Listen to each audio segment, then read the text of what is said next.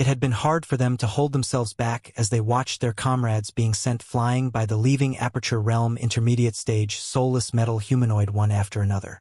However, they knew that the other party wielded strength far greater than them, and they would only have a chance at victory if they bided their time and waited for a suitable opportunity to strike. Fortunately, their efforts had paid off, and they had succeeded in incapacitating the latter. Halala! Hall Master Xing and Wuxia got to their feet simultaneously and began clearing up all the soulless metal humanoids in the area. Having undergone the lightning ordeal, the two of them were already true leaving Aperture Realm experts. On the other hand, these soulless metal humanoids were only at the primordial spirit realm, so there was no way they could possibly stand a chance against the duo. After clearing up the soulless metal humanoids, Wuxia hurriedly rushed up Zhang Jiuxiao, Division Head Wei, and the others, and taking out a gourd of fine wine, he gave every one of them a mouthful of it. In a few breaths, the wounded crowd had fully recovered from their injuries, and they rose to their feet. Hall Master Xing, Wuxia, what's going on? You! The crowd could hardly believe what they were seeing. The two of them had clearly suffered grievous wounds from their leaving Aperture ordeal, making them too frail to even stand properly. So, how in the world did they suddenly recover from their injuries? Principal Zhang had us pretend to be injured in order to relax the enemies and make them lower their guard. He told us only to make a move at the crucial moment, Hall Master Xing explained. It was true that the leaving Aperture ordeal had nearly cost him his life, and even though he had successfully cleared it in the end, he had sustained severe injuries. Under normal circumstances, without months of recuperation, it would have been hard for him to return to his peak. However, the gourd of wine that Zhang Xian had fed them was simply too potent. Not only did their physical wounds recover, more importantly, even their wounded primordial spirits had been nursed back to full health. Wuxia also nodded in agreement. He did not drink the wine, but Zhang Xian had infused his jinqi straight into his body. As a result, he had already recovered from the injuries as soon as he sustained them. Principal Zhang headed over there earlier. Let's go over to take a look as well. Having just overcome a near-death experience, everyone was filled with many complex emotions within. Nevertheless, knowing that there was an enemy that they needed to overcome ahead, they decided to head on without wasting any time. After seeing all of that, Vicious' expression turned livid.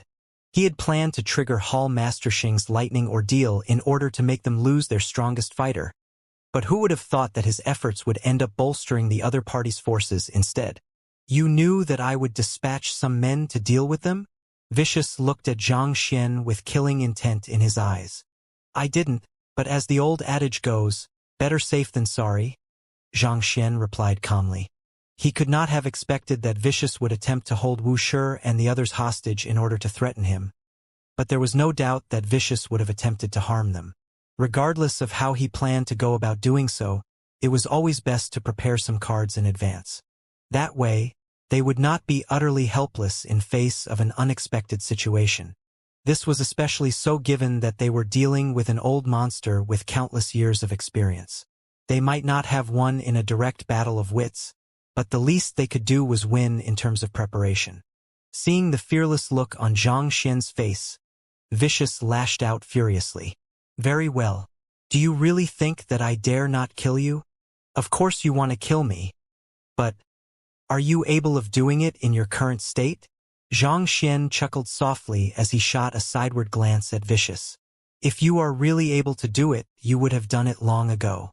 You wouldn't be wasting words with me here. Prior to meeting the eyes, he had encountered and fought with two other body parts of Vicious. The first Vicious he had met was the heart. Without any hesitation, the latter had attempted to kill him. It was truly fortunate that he had possessed a golden page, allowing him to seal Vicious and force the heart to submit to him. The second Vicious he had met was the finger. Similarly, the finger also made a move on him without wasting any breath. Considering that they had come from the same origin, it was likely that they would have the same personality. So, how could the first two Vicious be so ferocious whereas this one would be so kind as to negotiate terms with him? Clearly, the other party was all talk. While the other party kept the matter of killing him by his mouth, the fact was that it was probably easier said than done.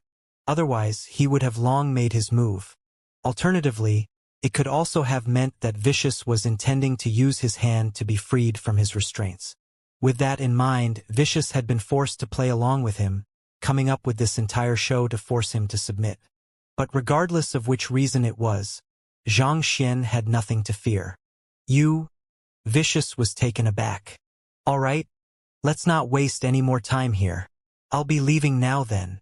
Since he could not be bothered to deal with Vicious any longer, Xianxia drove his Heaven's Path soul art. The area around him blurred, and he suddenly found that he was still standing on the spot.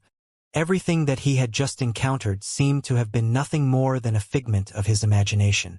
Seeing that everything was just as he had deduced, Xianxia heaved a sigh of relief. Previously, back at Chun's residence, Vicious had made a move on him. From that, it could be seen that Vicious did intend to kill him. Yet, upon arriving at the Ghost Cavern, Vicious had gone to the effort of separating them, triggering Hall Master Xing's leaving aperture ordeal, and putting on this entire act. This had left him rather doubtful. If Vicious was truly as powerful as he made out to be, surely it would not have mattered how powerful Hall Master Xing was. Interfering with Hall Master Xing's lightning aperture ordeal would truly have been a redundant step. Furthermore, he had also pummeled the Qingtian Emperor to the point that the latter was on the verge of passing away, and yet Vicious still did not appear. Putting all that together, Xianxia had roughly come to a conclusion. However, with many things at stake, he had not dared to act recklessly. Thus, he had sought to verify his conjecture. After which, when his soul was dragged away by Vicious, he surprisingly found that Vicious did not make a move on him directly. Instead, the latter began negotiating with him, even trying to take Wuxia and the others hostage to force him to submit. This very action affirmed all the conjectures that he had come up with previously. Vicious really was not as powerful as he had thought. Perhaps, he might even have been weaker than the Qingtian Emperor. Otherwise, there was no reason for him to keep hiding, controlling the soulless metal humanoid from behind to kill the others. Without a doubt, this was an attempt to portray himself as an expert, winning the battle by forcing him into submission. If it had been anyone else, they might have fallen for his ploy. However, Vicious never would have thought that pretending to be an expert happened to be his field of specialty. He was one who was able to scare away a real Saint Seven Dan expert by acting as Xianxia, so how could he possibly allow others to beguile him with the same tactics? With a quick step, Xianxia headed to the wall where the Qingtian Emperor had emerged from, and he placed his hand on it. A moment later, a slight smile surfaced on his lips. Using his finger as a sword, he tapped on the wall 7 times.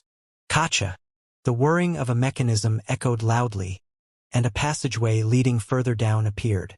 It was completely dark within, and just like before, Xianxia found that his spiritual perception was unable to penetrate too far ahead. Xianxia turned around and instructed, "Clone, you take the lead." His clone was made of the 9 hearts lotus, so even if he was ground into meat paste or sliced in 2, he would still be able to regenerate to his original form. On the other hand, Xianxia was clearly incapable of pulling that off himself. Even if Vicious fighting prowess was not as fearsome as what he had imagined, it would still be wise to proceed carefully. After all, he was a person who had succeeded in winning the Qingtian Emperor's loyalty, so the chances were that he had more tricks up his sleeves. "Follow behind me closely. Don't worry, I'll cover you. When it comes down to it, I'll just act as if I'm the main body, and you can assume the role of the clone." Xianxia's clone shot Xianxia a disdainful look before raising his head haughtily and venturing into the passageway. To think that the main body would not only be weak, he would even be so spineless. It really was a wonder how he had managed to come this far. Ignoring his narcissistic clone, Xianxia stowed the golden origin cauldron and the glacier rain sword back into his storage ring before closely following his clone into the passageway. Xianxia's clone harumphed in displeasure as he walked through the passageway. "Let me tell you, as the main body, you should be daring and decisive.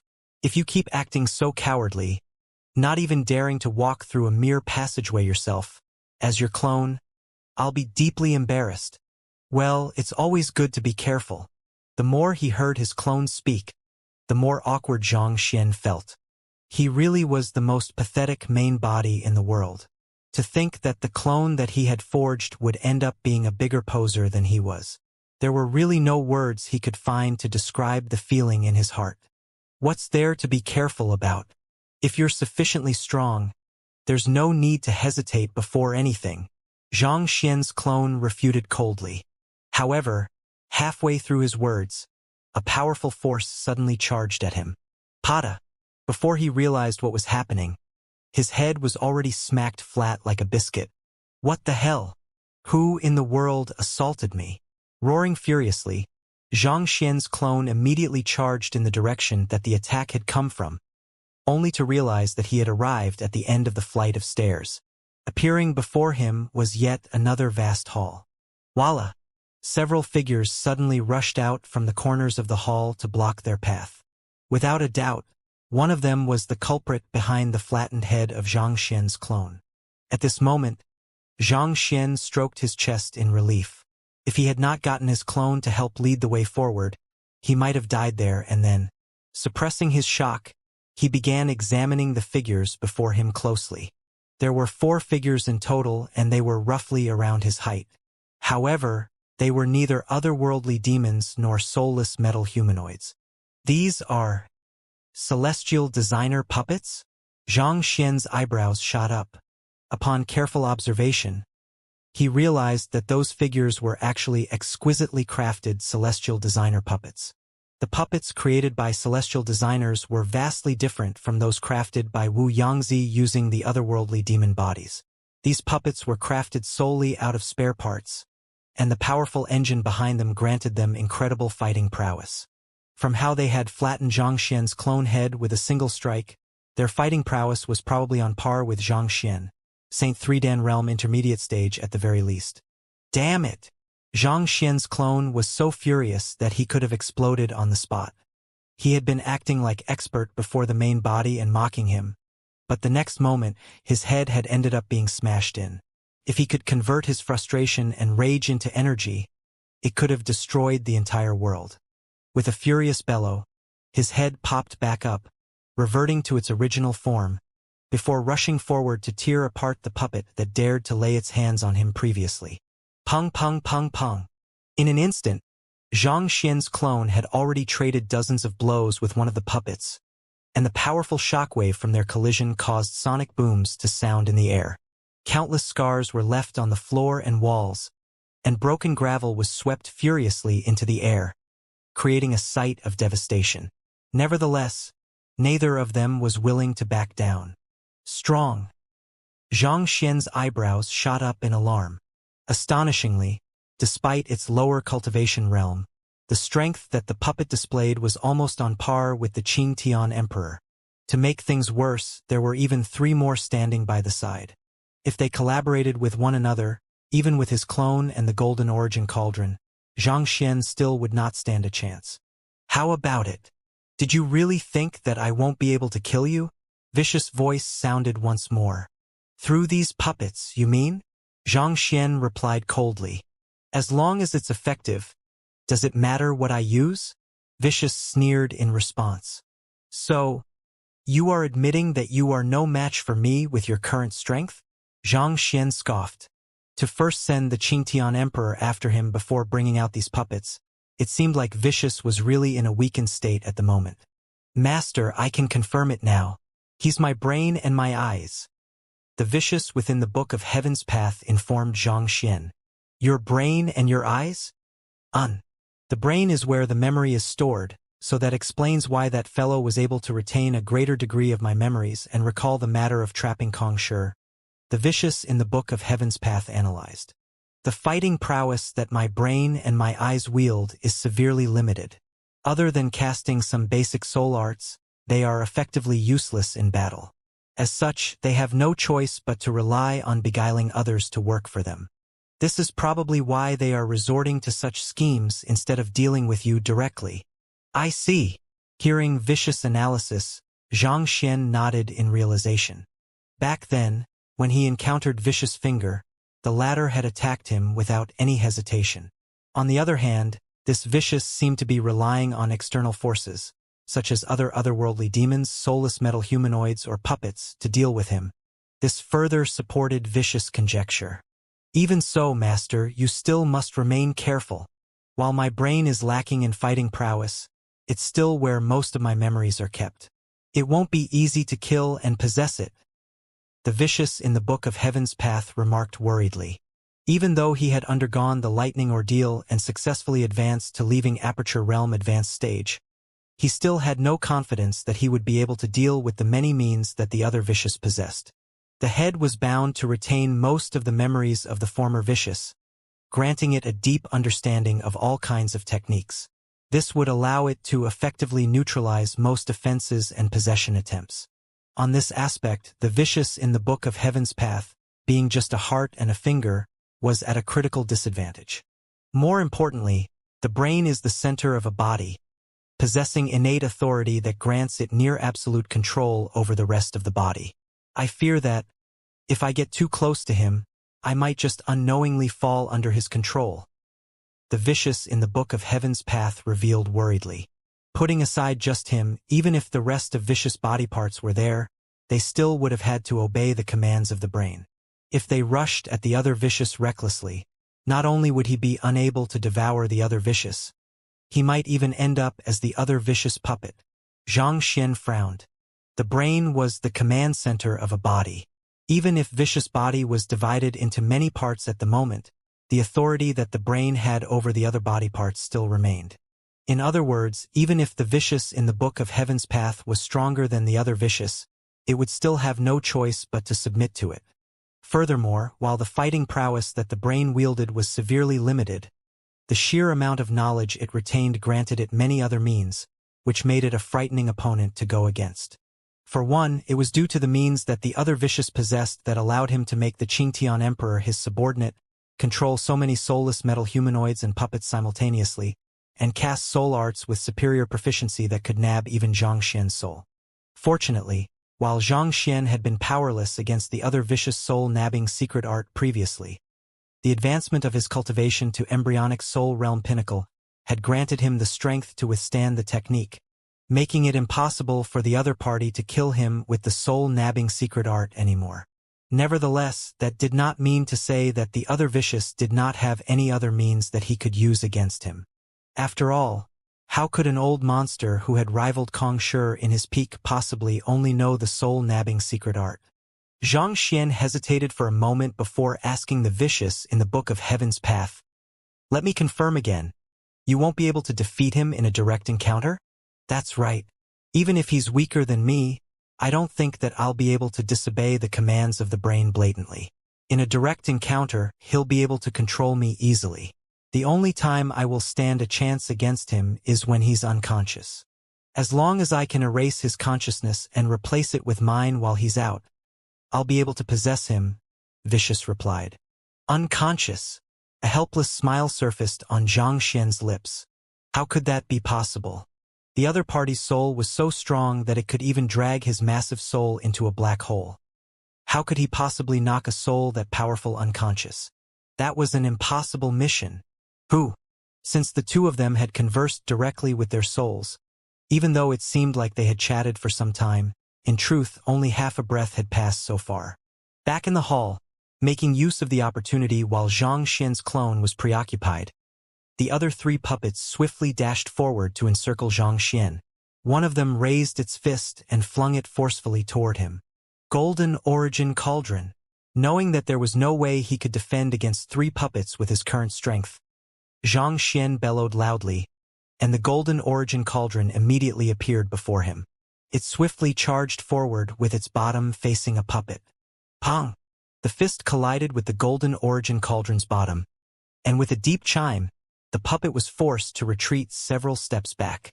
The reason the Golden Origin Cauldron had not been a match for the Qingtian Emperor was due to the superior combat skills that the latter possessed. With his opponent being a puppet that was only capable of relying on its brute strength this time around, the Golden Origin Cauldron's outstanding defense granted it a huge advantage in the battle. Nevertheless, the puppet was not weak. The both of them fought on equal grounds with one another, but it seemed like the Golden Origin Cauldron currently held the upper hand.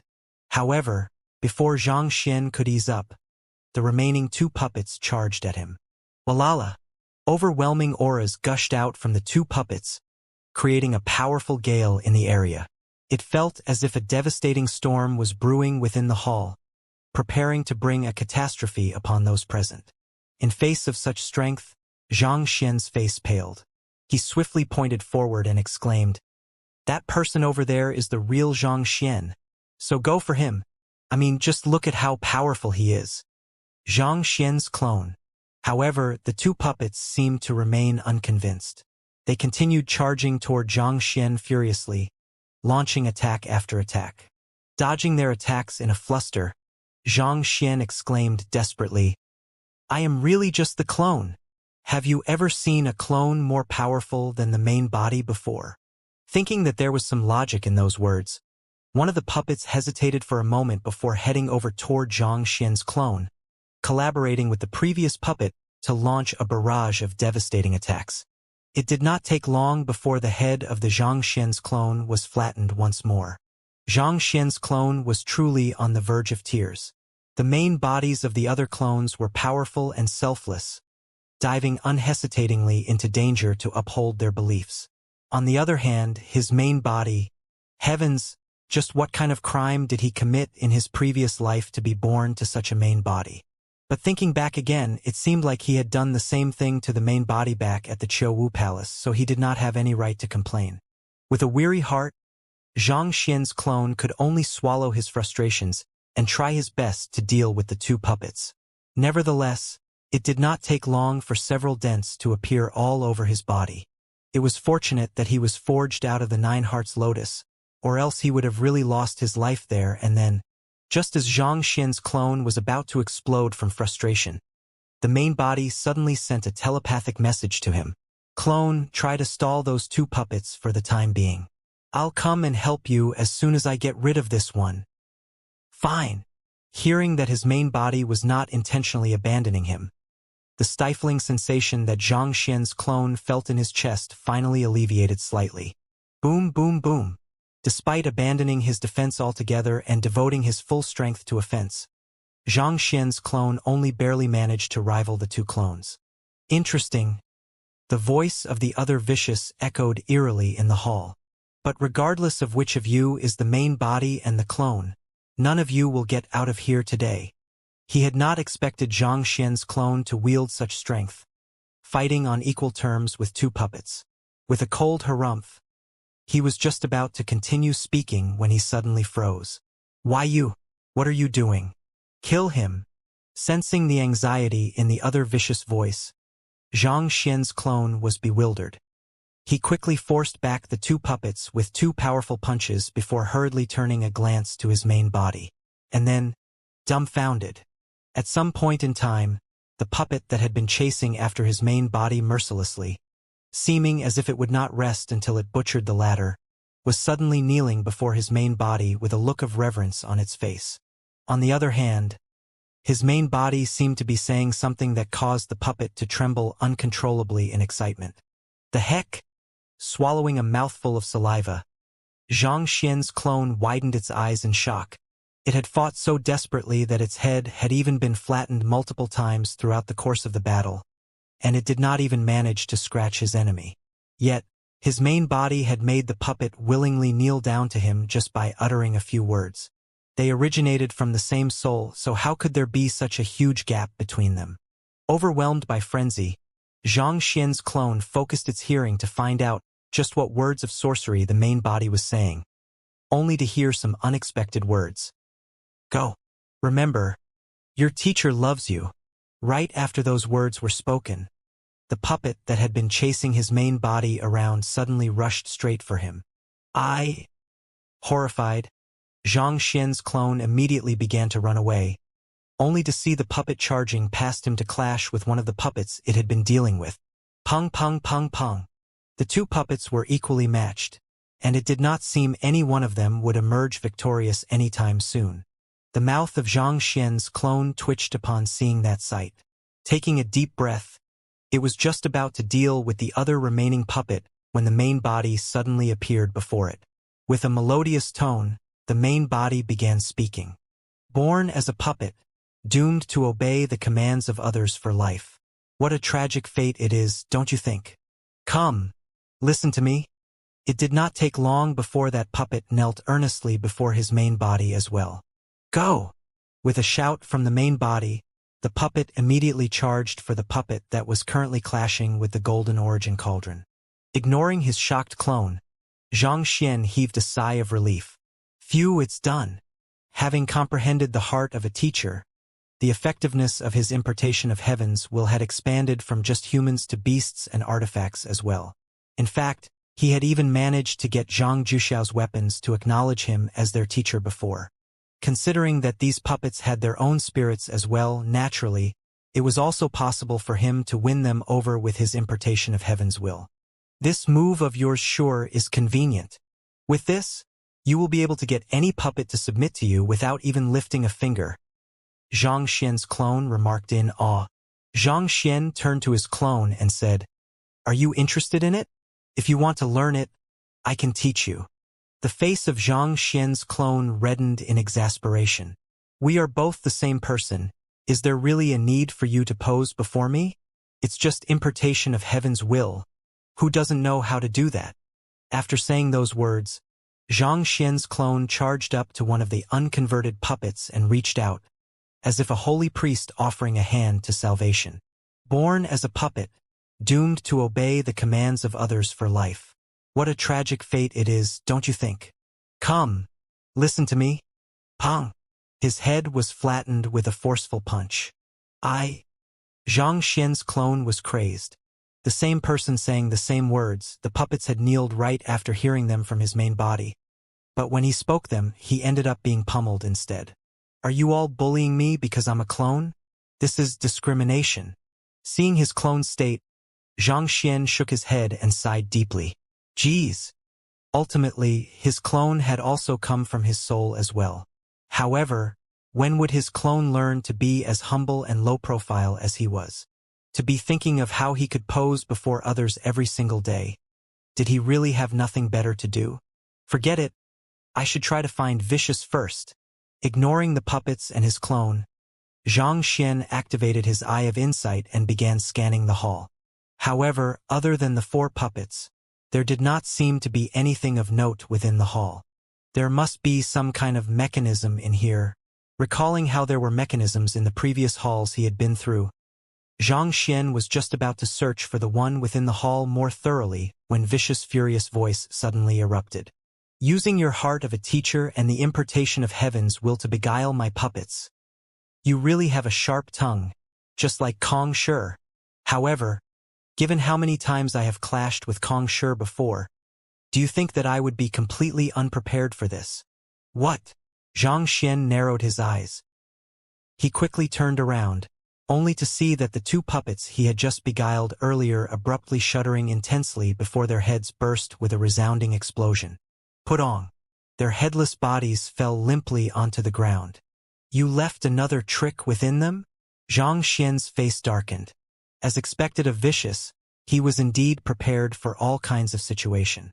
Anticipating the possible betrayal of his subordinates, he had left a trick in them so that he could kill them whenever he wanted. Do you think that I would have been able to survive so long without at least this much brainpower? Vicious sneered coldly. Considering that his enemy was Kong Shi, if he did not even have this much wariness in him, he would have been killed by the Master Teacher Pavilion many times over. In the face of such a situation, Zhang Xian clenched his fists tightly.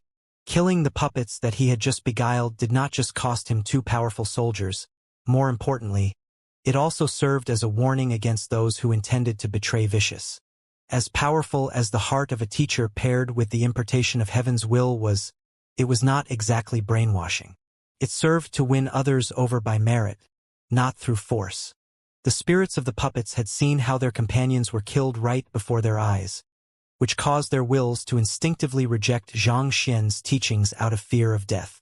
Given so, it would be nigh impossible for Zhang Xian to win them over. Boom! At this moment, the 2 remaining puppets suddenly charged at Zhang Xian even more frenziedly than before. The deaths of their companions had left them feeling as if there was an invisible noose around their necks, and they realized that they could very well be killed by Vicious if they failed to kill the young man before their eyes. Against the frenzied assault of the duo, even Xianxia's clone and the Golden Origin Cauldron ended up being forced back. The other Vicious chuckled gleefully. Let's see how well you will cope this time around. Cope? There's no need for that at all. Xianxia replied casually. No need for that? Indeed. There's really no need to go through so much trouble just to deal with those puppets. Shrugging leisurely, Xianxia flicked his wrist, and Demona and Demon B appeared before his eyes. He had moved these inner demons into the myriad anthive nest prior to entering the ghost cavern. Go, possess those two puppets. Yes, teacher. Demona and Demon B morphed into two clouds of black mist and flew over to shroud the puppets. Who?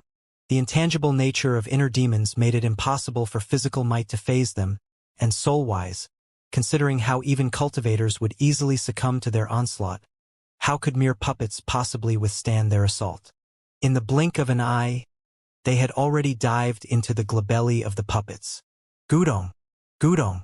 As soon as the inner demons entered the puppets' bodies, the two puppets staggered weakly for a moment before collapsing to the ground. You, inner demons?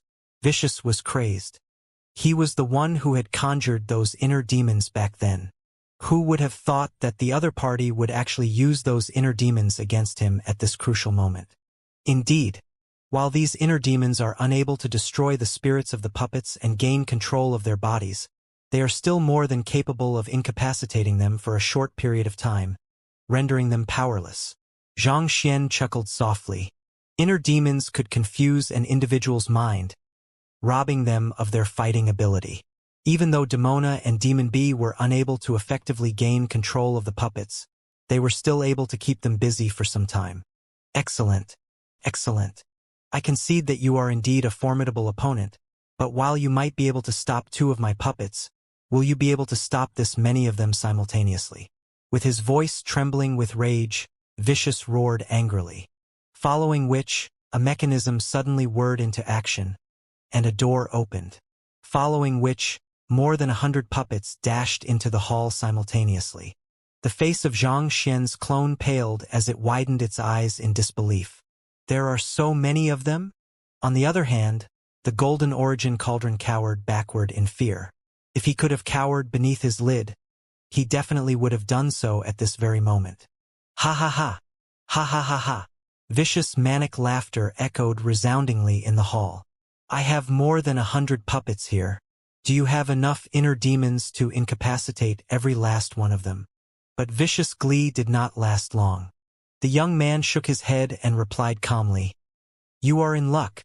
I happen to have enough. Hoo-la! Right after Xianxia said those words, a dark mist abruptly burst forth from him. In the blink of an eye, a massive group of inner demons had rushed into the surroundings. There was more than 100 of them. Back then, in the Combat Master Hall's Heart Division, Song Su's fragmented soul hidden within his body had resulted in the generation of a huge army of inner demons in the Trial of Inner Demons, and Song Su had attempted to use them to kill him. Eventually, he had managed to tame those inner demons, and he had kept them inside a jade bottle ever since then. Tzzzzzzzzzzzzzz. The 100 or so inner demons immediately rushed for the puppets. This is mine. Don't you dare snatch it from me. Hey! I was the one who saw it first. I am Demon C and he's Demon D. We're inner demons who were personally named by our teacher. Nameless small fries like the rest of you should know your own place and go to the back of the queue. Upon seeing the huge army of puppets before them, the inner demons immediately charged forward to claim a body for themselves. Before the 100 puppets could even cause a shred of damage, every single one of them was already lying powerlessly on the ground. Why you? Vicious nearly lost his mind.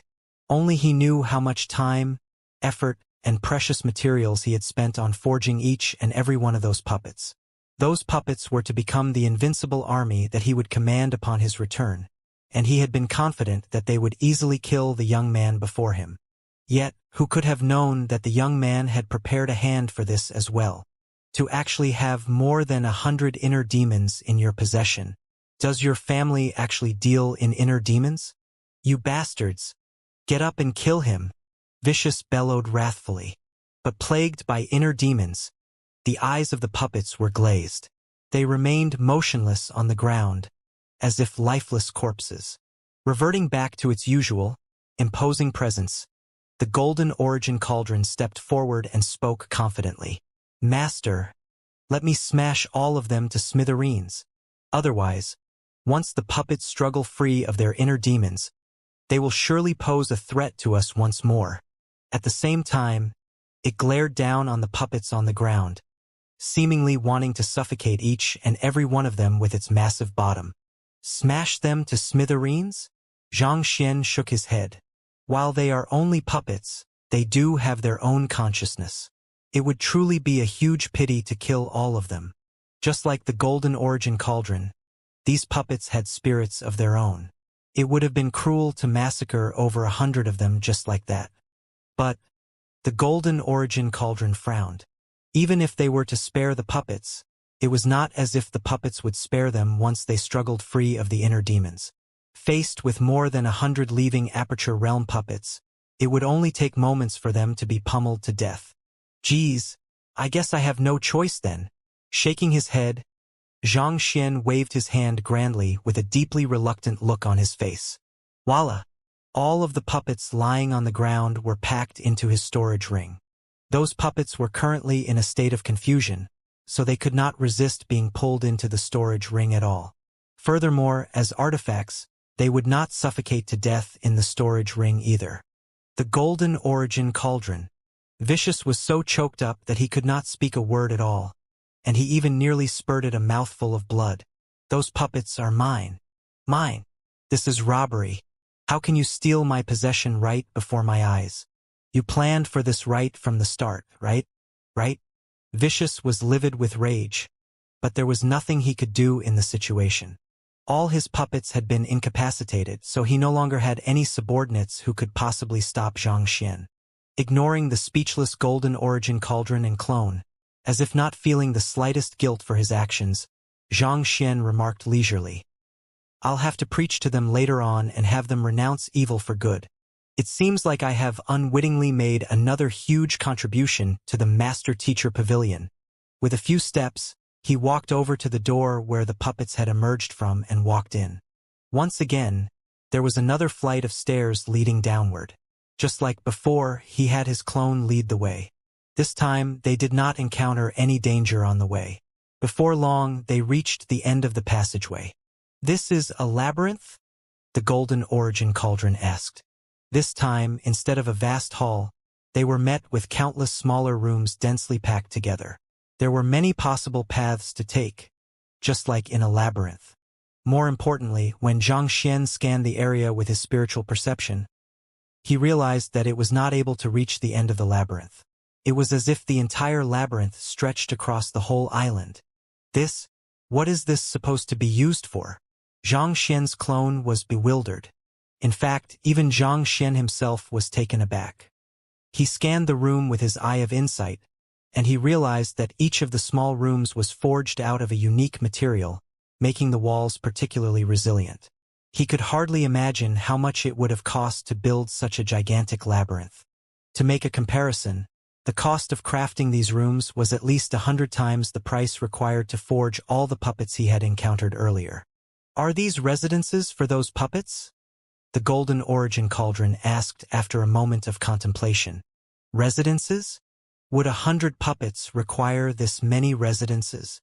Scanning the area with his spiritual perception, Xianxia could perceive at least 10,000 rooms.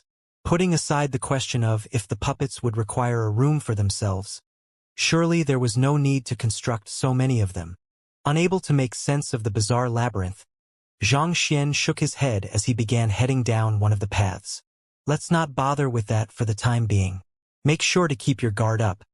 Don't give Vicious an opportunity to assault you. If it had been anyone else, they would have swiftly lost their way due to the identical rooms everywhere."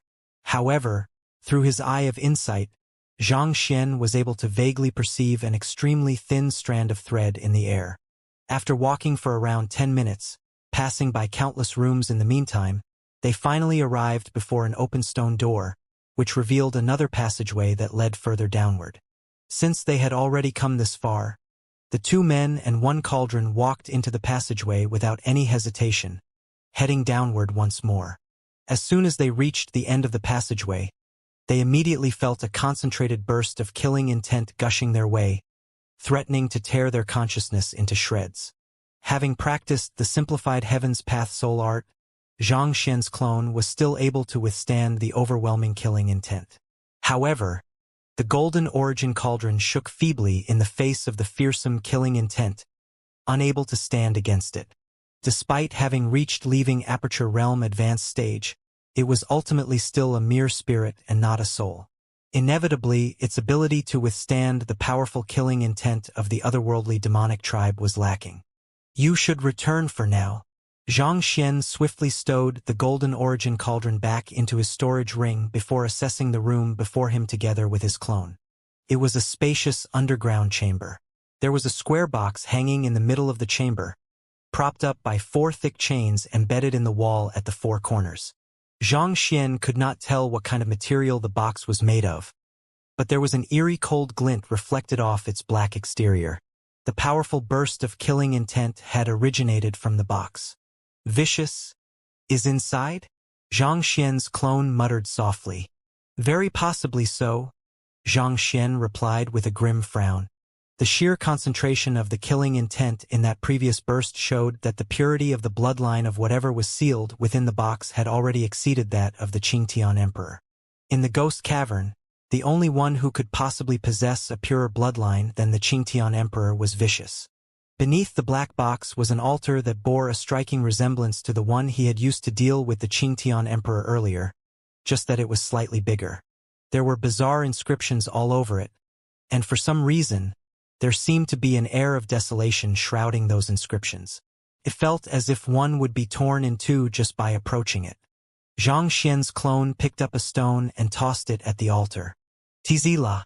Countless sword chi burst forth from the altar, slicing the stone into powdery remains. This, Xianxia's eyebrows shot up. The altar in his possession was used to nab souls, whereas the altar right before him seemed to have a slaughter formation inscribed into it. Even if it was him, he had no doubt that he would be reduced into minced meat if he was caught amid the sword chi. In other words, anyone who tried to approach the black box would be instantaneously killed by the endless sword chi. You are here, aren't you? Unable to see through the box nor the altar through his eye of insight, Xianxia began scanning the surroundings as he called out. Humph! Even if you manage to find your way here, it makes no difference at all. As long as you are unable to open the box, your mission is doomed to end in a failure. Vicious, eerie voice echoed within the chamber. You are in the box? Xianxia narrowed his eyes. Indeed. Even if you know it now, what can you do about it? Vicious mocked. Hearing those words, Xianxia fell into deep contemplation. Back at Qianzhi's residence, when the other Vicious had nabbed his soul, he had muttered to himself, saying that as long as he devoured Xianxia, a celestial master teacher, he would be able to escape from his restraints. From the looks of it now, he had been referring to this box back then. If he opened it and the other Vicious escaped, considering how even the Vicious in the Book of Heaven's Path would not be able to make a move, Xianxia was not too confident. But if he did not let Vicious out, there would be no way he would be able to kill the latter through the black box. Let me see what it is. Perplexed, Xianxia slowly walked toward the black box. The closer he came to the black box, the more powerful the killing intent became. If it had been Wuxia and the others, or perhaps even an 8-star master teacher, their minds could have very well succumbed by now. However, Xianxia was different. Driving his Heaven's Path Xinqi, he was able to easily dispel the pressure arising from the killing intent.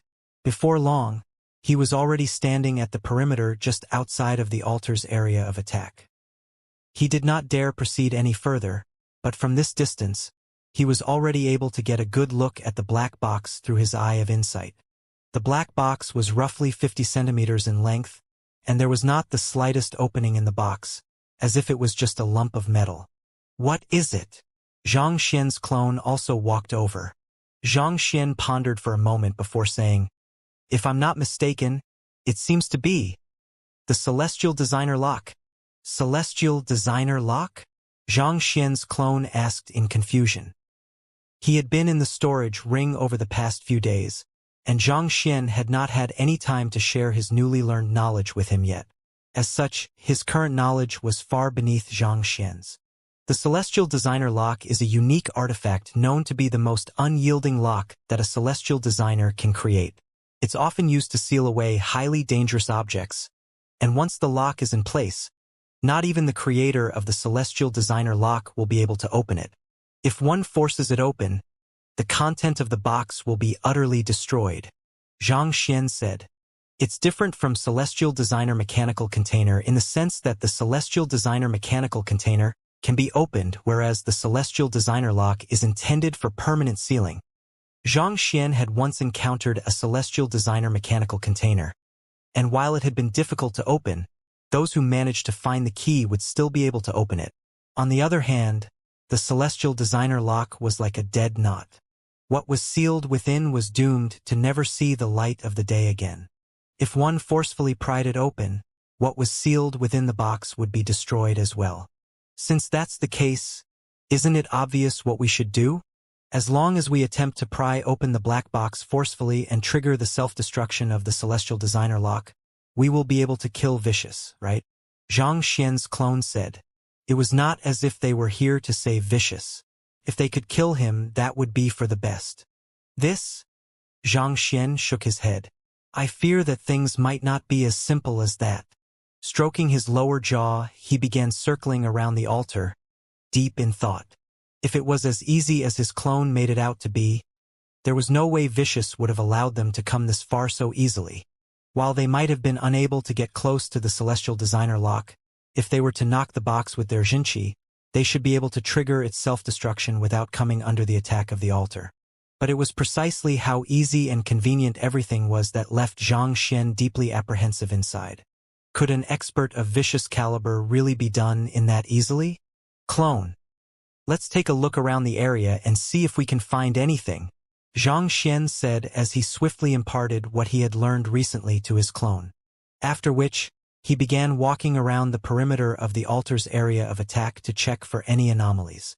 The underground chamber was massive, and its walls were reinforced with the same unique material as the one used to construct the rooms in the labyrinth above. Frowning, Xianxia placed his finger lightly on the wall. Who? A book materialized in the Library of Heaven's Path. Upon taking a look, Xianxia frowned. This? After reading through the content of the book, Xianxia exhaled deeply. He pondered for a moment before heading to a corner of the room to sit down cross-legged. Some time later, his clone came over and asked in bewilderment, "What are you doing?" Xianxia turned around and replied with a pale face. "Whenever I have a question that I can't find an answer to, I like to sit in a corner of the room to mull over the secrets of the universe and the meaning of life." Mull over the secrets of the universe? Meaning of life? Xianxia's clone was bewildered. When did the main body gain such an ability? Why was he unaware of it? Even though he had no idea what the main body was up to, he felt that the main body had a reason for doing what he was doing. Thus, he decided not to interfere in the latter's business. "I'll just take a look around. Feel free to continue what you are doing." Leaving those words behind, he turned around and left. Around 2 hours later, Xianxia exhaled deeply before getting to his feet once more. At this moment, his eyes were reddened, and he seemed to be drained of energy. His feet wobbled unstably on the ground, and he nearly fell over. Upon seeing this sight, his clone quickly rushed forward to support him. "I'm fine." Xianxia waved his hand as he quickly drove his Heaven's Path Xianxia 3 circulations around his body. The weakness and exhaustion he felt were finally alleviated. Noting that Xianxia had recovered from his weakened state, his clone quickly sent him a telepathic message. "I have just checked the entire area, and other than the black box and the altar, there are not any mechanisms in the area at all. If my deduction is correct, I think we are already at the bottommost layer of the island." In the 2 hours that Xianxia had spent contemplating the meaning of life, he had already gone over every nook and cranny of the underground chamber. With the impartation from the main body, His comprehension of formations and mechanisms had already reached the level of 7-star pinnacle. Given that, if he still could not find anything amiss after a thorough check, the chances were that there were no mechanisms in the room. I see. Zhang Xian nodded. What do we do now? Zhang Xian's clone frowned. Should we just destroy the celestial designer lock and hope that it will kill Vicious? Zhang Xian's clone had a feeling that his main body knew something, just that the latter was unwilling to speak of it. Zhang Xian shook his head. That won't do. There might be other conditions to activating the attack of the altar other than distance. If we make a rash move, we will risk triggering the altar. If so, we might very well end up as nourishment for Vicious. Then, it'll be safer for us to destroy the altar first. Once we destroy the altar, we will be able to do whatever we want with the box. Zhang Xian replied. Sounds reasonable. Zhang Xian's clone nodded. Thus, the both of them walked closer to the altar to take a closer look at it.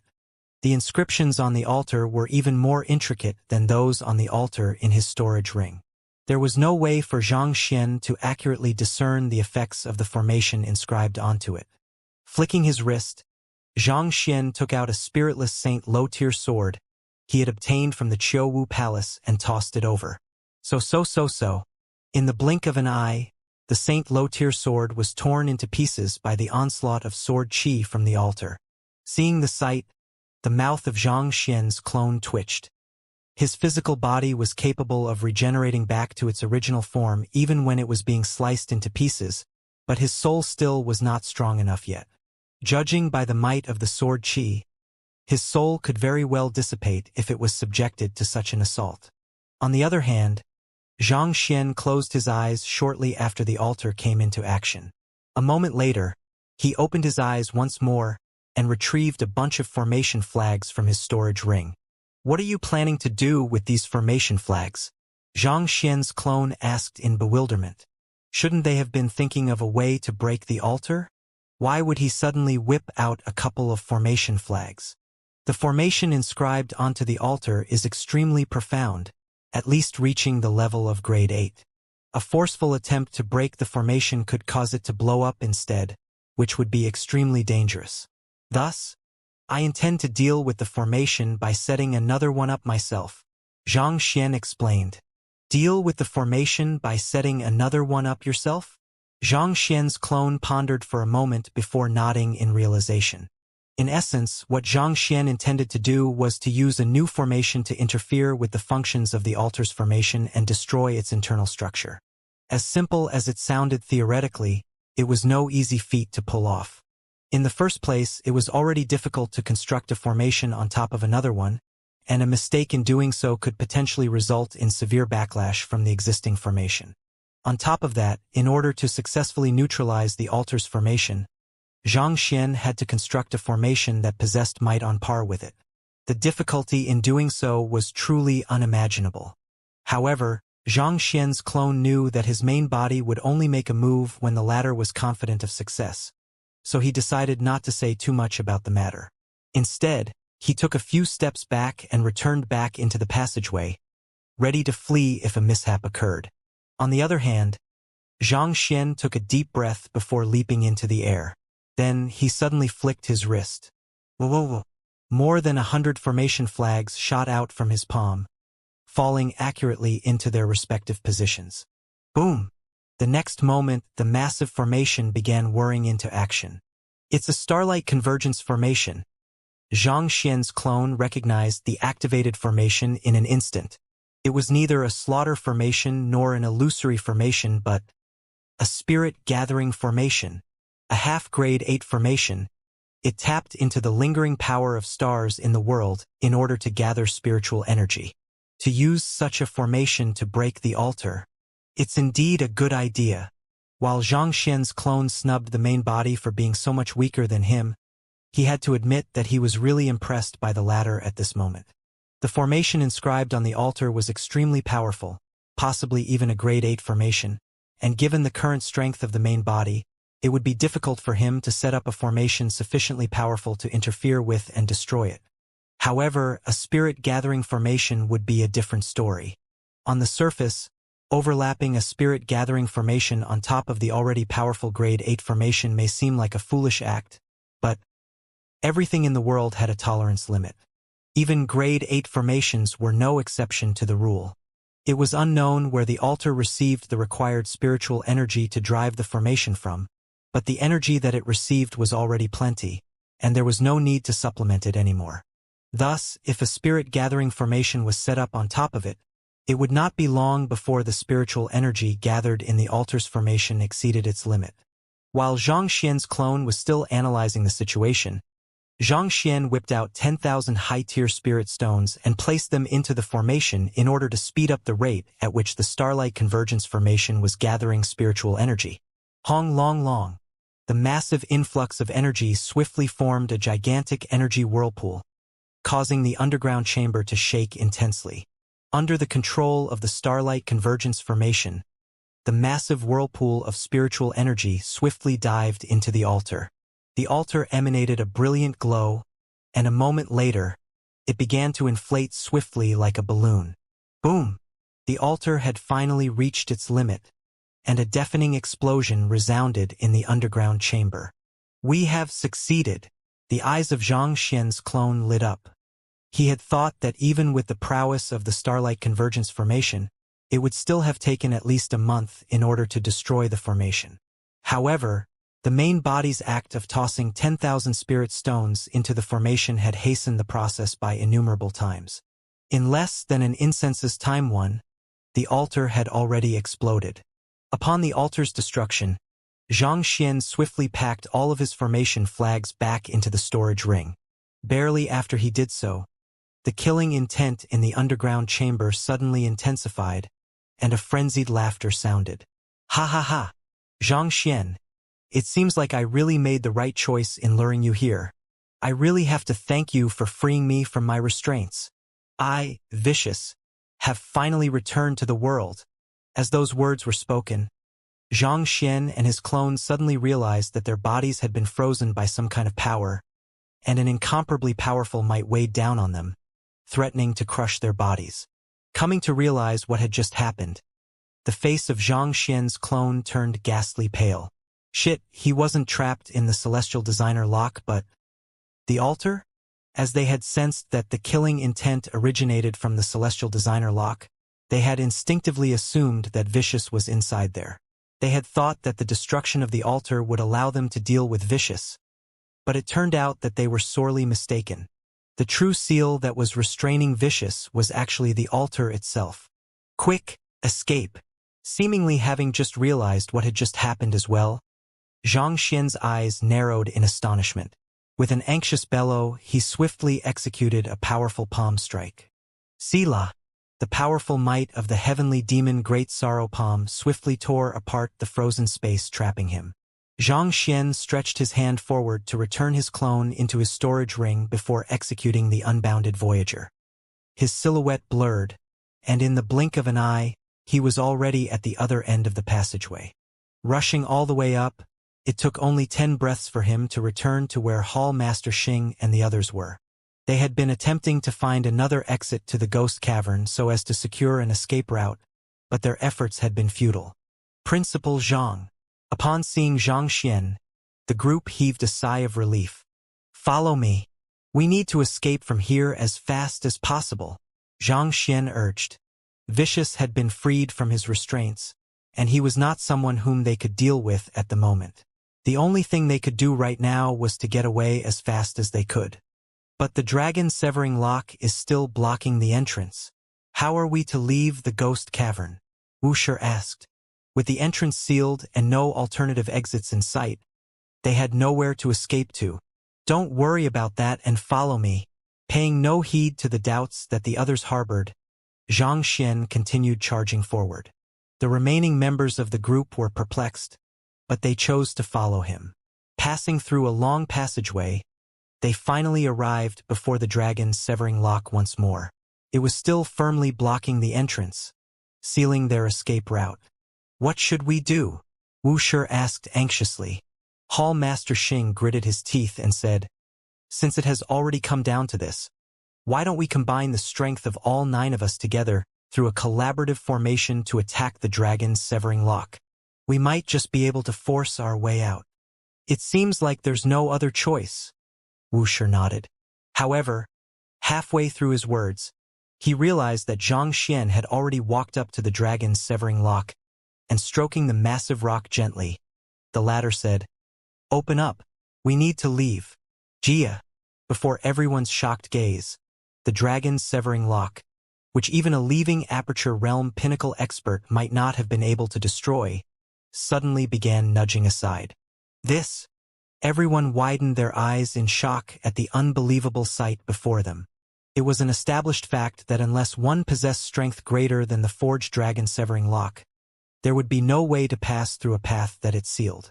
Yet, the young man before him had actually managed to get the dragon severing lock to nudge aside just by touching it gently and saying a few words to it.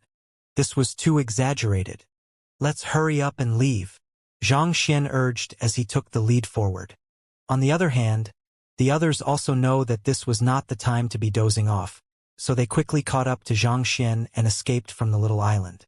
Hong long long. The shaking of the little island swiftly intensified, and by the time the group finally leaped back to where they had been prior to entering the ghost cavern, amid a furious flinging of mud, the little island actually began rising into the air. Everyone's eyes widened in shock. Jai. The little island rose higher and higher, and it did not take long before it was fully freed from the marsh. Following which, the little island did a 180 degrees turn, and as the mud shrouding it swiftly fell back into the marsh, its true face finally unfolded. Amidst the crowd, Division Head Liao's body trembled as he spoke the words that were in everyone's mind. "Is that a head?"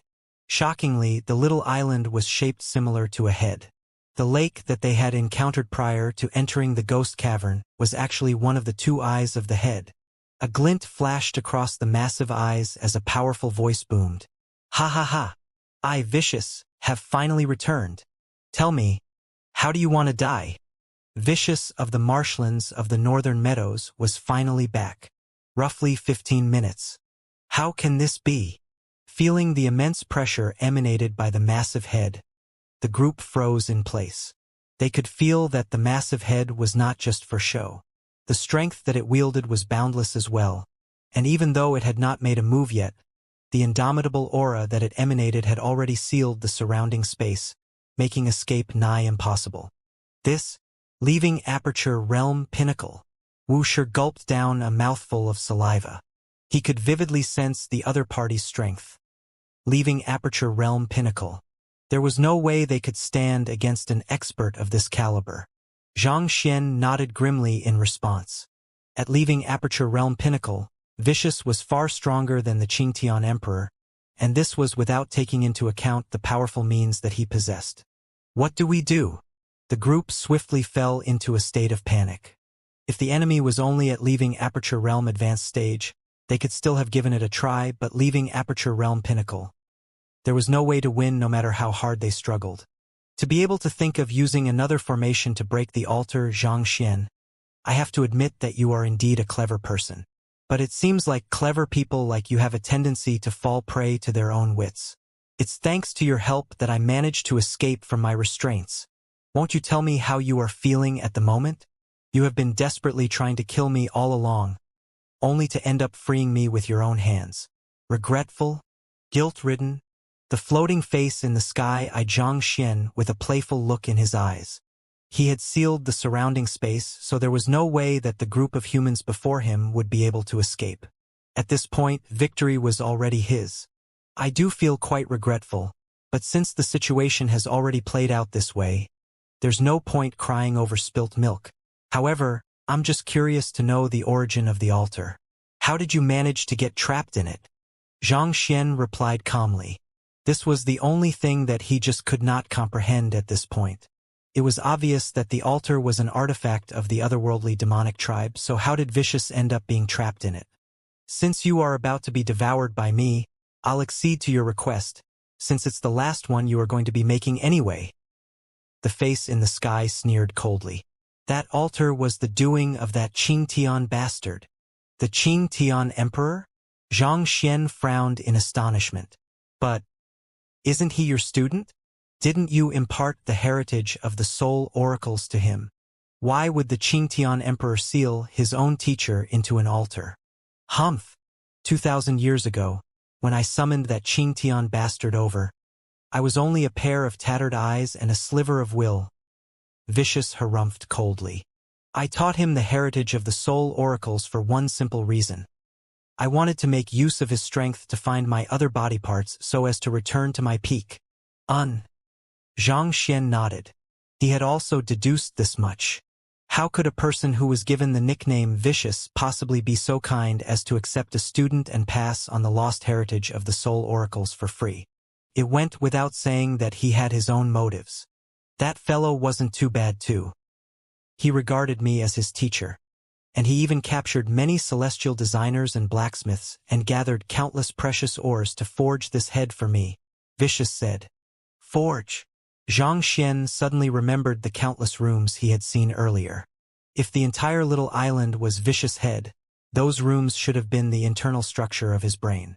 To forge such a massive head, not only would an immense amount of materials be required, more importantly, the manpower needed would truly be massive as well. It seemed like in the past 2,000 years, on top of master teachers, many celestial designers and blacksmiths had lost their lives, too. Just that, due to vicious means in concealing the little island and the innate treacherous nature of the marshland, no one had suspected that those deaths were part of someone's scheme. From the very start, that Qingtian bastard was extremely respectful toward me, carrying out whatever orders I had for him without any hesitation. As such, I never doubted his loyalty, but he actually dared scheme against me. Overflowing rage could be heard within Vicious' voice. At some point in time, he brought the altar over under the pretext of helping me regain my strength. But in truth, he was using it with the head he had the celestial designers forge to have me sealed. By the time I realized it, I was already imprisoned here. Imprisoned. That's right. However, that Qingtian bastard's intention was not just to imprison me. From the very start, he had intended to use the soul arts he had learned from me to steal my memories and replace me. At this point, Vicious sneered in disdain, as if mocking a mere ant for having such ridiculous thoughts. Even though the Qingtian emperor had been Vicious' subordinate, he had still been a proud and lofty emperor of the otherworldly demonic tribe, an existence that was born superior to others. Even if the other party was the powerful Vicious, there was no way he would willingly submit to him. Not to mention, the current Vicious was nothing but a mere shell of his former self. Steal your memories and replace you? Zhang Xian shook his head and sighed in pity. As a legendary expert who rivaled Kong Shi back in your prime, you actually fell for the ploy of a mere Qingtian emperor? Even if Vicious had fallen from grace, he should still have retained countless protective measures and trump cards. Yet, to still be outplayed by the Qingtian emperor despite that, this was truly inconceivable. Humph! Even though I did not doubt his loyalty, I did guard against him from the start to the end. But 2,000 years ago, I had only just awoken from my slumber, and my cultivation was not even at Saint Realm then. I needed his strength and the resources he provided, so I had no choice but to go along with him. At this point, a cruel glint flashed across Vicious' eyes as he said, "But as you have said, how could I possibly be outdone by that Qingtian bastard so easily? I secretly left a sliver of my will in his mind so that if he attempted to act against me, I would be able to crush his soul instantly." Hearing those words, Zhang Xian's lips twitched. They sure were a good pair of teacher and student. Beneath the seemingly calm waters, they were actually stabbing daggers into the backs of one another. Both adept at playing the game of treachery. After the forging of the head, in order to revive myself and gain some fighting prowess, I would have to extend my consciousness to cover the entire little island. However, if I were to do so, I would temporarily lose my consciousness. And he made use of this opening to use the altar to seal me. Recalling the matter, Vicious rage flared. Just as he was about to kill me, the will I had left inside his head triggered. He did not want to die, so naturally, he had no choice but to heed my orders. However, it seemed like he had prepared a hand to ensure that I would not be able to kill him, so I did not dare make a move either.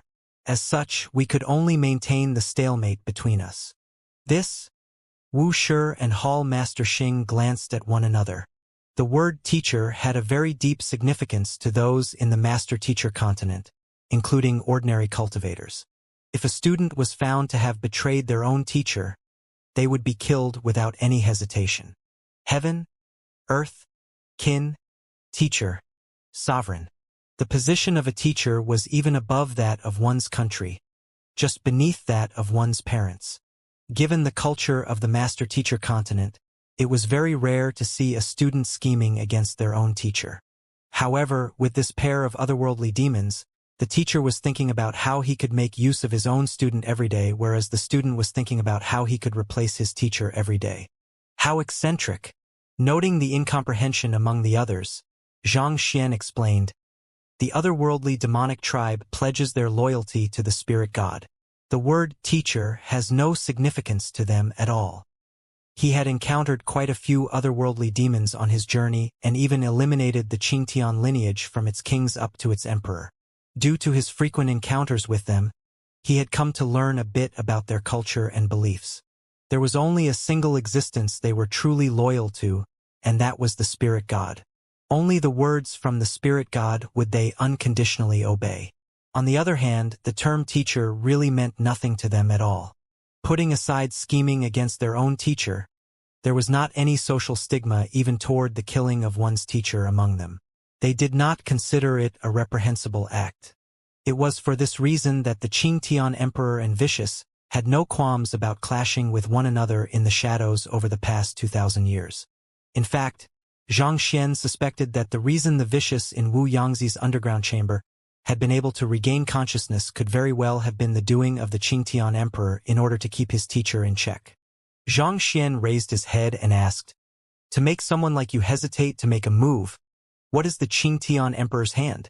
One must know that the Qingtian emperor intended Vicious harm, and considering that Vicious was in a good position to exact vengeance, there was no need for him to hesitate.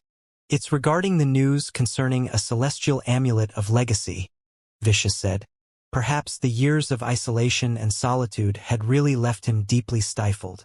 Facing the group of master teachers who would very soon become his prey, he revealed everything without any worry.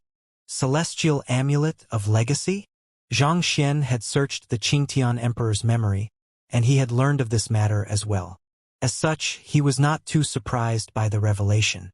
On the other hand, however, the eyes of Wu Shi and the others narrowed in astonishment. Ignoring the shock of the others, Vicious harumphed before continuing. "It was a puppet loyal to that Qingtian bastard who uncovered this piece of intelligence. As a master teacher, you should also know how valuable a celestial amulet of legacy is." The crowd nodded in agreement. The celestial amulets of legacy were artifacts that Kong Shi had personally left behind, and they concerned the supreme artifact that Kong Shi had forged himself, the Great Codex of Spring and Autumn.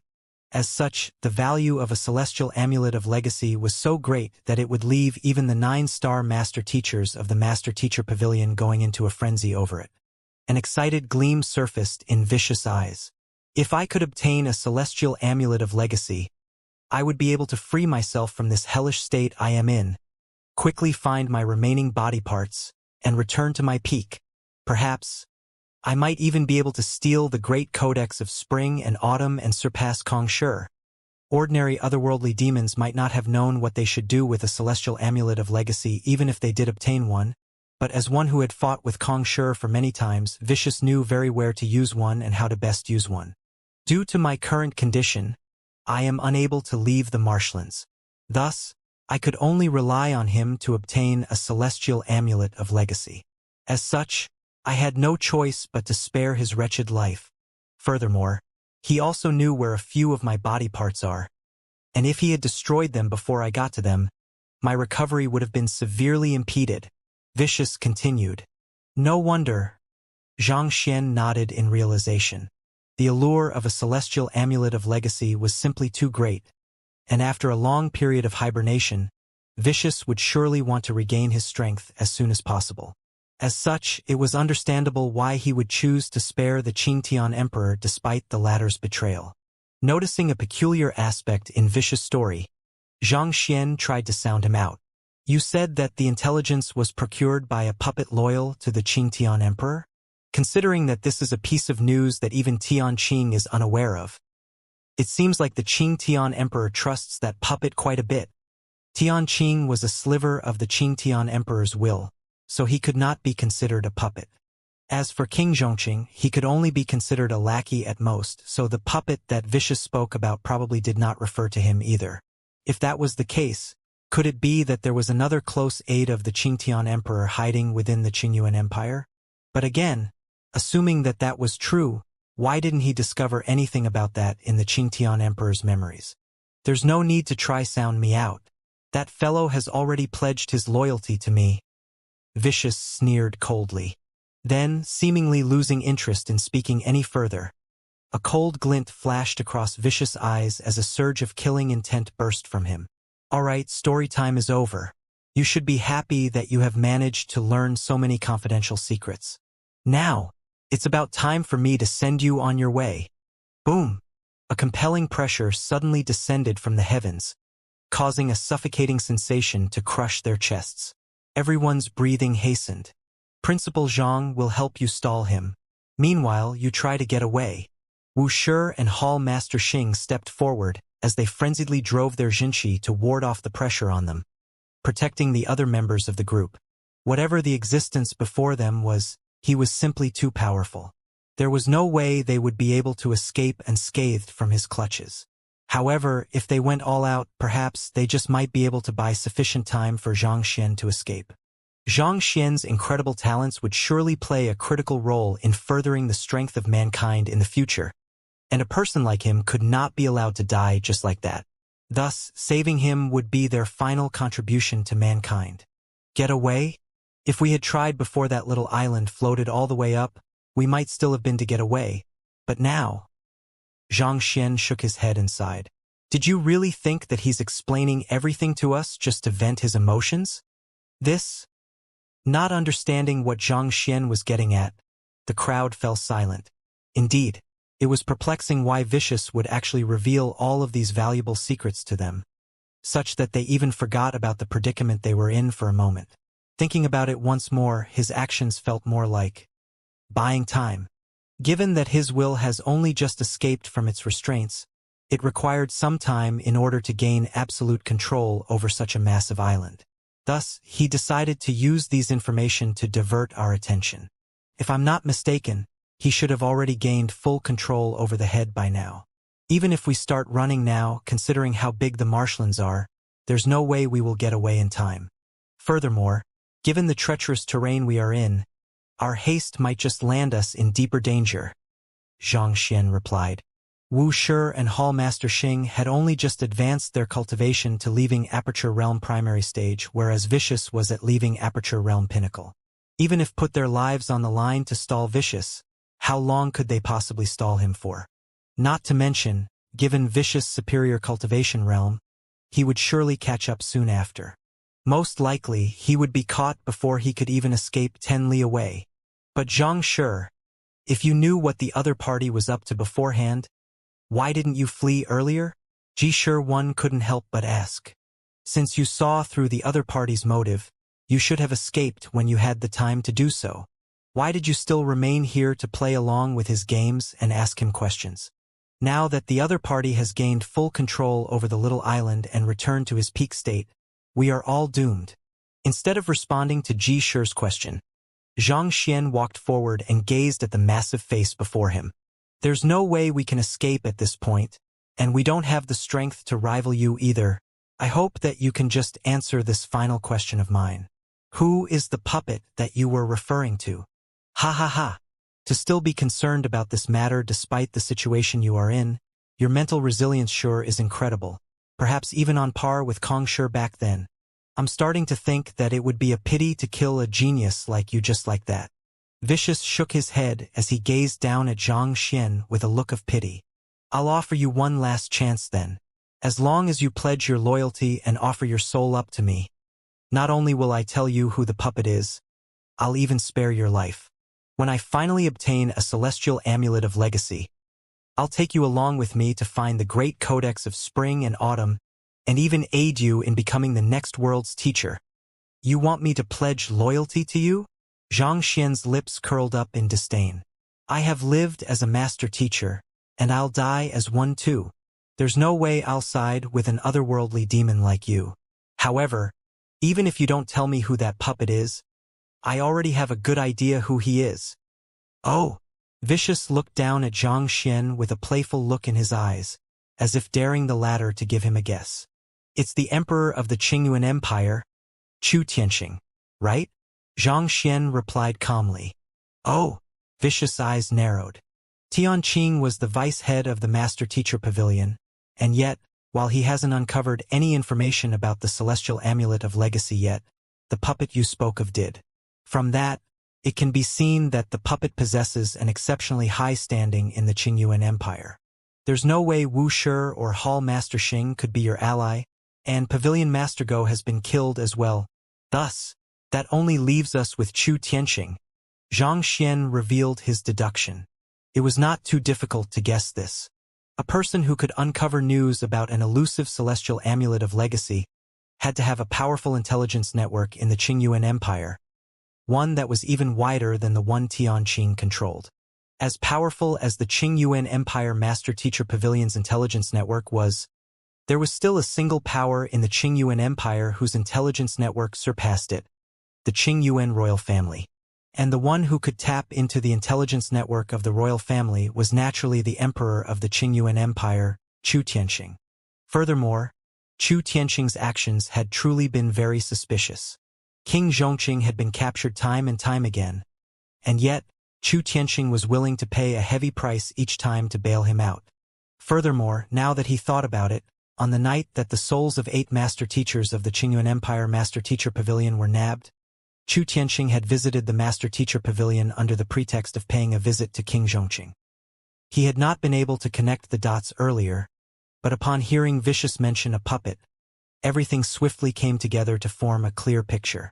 To be able to see through everything with just a few clues, as expected of a celestial master teacher. You are keener than I expected. Vicious sneered coldly, not intending to deny the matter. There was no reason for him to deny it at this point. In any case, the people before them were pretty much dead men anyway. Celestial Master Teacher? Xianxia is a Celestial Master Teacher? Hall Master Xing, Jishir, and the others were astonished. Of the crowd, the only one who was aware of Xianxia's true identity was Wuxia. Due to safety concerns, Wuxia had not even revealed the matter to Hall Master Xing. Thus, upon hearing the words of the otherworldly demon before them, all of them widened their eyes in shock, unable to believe their ears. In the long history of the Master-Teacher continent, there had only been a single celestial Master-Teacher, and that was Kong Shi.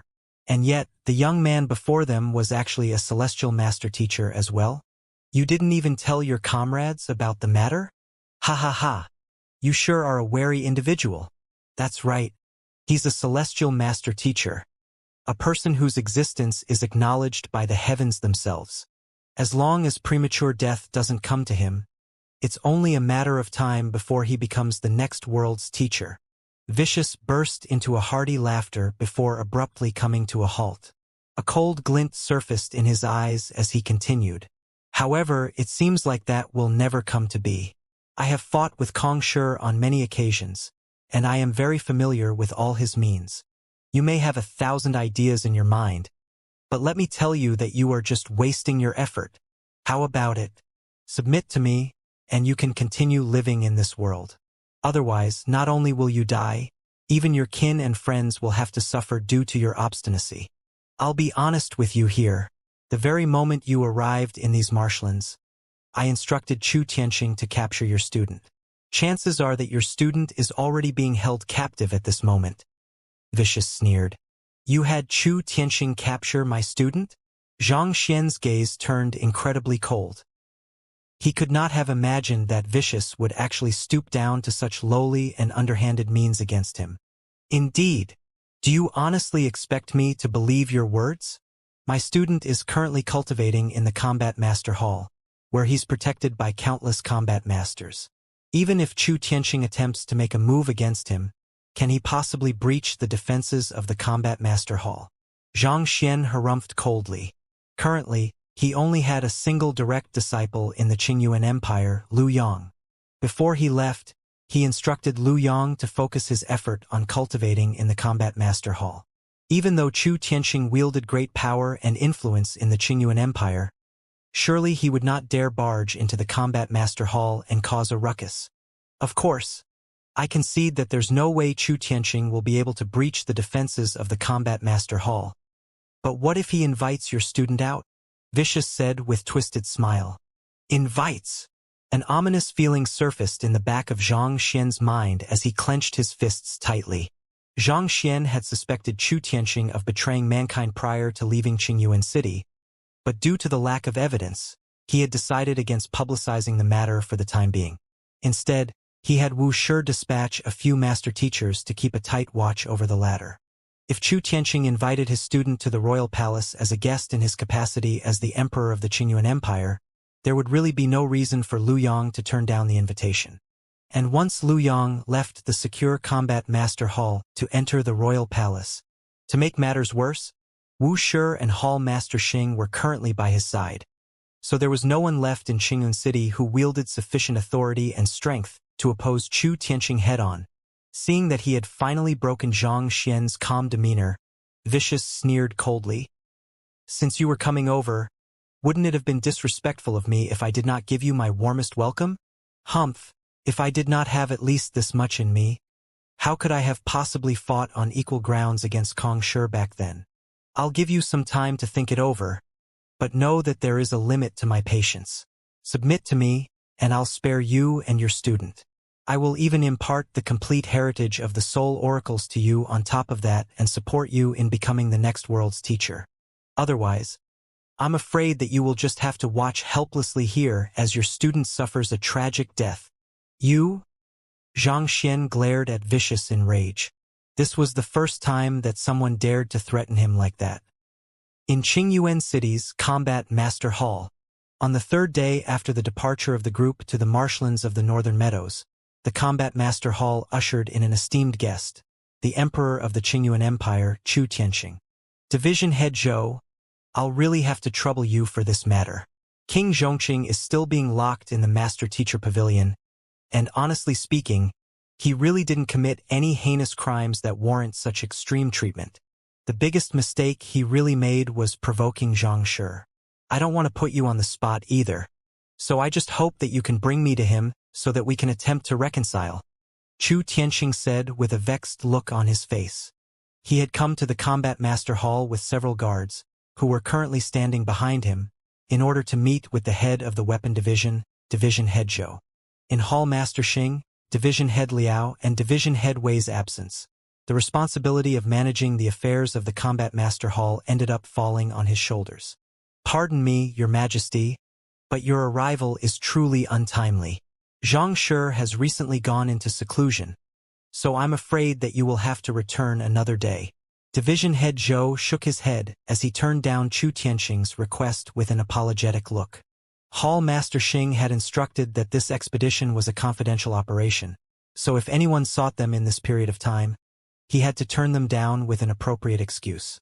As powerful as the Qingyuan Empire Combat Master Hall was, it would still be beneficial for it to maintain amiable relations with the regional royal family. As such, it would not be good for it to turn away Chu Tianqing curtly. Zhang Shi is in the midst of a seclusion? I see. A look of disappointment surfaced on Chu Tianqing's face. If I recall correctly, Zhang Shi has a direct disciple named Lu Yang, right? If it isn't too much trouble, may I meet him instead? I heard that he's 17 this year, and I happen to have a daughter who is around his age. I think that it would be good for youngsters like them to get acquainted with one another. This Division Head Zhou was put on the spot. He had already turned down Chu Tianqing's request to meet Zhang Xian, so if he hindered the latter from meeting Zhang Xian's student as well, it would seem as if he was intentionally making things hard for Chu Tianqing. Division Head Zhou pondered for a moment before replying. Pardon me, but I'm afraid that I can't make a decision on Lu Yang's behalf. Allow me to send my man over to ask him first. If he's preoccupied at the moment, I fear that there's nothing I can do. I'll be troubling you then, Division Head Zhou, Chu Tianxing replied with a smile. As you know, I came here with the intention of mending relations with Xianxia. If you could have your men put in a few good words for me, I'll extend my deepest gratitude to you once the matter is done. Division Head Zhou nodded before beckoning a combat master over to issue a few instructions. The combat master hurriedly rushed over to Lu Yang's residence. But before he could even get close, he could already hear loud pong, pong, pong, pong sounds echoing from within. Knocking on the door and entering, he soon saw a 17-year-old young man brandishing his spear powerfully. Perhaps due to his long hours of training, his entire body was drenched with sweat, and his face had turned a little pale even. Young Master Lu, you?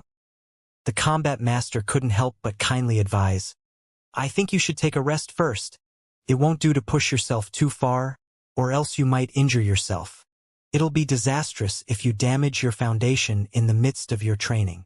Their progeny of combat had decreed that all combat masters must respect Zhang Xian as their own teacher, and Lu Yang was Zhang Xian's direct disciple. However, Lu Yang was neither a master teacher nor a combat master, so eventually, they chose to simply respectfully address him as Young Master Lu or Lu Gongzi. Every single combat master was carefully sieved from countless master teachers, so there was no such thing as a subpar cultivator within the combat master hall. While the combat master who had just entered Lu Yang's residence was just an ordinary member of the combat master hall, he could still easily discern that Lu Yang had overexerted himself in the midst of his training. It was good for a cultivator to be diligent in their training, but if they were to go overboard and exceed the tolerance limit of their body, they could very well damage the foundation of their cultivation, and such damage was incredibly difficult to repair. More importantly, excessive desire for swift success could easily result in a disturbance in one's state of mind, especially when the results did not meet up to one's expectations. An impaired state of mind could easily breed inner demons, and it could potentially cause one's cultivation to go berserk as well. I know that too, but time waits for no one. Lu Yang stopped his training and wiped away his sweat. His teacher had a total of 7 direct disciples. Zhao Ye, Lu Chong, Yuan Tao, Wei Ruyan, Zhang Yang, Wang Ying. The 6 of them had already managed to find their own path, and they were bound to ascend to great heights in the near future. He was the only direct disciple who remained with their teacher, and he had the responsibility to uphold his teacher's reputation. But with the current growth of his cultivation, he would soon be lagging far behind the others, and this had left him feeling greatly pressured. Watching Zhang Yang become the progeny of combat and commanding the combat masters authoritatively had only served to fuel his anxiety further, to the point that he felt as if he would collapse under it. He was desperate to grow stronger. He wanted to prove that he was not weaker than anyone else. With nowhere to vent that feeling of anxiety, the only thing he could do was cultivate desperately, gritting his teeth to persevere on even when his body was groaning in pain.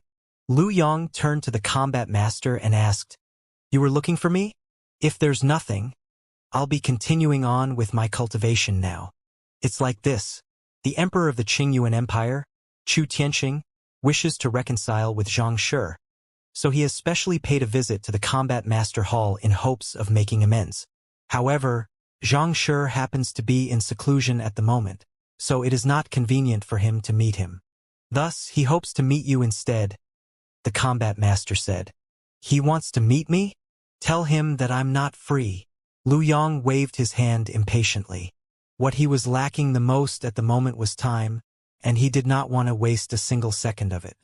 "Young Master Lu, you cannot simply spend every single second of your life cultivating. You need to relax and wind down from time to time."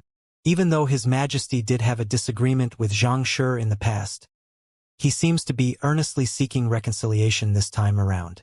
Why don't you meet him and foster some goodwill with him? No matter what, he's still the emperor of the Qingyuan Empire. If his attempts at reconciliation fall through, he could possibly resort to underhanded tricks to deal with Xianxia, and that would only cause Xianxia more trouble, the combat master advised. All right then. After a moment of hesitation, Lu Yang eventually nodded. While the other 6 of his peers were busy bringing glory to his teacher's name, he was the only one who was still leeching off their teacher, using his teacher's cultivation resources. If he added to his teacher's trouble on top of that, what rights would he have to continue remaining as Xianxia's student? Thus, he quickly washed up and switched into a fresh set of clothes before following that combat master to the main hall. Upon seeing Lu Yang, Chu Tianxing quickly walked over to welcome him with a bright smile, completely devoid of the airs of an emperor. "You must be Brother Lu. I have long heard of your name. To be qualified to become Zhang Shi's direct disciple, you must be a man of great talent." Slightly taken aback by Chu Tianxing's abrupt intimacy, Lu Yang awkwardly replied, "Your Majesty, you're flattering me? Not at all, not at all. There isn't any point beating around the bush before someone as smart as you, so I'll just straight to the point. As you know, I had a conflict with Zhang Shi previously over King Zhongqing, so I earnestly wish to make amends and heal the rift between us." At this point, Chu Tianxing raised his hand, and a guard standing behind him walked over and passed a jade container to him. "This is a gift that I have specially prepared for Zhang Shi as a token of my sincerity. I hope that you won't turn down my goodwill." Glancing at the jade container in his hand, Lu Yang frowned. He slowly pried it open, and a gush of concentrated spiritual energy immediately burst forth from the container. Concentrated high-tier spirit stones. 5 of them. Lu Yang widened his eyes in astonishment. He knew that his teacher urgently required concentrated high-tier spirit stones. So if he could help his teacher secure these 5 concentrated high-tier spirit stones, he would be doing his teacher a great favor. Noticing Lu Yang's expression, Chu Tianxing's smile brightened. "Brother Lu, aside from the gift for Zhang Shi, I have also prepared a present for you, too." He raised his hand once more, and another guard swiftly walked forward and grandly presented another jade container. "I know that Brother Lu possesses exceptional talent in fist arts, so I specially paid a visit to the Blacksmith Guild to have them forge a pair of knuckle dusters for you. It's a Saint low-tier weapon, and I believe it should be fitting for you."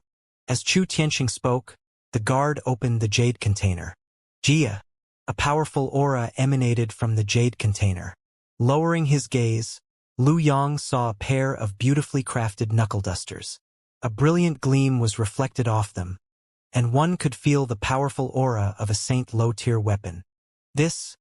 Lu Yang's voice went hoarse, and his body could not help but stiffen in astonishment. To be honest, he had wanted a pair of knuckle dusters for some time in order to augment his fist arts. However, his teacher had been too busy recently, and he could not bring himself to trouble his teacher at such a moment. As such, he could not hold back his agitation upon seeing Chu Tianxing's gift.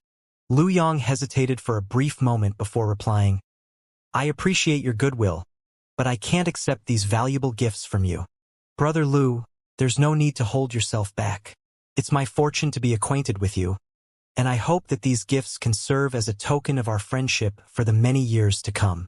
So, I hope that you won't turn down my goodwill," Chu Tianxing urged with an earnest smile. "I see. Since that's the case, I'll humbly accept your gifts. I'll also relay your goodwill to my teacher." Lu Yang took the knuckle dusters from the jade container and put them on. They happened to fit him perfectly. The more he looked at them, the more he found himself liking them. As these knuckle dusters had just been forged, they did not have any spirit in them yet. As such, he could use them immediately without having to win the acknowledgement of a weapon spirit. "There's no need to stand on ceremony," Chu Tianxing replied graciously. "Right, that reminds me. There is going to be a family banquet in the royal palace tonight. My younger daughters have long heard of your name, and they have been pestering me for an opportunity to meet you. If it isn't too much trouble, I would like to invite you to join us in the banquet." A hesitant frown emerged on Lu Yang's forehead. "Since it's a family banquet, it wouldn't be good for an outsider like me to join in the commotion. It's fine, it's fine. It isn't easy for 2 people to meet in this massive world, and I have already long considered you my brother, so there's no need to be so formal with me. Actually, I intended to invite Zhang Shi over as well, but it's a pity that Zhang Shi is currently in seclusion.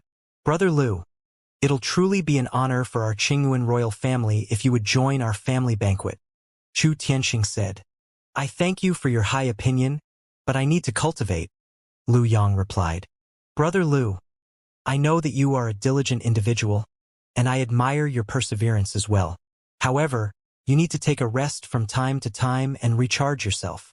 Also, I actually do have a small request to make of Brother Lu during the banquet. My sons have been getting rather lazy recently, and that has been a huge headache for me. So, I hope that you can teach them a lesson and make them understand that there's a world far greater than the one that they see, and that they shouldn't get complacent with what they have. This? Lu Yang was conflicted for a moment before eventually nodding. All right then. No matter what, the other party did give him a new pair of knuckle dusters, so it was only right for him to return the favor. Furthermore, this was an opportunity for him to further his teacher's reputation. With these thoughts in mind, his hesitation in accepting Chu Tianxing's invitation was alleviated. All 6 of his departed seniors and juniors were all outstanding individuals, bound for great heights in the future. Living under their shadows, he had been under extreme pressure in recent days. He strongly craved for a chance to prove himself as well, and this family banquet was the perfect opportunity for him to do so. Seeing that Lu Yang had made up his mind, Division Head Zhou decided not to say anything else. In any case, he did not think that any harm would come to Lu Yang under Chu Tianxing's care.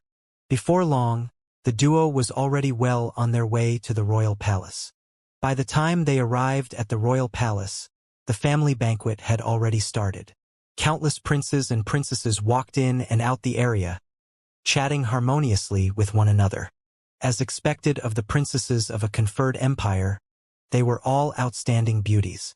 Sitting among them, Lu Yang could not help but feel his heart beating in nervousness. While their beauty was nowhere on par with Xiaoya, Wang Ying, and the others, it was still inevitable that a 17-year-old young man like him would find it hard to keep his cool before their charming smiles and alluring gestures. At this moment, a young man walked over and greeted him. Lu Gongzi, you are... Lu Yang frowned. From the other party's dress-up, he could tell that the young man was a prince as well. However, his standing within the royal family did not seem to be particularly high, especially considering how Chu Tianxing neglected to introduce him. I am Chu Xiang, the 77th prince of the Qingyuan Empire. The young man replied with a bitter smile.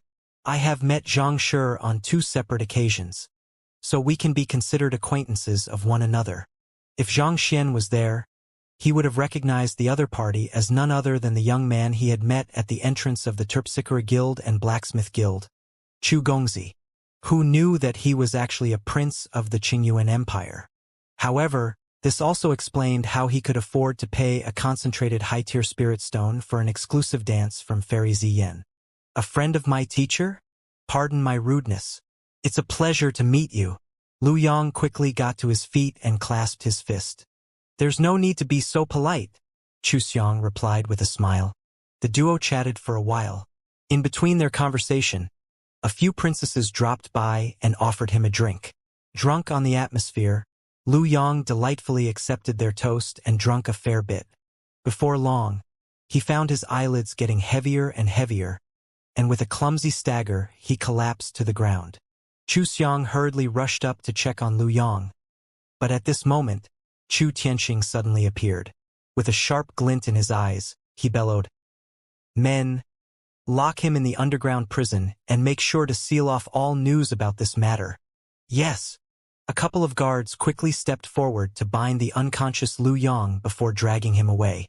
Astonished by the sudden turn of events, Chu Xiang asked, Father, what is going on? This is none of your business. Chu Tianxing waved his hand impatiently. But, he's Xianxia's student. Xianxia is a genius who has succeeded in crashing our Qing Empire Master-Teacher Pavilion, and to apprehend his student like this, Chu Xiang exclaimed anxiously, only to be interjected halfway through his words. Enough! Who do you think you are as to lecture me? If you dare speak another word of this matter, don't blame me for being heartless. Paying no heed to Chu Xiang's advice, Chu Tianxing walked away with a livid look on his face. As the 77th prince who had come from one of the many concubines in the royal palace, Chu Xiang's standing was not high. In order to gain his father's favor, he had worked diligently, successfully became a 7-star blacksmith, and advanced his cultivation to embryonic soul realm despite his young age. He had thought that he could win the respect of others through his hard work. But who knew that he would only end up being poisoned by others as well, resulting in the impairment of his soul. It was then that he realized that there was no such thing as kinship within the royal family. There were only relationships of convenience. Thus, he fell into degeneracy, frequenting brothels to comfort himself in the intimate embrace of women. It might have appeared as if he had given up on himself, but it was actually all a ruse. If he had not put up a useless front, the other princes who were vying for power would have viewed him as a threat and gotten rid of him. Furthermore, he had realized that his father was not oblivious to the viciousness of his fellow brothers, choosing only to turn a blind eye to them. This had caused the final shred of expectations he had from kinship to freeze over like a winter's river. He had thought that his acquaintance with Xianxia might be able to change his father's low opinion of him, but who would have thought that his father would actually capture the latter's direct disciple? Having met Xianxia twice, Chu Xiang knew how protective the young man was of those around him. If something really happened to Lu Yang, that young man could very well turn the entire Qingyuan city into a living hell. This won't do. I must inform Xianxia of this matter this instant. If there is any misunderstanding between father and him, they should hash it out before things get out of control. Chu Xiang clenched his fists tightly and made up his mind. He had witnessed the incredible prowess that Xianxia possessed with his own eyes, and he instinctively knew that the latter was the type of person that one should never make an enemy of. He had no idea why his father had chosen to capture Lu Yang, but from the looks of it, it seemed like there was nothing he could say that would change his father's mind. Since that was the case, he could only deal with this matter from Xianxia's side, and hopefully, it still would not be too late to resolve the conflict between them peacefully. Thus, Chu Xiang discreetly took his leave from the banquet and returned to his accommodation. He swiftly changed his clothes before sneaking out of the royal palace to rush to the combat master hall. A combat master stood in Chu Xiang's way and asked, "Who are you looking for?" "I am Xiangshi's acquaintance, and I have some urgent matters for him," Chu Xiang replied anxiously as he passed a name scroll over. "You are Xiangshi's acquaintance? Give me a moment." Noting the anxious look on Chu Xiang's face and hearing that this was a matter relating to Xianxia, the combat master did not dare to waste any time. He quickly took the name scroll and headed in. Not too long later, the combat master returned with a fatty behind him. "It's a pleasure to meet you, Chu Gongzi. I am Sun Chong, Xiangshi's butler. May I know the reason behind your visit?" Sun Chong greeted with a warm smile. Noting that the person who had come out was not Xianxia, Chu Xiang panicked.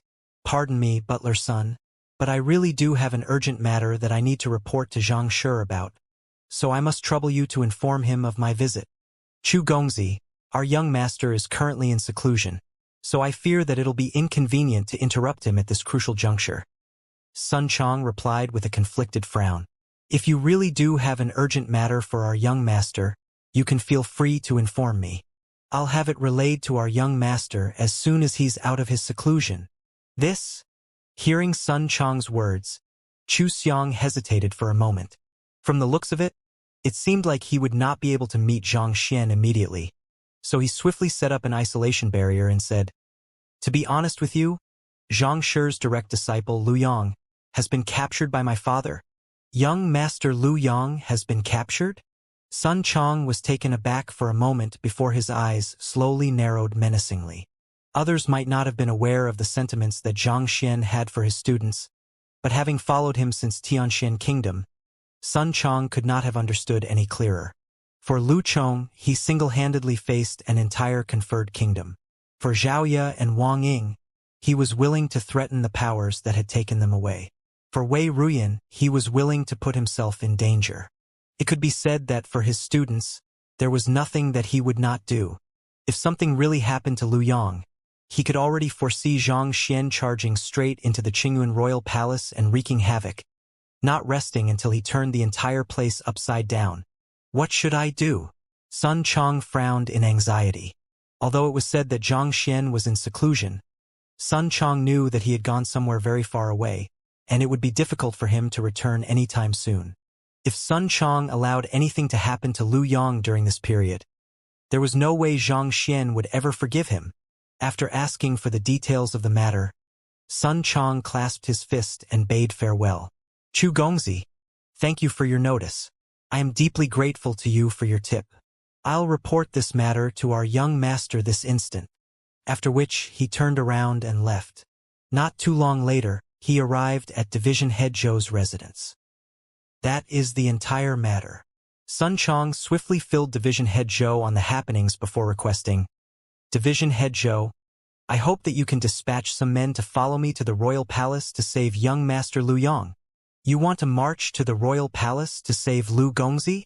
Division Head Zhou frowned. This is no light matter. This is a matter that concerns the relationship among the Combat Master Hall, Master Teacher Pavilion, and the regional monarchy. While I can dispatch some combat masters to demand for Lu Gongzi's release, such an action could easily escalate the conflict. It'll be safer if we report this matter to the Master Teacher Pavilion headquarters and have them mediate for us. Report it to the Master Teacher Pavilion headquarters? A deep frown emerged between Sun Chong's brows. At this point, they did not even know what condition Lu Yong was in. A single day delayed meant an additional day of danger for the latter. If they were to settle this matter through bureaucracy, who could guarantee that Lu Yong would still be alive by the time any concrete action was taken? At this point, Sun Chong could not help but recall the torture he had been put through by King Zhongqing, and an involuntary shudder ran through his body. Combat masters are effectively the soldiers of the Master Teacher Pavilion, so there's a strict regimentation that we have to follow. In order to mobilize our men, we will need a decree from the Hall Master himself. I apologize, but there is really nothing I can do about this matter. However, there should be no cause for worry. No matter what, Lu Gongzi is Zhang Shi's student, so Chu Tianqing should not go too far. Division Head Zhou consoled. It was not that he did not want to help Sun Chong, but the potential consequences that could arise from dispatching combat masters to confront the regional monarchy were simply too great. A division head like him was not qualified to bear the responsibility of the outcome. If Hall Master Xing had been around, he might have been qualified to make such a call. However, as luck would have it, Hall Master Xing was not around either. If matters were to go awry, putting aside his position as a division head, he might even be stripped of his identity as a combat master. The Combat Master Hall wielded immense power, so it was of paramount importance that the utmost caution was taken in its mobilization. Otherwise, the Combat Master Hall would only be viewed as a threat by the regional power, and this would cause the leadership of the Master Teacher Pavilion to be questioned. Seeing that Division Head Zhou was reluctant to make a move, Sun Chong's face turned livid. Since you aren't willing to save young Master Lu Yong, I'll think of a way myself. Leaving those words behind, Sun Chong flung his sleeves furiously and left. After leaving Division Head Zhou's residence, he headed straight to the accommodation that the Combat Master Hall had prepared for the Poison Masters. Benefactor. Upon seeing Sun Chong, Elder Su and the others from the Poison Hall hurriedly greeted him with grateful smiles on their faces. If not for the middle-aged man before them, they could have been tortured to death in King Zhongqing's hands. They also would not have been able to become upstanding combat masters, able to walk in the light without being shunned by others either. The other party had not only given them a second life, he had also changed their fate as well. Actually, I have a matter that I require your help with. Without any hesitation, Sun Chong dove straight to the topic at hand. With his current strength, there was no way he could barge into the royal palace single-handedly and save Lu Yong. Thus, he had to gather all the power he could tap into. For some inconceivable reason, these poison masters were extremely respectful to him, even going to the extent of pledging their loyalty to him again and again. As such, they were the first group that he thought of seeking help from. Benefactor, feel free to speak. As long as it's within our means, we'll have it accomplished regardless of the cost. The poison masters replied resoundingly without the slightest hint of hesitation in their voices. After cultivating the poison art that their founder had left for them, their cultivation had really improved by leaps and bounds. This was especially so for Elder Su, who had recently made a breakthrough to Saint 3 Dan. The improvement in his cultivation was one thing, but more importantly, his comprehension and grasp over poison had also reached greater heights. As long as he had a sufficiently potent poison in hand, he would be able to kill even a primordial spirit realm expert easily. There's no need to agree to my request so quickly. You can make your decision after listening to their story. Sun Chong was slightly surprised by the poison master's unhesitating response to his request, but knowing the dangers in this mission, he did not want to force them into it. It's like this. Young Master Liu Yang has been captured by the Emperor of Qingyuan Empire, so I would like to seek your help in saving him. Sun Chong swiftly went through everything that he had heard from Chu Xiang. You want us to break into the Qingyuan royal palace to save Lu Gongzi? That dog of an emperor. I knew that he is a snake just by seeing how adamantly he protected King Zhongqing. To dare make a move against Lu Gongzi, that bastard is clearly disrespecting our great benefactor. Tell us, how do you want us to do it? Shall we have the entire Qingyuan royal palace poisoned to death? I think they at least deserve this much for their insolence. Sun Chong's words induced an impassioned uproar amid the crowd from the poison hall. There was not a single word of refusal from them. Any matter concerning to their benefactor was more important than their own lives. Besides, they were not master teachers either, so rules and the sort meant very little to them. Good. Seeing the poison masters agreeing heartily to his request, Sun Chong could not help but feel deeply touched inside. Ever since his first meeting with these poison masters, they had already treated him with the utmost respect. And now, they were even willing to brave such grave danger just to complete the task he had asked of them. This was probably what they call personal charisma. They were not even that respectful to someone as formidable as the young master, but they regarded him as if he was their savior. It seemed like his splendor and valiance had not gone unnoticed in the eyes of the world after all. Let's quickly discuss a strategy before making our move. Seeing the authority that he wielded amid the poison masters, Sun Chong puffed his chest up and waved his hand grandly. Even though they had many poison masters on their side, one must not forget that they were going up against the royal family of a conferred empire. It would be a gross mistake if they thought that they could achieve victory just by charging over recklessly.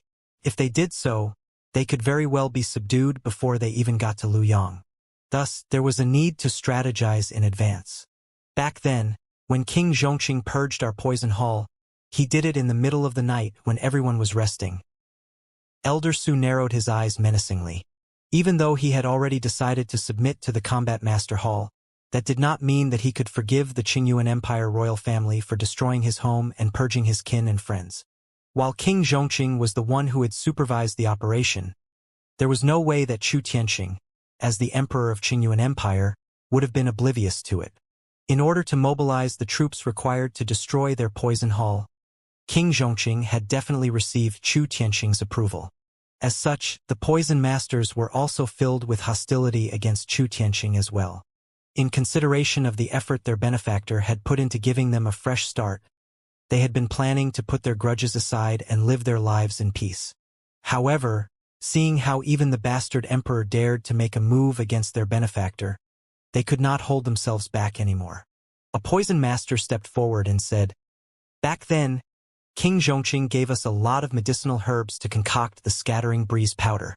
Making a rough calculation, we have enough to concoct 10 whole tons of it. We refused to comply by King Zhongqing's orders to concoct the scattering breeze powder back then, but we still kept his medicinal herbs in our storage rings. In the past few days, we have been studying the new poison cultivation technique diligently, and we tried our hand at concocting the scattering breeze powder as well. The results were not too bad. We have managed to concoct a fair bit of it, and it all reached supreme grade.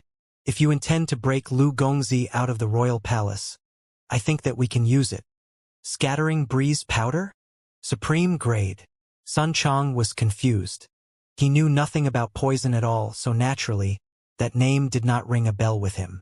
However, as their benefactor, How could he possibly appear ignorant before the poison masters? Thus he asked with a frown, "How much of it do you have?" The security of a conferred empire royal palace was bound to be extremely tight. In order for their operation to be successful, they would need to have a massive amount of poison on hand. "Benefactor, you don't have to worry about the quantity. We have almost 500 gene 1 ready," the poison master replied with a chuckle. After learning the poison cultivation technique their founder had left for them, they had been wanting to find a way to put their newfound understanding of poison to the test. However, due to the lack of other medicinal herbs available, they could only concoct the scattering breeze powder. As a result, they had ended up concocting a large quantity of it. 500 gene? Sun Chong's lips twitched in astonishment. Even if he did not have much of an understanding of poison, he could still roughly fathom the significance of 500 gene of poison. On average, just a few grams of poison was sufficient to kill a large group of experts, so 500 gene of it. He shuddered just imagining the sheer devastation it could bring. The scattering breeze powder is colorless and odorless, and it drifts along with the wind. As long as we scatter it throughout the royal palace in the middle of the night, we should be able to knock out the guards and successfully rescue Lu Gongzi, Elder Su said. "Good. It's settled then. We'll move later tonight." Sun Chong had never been one to fear anything. Since everything was ready, there was no reason to hesitate anymore. After refining various details of their plans and confirming once more that there were no major issues, they swiftly returned to their rooms to condition themselves for the imminent operation. Very soon it was the Z hour too. Under Sun Chong's lead, the Poison Masters left the Combat Master Hall quietly. As the Poison Masters had already been taken into the Combat Master Hall, and they were moving under the lead of Xianxia's butler, the sentries of the Combat Master Hall did not think much of their departure. Flitting through the night, they soon arrived at the side of the royal palace where the wind was blowing from. The group did encounter a few patrolling guards and sentries of the royal palace along the way, but they were all swiftly knocked out by the Poison Masters before they could manage to do anything. Elder Su took a swift look around the area before confirming the ideal location. "All right, let's release the poison here. The wind isn't strong tonight, but as long as we release the poison from a high enough altitude, we should be able to cover the entire royal palace." Their goal was to deal with the Qingyuan royal family, and they had no intention of harming innocent civilians in the midst of their operation. Thus, they had to choose the location where they would release the poison from carefully as well. The other poison masters also nodded in agreement as they swiftly took their positions in the air. Hula! They scattered poison powder from their hands, and it dispersed into the night sky. The supreme scattering breeze powder drifted along with the night wind as it slowly descended upon the oblivious royal palace. While the royal palace was guarded by many formations, those were only activated in the face of an enemy assault.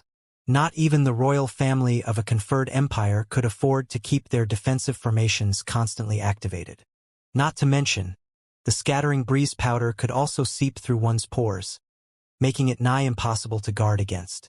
It was precisely due to the nature of this poison that the otherworldly demonic tribe managed to catch the Master-Teacher Pavilion and Combat Master Hall by surprise back then and lay claim to innumerable lives. A poison that could incapacitate even the wary Combat Master Hall. How could the sleeping royal palace possibly be able to withstand it? As the poison powder scattered further and further, the group gradually saw the guards of the royal palace losing consciousness and collapsing to the ground one after another. The scattering breeze powder only robbed a cultivator of their fighting prowess temporarily. It would not cause any significant damage to them. While the supreme scattering breeze powder boasted a greater potency, it would only increase its effective duration by several hours. Roughly 15 minutes later, Elder Su roughly scanned the area with his spiritual perception before nodding. "They have all passed out. It's time to strike. Let's go get that dog of an emperor now." "That's right. Let's capture and castrate that dog of an emperor first," Sun Chong uttered viciously as he gazed coldly upon the royal palace. Inside the royal palace, seated behind a table, Chu Tianxing gazed down on a kneeling black-robed man and asked impassively, "How is it? Has that fellow submitted yet?" The black-robed man clasped his fist and reported, "Your Majesty, Even though that brat is young, he is quite the backbone. Our brothers have attempted to use all kinds of torture to pry open his mouth, but as if a mute, he simply won't talk. Backbone? Ha! I have seen plenty of people with backbone in my lifetime, but before me, whatever backbone they have will be shattered into smithereens. Chu Tianxing sneered coldly.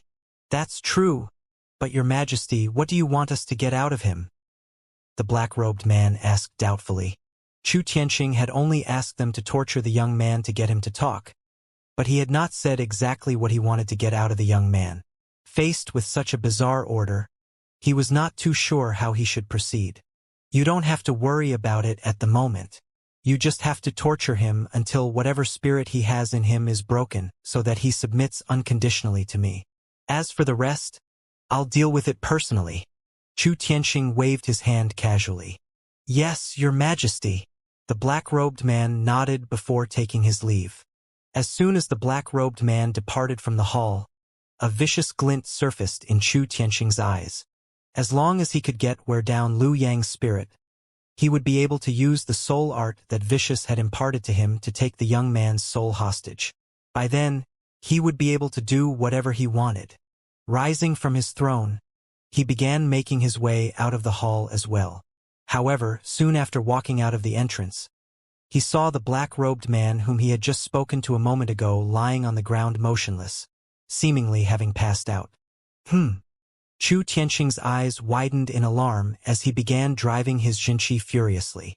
He was a half-leaving aperture realm expert, and the strength he wielded was no joke. Hula hula! Massive surges of Jinqi were pumped through his meridians, ready to bring death upon anyone who dared make a move against him. To be able to knock out his subordinate at the entrance of the main hall without alarming him, there was no doubt that the one who had made a move was a true expert.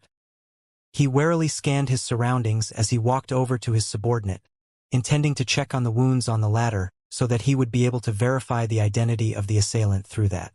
At this moment, however, a feeling of weakness abruptly consumed him, causing his body to stagger weakly. His eyes narrowed in alarm as he exclaimed, "This is Supreme Scattering Breeze Powder." This sensation was very familiar to him. It was the poison that the otherworldly demonic tribe had used for their invasion 20 years ago. Those who came into contact with the poison would immediately be consumed with a feeling of weakness, and even half-leaving aperture realm experts were not spared from it. This poison was the reason for his capture back then. He could still remember the excruciating torture that the Qingtian Emperor had put him through, and eventually, he had been left with no choice but to offer his soul to the latter and become the latter's puppet. Fortunately, I still have the antidote with me, Chu Tianxing thought as he flicked his wrist to whip out a jade bottle. Suppressing the intense dizziness in his head, he popped out a pill and swiftly ate it. He was not like the combat masters, who could still move and battle on their sheer willpower even in the face of abnormal conditions. It was true that he was at half-leaving aperture realm, but that was actually the result of consuming countless precious medicinal herbs. In terms of true fighting prowess, he might not have been on par with an average primordial spirit realm pinnacle cultivator, let alone combat masters.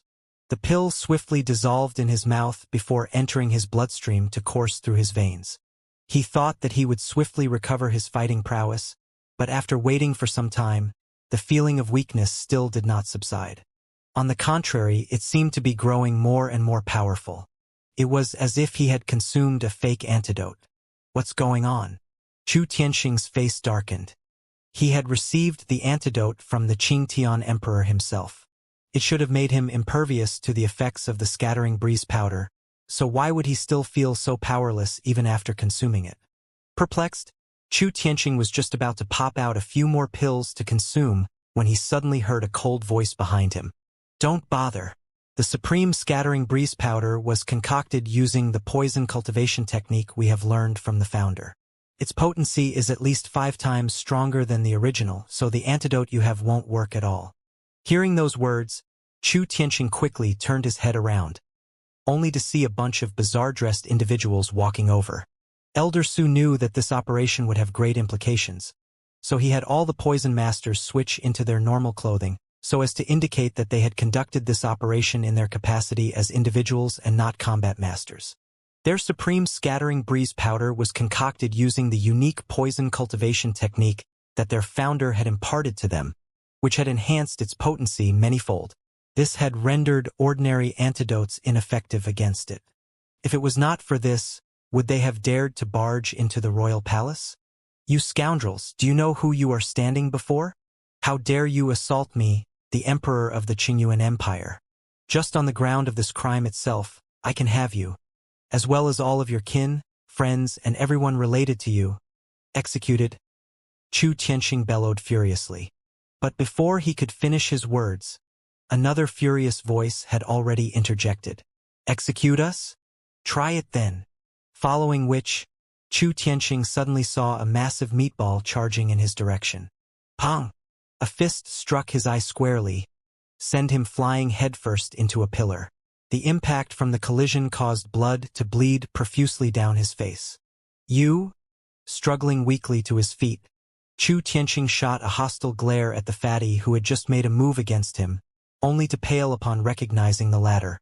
You are Xianxia's butler, Sun Chong. It was due to abducting this fellow that King Zhongqing had nearly been killed. Chu Tianxing had conducted an investigation into Sun Chong as well, allowing him to recognize the latter with just a look. That's right. It's me, your grandpa's son. Sun Chong sneered coldly before turning to the elder beside him. Elder Su, do you have a dagger? Here you go. Elder Su obediently took out a dagger and passed it over to Sun Chong as he asked doubtfully, Benefactor, what are you planning to do with it? This dog actually dared to capture Lu Yang. I'm going to castrate him to get even with him. Sun Chong spat through gritted teeth. Castrate. The faces of Elder Su and the others twitched. Everyone in the royal palace had only been knocked out temporarily.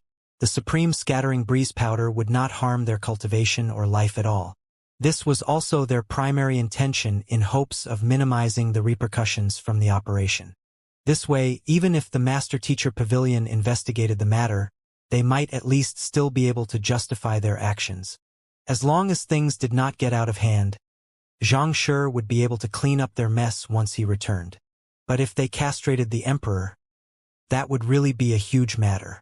That would be equivalent to attempting to assassinate on the emperor, and once news spread, not even Xianxia would be able to cover them. Glaring at Chu Tianxing coldly, Sun Qing harumphed. Help me hold him tightly. If I don't make this dog pay the price for his actions, my surname won't be Sun. Ever since he had begun following the old master, he had never suffered such grievances before. First, King Zhongqing captured him for no reason, and now Chu Tianxing even held Lu Yang hostage. The heck? Did you really think that you can climb over our heads so easily? If I don't teach you a lesson, won't everyone think that they can bully us? Yes. A few poison masters rushed forward to hold down Chu Tianxing's limbs. Seeing that Sun Chong was serious about the matter, Chu Tianxing's face turned ghastly pale, and he began screaming at the top of his lungs. What are you doing? I am the emperor of the Qingyuan Empire. You won't get away scot-free for doing this to me. You will pay with your lives. The Master-Teacher Pavilion will never allow such an incident to pass. He was the emperor of a conferred empire, the man who dictated the fates of countless lives. There was no way he could withstand the humiliation of being castrated by another. Master-Teacher Pavilion? Humph! If the Master-Teacher Pavilion was really interested in interfering in this matter, they would have long rid the world of a poisonous tumor like you. Sun Chong harumphed coldly. Take off his pants. Heeding Sun Chong's command, a poison master quickly rushed forward to pull down Chu Tianxing's pants. However, Elder Su suddenly walked over at this moment and said, Benefactor, let's not dirty our hands with his filthy blood. That would be a great discredit to you. Hearing Elder Su pleading on his behalf, Chu Tianxing heaved a sigh of relief. It's indeed a little disgusting. Sun Chong nodded as his movements came to a halt. What do you suggest we do then? It was only in the heat of the moment that he wanted to castrate Chu Tianxing. Elder Su's words had brought rationality back to him, and he swiftly realized the possible implications of the matter. As such, he could only reluctantly drop the idea. How about this instead? Elder Su hesitated for a moment before flicking out a jade bottle. He took out a pill from it and passed it Chu Tianxing. Eat it. Eat it. Staring at the pill in his hand, Chu Tianxing hesitated. However, the other poison masters were not as good-tempered as Elder Su as to allow Chu Tianxing to take his time. They held Chu Tianxing's hand firmly and forced the pill into his mouth. Sun Chong turned to Elder Su and asked, "What is it?" "Benefactor, it's a kind of poison. Its consumption will cause it to drop off by itself without having the need for you to castrate him personally. Furthermore, the poison alters his genes to make it a permanent condition. In other words, even if he consumes the grand intermittence pill, he will still be unable to regrow it. Not only is this method cleaner, it also resolves the problem once and for all. Two birds with one stone. Don't you agree?" Elder Su said. "Drop off by itself?" Chu Tianxing nearly blacked out upon hearing those words. He was just thanking the heavens a moment ago for having mercy on him when he was suddenly fed with such a vicious pill. Choked up with frustration, his face flushed crimson, and he spurted a mouthful of blood. Amid the uncontrollable shivering of his body, he felt an abrupt coldness in his lower body, as if something had really dropped off. Unable to take the trauma, Chu Tianxing's eyes rolled up, and he passed out on the spot. Wow! The poison sure is potent. Watching as Chu Tianxing's pants were dyed crimson by the fresh blood flowing from his crotch area, Sun Chong could not help but direct a look of admiration toward Elder Su. No wonder poison masters were so deeply feared on the master-teacher continent. Their means were truly fearsome, a living nightmare for all cultivators. Sun Chong waved his hand impassively and instructed, "Wake him up and get Lu Yang's location out of him." Yes. Two poison masters stepped forward to deal with Chu Tianxing, and it did not take too long for them to uncover Lu Yang's location from his mouth. The means of the poison masters were simply too frightening. The myriad of effects that their poisons had could have the most steadfast of minds crumbling in just a few moments, let alone a spoiled emperor. The group swiftly rushed over to the place where Chu Tianxing had pointed out, only to find a feeble Lu Yang. He had been severely tortured to the point that it seemed like he was about to breathe his last. "Young Master Lu Yang." Sun Chong quickly rushed forward to feed him a few recovery pills that Xianxia had given him previously.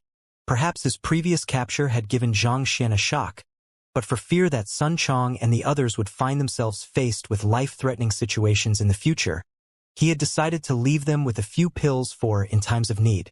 Even after consuming the pills, it took some time before Lu Yang regained his consciousness. When he saw the arrested Chu Tianxing held firmly by the poison masters, a burst of rage swiftly ignited within him, blazing into an inferno in an instant. He had truly thought that the other party had invited him out of goodwill, wanting to reconcile the differences he had with his teacher. Yet, from the start to the end, that fellow had been planning to hold him hostage to threaten his teacher.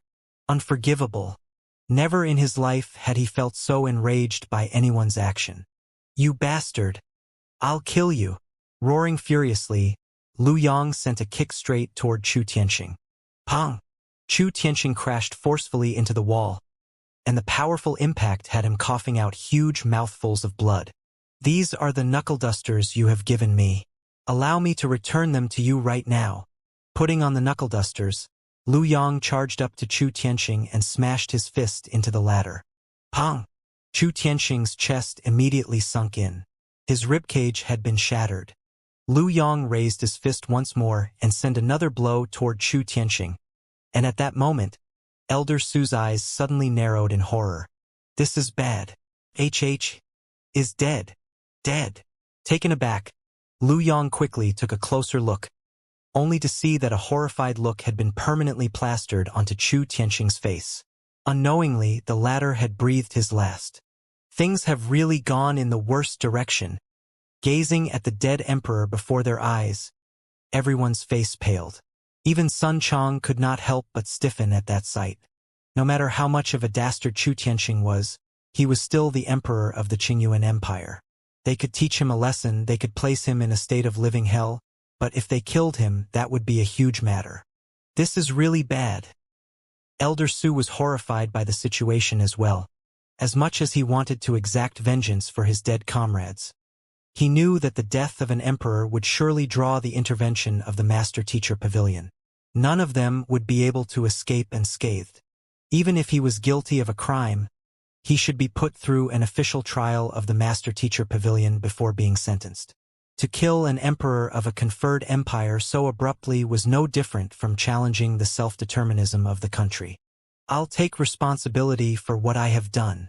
I am the one who killed him, so I'll bear the burden for doing so alone. Lu Yang clenched his fists tightly as he spoke. How do you want to take responsibility for it? Sun Chang snapped. You aren't just an individual now. You represent the young master as well. Lu Yang fell silent. Indeed, even if he claimed that he was solely responsible for this matter, his teacher would still be inevitably implicated in this matter. From the moment he became his teacher's direct disciple, his fate had become intricately linked with his teacher's, not to be severed by anything. What do I do then? Lu Yang asked in panic. No matter how high his cultivation was, he was still only a 17-year-old child. He might have persevered through the pain and bore of cultivation, but he had no idea what he should do in a situation like this. I don't know either. Sun Chang pinched his glabella in frustration. If only the old master was there, he would be able to use his strength and standing to resolve this issue easily. In fact, even if it was the young master, given his sharp wits and incredible means, he might be able to salvage the situation too. But none of them were around at the moment. And in the face of such a hopeless situation, he had no idea what he could do either. There was no way they could suppress the news regarding the death of an emperor of a conferred empire. Unable to find a solution, Sun Chang eventually sighed deeply and said, Let's return to the Combat Master Hall first and find a way to contact the young master. It seems like there's no other choice at this point, Elder Su said. Elder Su and the others knew that the young master of their benefactor was a 7-star master teacher who had successfully crashed the Qingyuan Empire Master Teacher Pavilion. At this point, they could only bank on that young man. Thus, the group quickly departed from the royal palace and returned to the Combat Master Hall. Shortly after they left, in a corner of the royal palace, a figure struggled for a while in an attempt to rise to his feet, but the overwhelming weakness he felt prevented him from making any large movements. This is really a huge matter. I must report this to the Master Teacher Pavilion as soon as possible. After recuperating for roughly 6 hours, the figure finally felt the effects of the poison dulling. He quickly rose to his feet and left the royal palace. It was already daybreak by the time he returned to the Master Teacher Pavilion. At this point, he had already changed his clothes. He was actually a 7-star master teacher. This was the man whom, under Xianxia's advice, Wuxia had dispatched to follow Chu Tianqing to keep a close eye on the latter's movements. He had concealed himself in the depths of the royal palace to find evidence of Chu Tianqing's wrongdoings. But who would have thought that he would end up witnessing Lu Yang's assassination of the emperor? To make things worse, he had not been able to move at all due to the poison, so he had been unable to stop them. Eldarin, you are finally here. Xianxia arrived early in the morning, and he's currently fuming. As soon as the 7-star master teacher walked into the Master Teacher Pavilion, another master teacher quickly rushed up to report the matter to him. Xianxia, Eldarin frowned. He's the quasi-8-star master teacher from the Qianchong Empire Master Teacher Pavilion dispatched by the headquarters when Pavilion Master Go reported the matter concerning Xiangxia's pavilion crashing back then, the master teacher explained. Quasi-8-star master teacher? Eldarin narrowed his eyes in shock. There were 2 tiers in between 7-star master teacher and 8-star master teacher, namely half 8-star and quasi-8-star. Those whose cultivation had reached true leaving aperture realm would be qualified to attain the title of half 8-star master teacher, but only those who had reached leaving aperture realm pinnacle could be called a quasi-8-star master teacher. Since Xianxia was a quasi-8-star master teacher, there was no doubt that his cultivation had already reached leaving aperture realm pinnacle, just a step away from Saint Sixdan. Saint Sixdan was known as the Grand Dominion Realm. At this cultivation realm, a cultivator would be able to create their own dominion, wielding absolute control over everything within its area. In other words, they were undefeatable within their own dominion. The master teacher nodded. That's right. He came at a timely moment. I should just report the matter to him and allow him to decide how it should be dealt with, Elder thought with a nod. The death of the monarch of the Qingyuan Empire was already a matter that had exceeded his jurisdiction. At times like this, it would be best for him to just report the matter and allow a senior master teacher to decide on a course of action. Following behind the master teacher, it did not take long for Elder to arrive at the main hall of the master teacher pavilion. Before he could even enter the room, he could already hear a displeased voice sounding from within. Pavilion Master Go, Vice Pavilion Master Tian, and so many 7-star master teachers have been killed, but instead of finding the murderer, all of you are idling around here instead. Have you all forgotten your responsibilities as master teachers? Or have the years of loftiness made you all indolent fools? You lot are really reprehensible. It's really about time to reorganize your Qingyuan branch. Where's Wu Ruffing? Didn't Pavilion Master Go put him temporarily in charge? Where is he? Upon walking into the room, Elder saw an elder pacing around the room, reprimanding a group of elders from the Qingyuan Empire Master Teacher Pavilion. That elder was probably Xianxia. On the other hand, the group of elders had their heads lowered humbly, not even daring to breathe loudly. The other party had arrived as an envoy dispatched from the headquarters, and he was a quasi-8-star master teacher at that. Who would dare talk back to him? Furthermore, his rage was justified. The Qingyuan Empire Master Teacher Pavilion had 10,000 years of history behind it, but their Pavilion Master and Vice Pavilion Master had ended up dying abruptly along with 7 other 7-star master teachers. On top of that, a 20-year-old young man even managed to crash their pavilion. This was truly a great discredit to the reputation of the Master Teacher Pavilion. Vice Pavilion Master Wu is currently in seclusion, one of the elders replied. In seclusion? After such a huge mishap has occurred, as the person in charge of this Master Teacher Pavilion, he has the gall to go into seclusion. Upon hearing those words, Xianxia nearly erupted on the spot. To actually be able to go into seclusion when the branch was facing a huge crisis. Was the Qingyuan Empire Master Teacher Pavilion filled with nothing but dimwits? Bring him to me right now. Also, get that Xianxia who crashed this Master Teacher Pavilion here as well. Xianxia flung his sleeves furiously and harumphed. You want us to bring Xianxia over too? Everything that has happened in your branch recently seems to be related to him.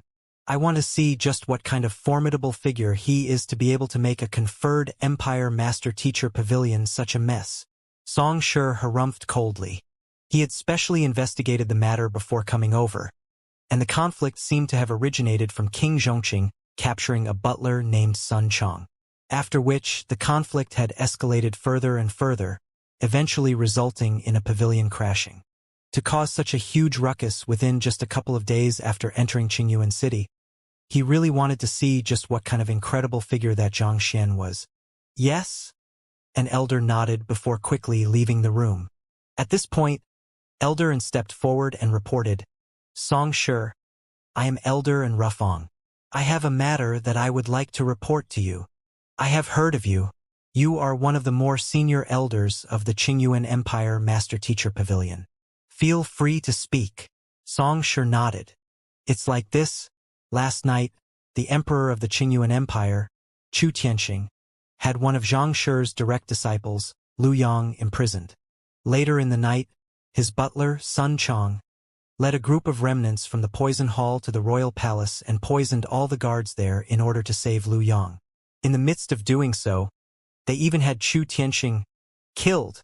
Elder swiftly went through everything that he had witnessed. You said that they had Chu Tianxing killed? Chu Tianxing is dead. Xianxia widened his eyes in shock. That's right. Elder nodded grimly. Who's the one who made the killing move? Xianxia asked anxiously. It's Zhangxi's direct disciple Lu Yang. He killed Chu Tianxing with a single punch, Elder said.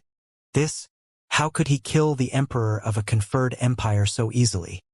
He's really taking our Master Teacher Pavilion too lightly. Xianxia roared with a livid face. The Master-Teacher Pavilion was in charge of maintaining order within the region so as to ensure peace for the populace. While that Xianxia was admittedly an incredible genius, the Qingyuan Empire did not seem to have had a single day of peace ever since his arrival. In fact, his student even ended up killing the emperor. How was the Master-Teacher Pavilion supposed to account for all of this to the populace? This was truly unforgivable. Bring Xianxia and that direct disciple of his to me this very instant. Song Shi spat through gritted teeth. Yes. Hearing Song Shi's instructions, a group of elders immediately left the main hall. Not too long later, they returned with a fatty behind them.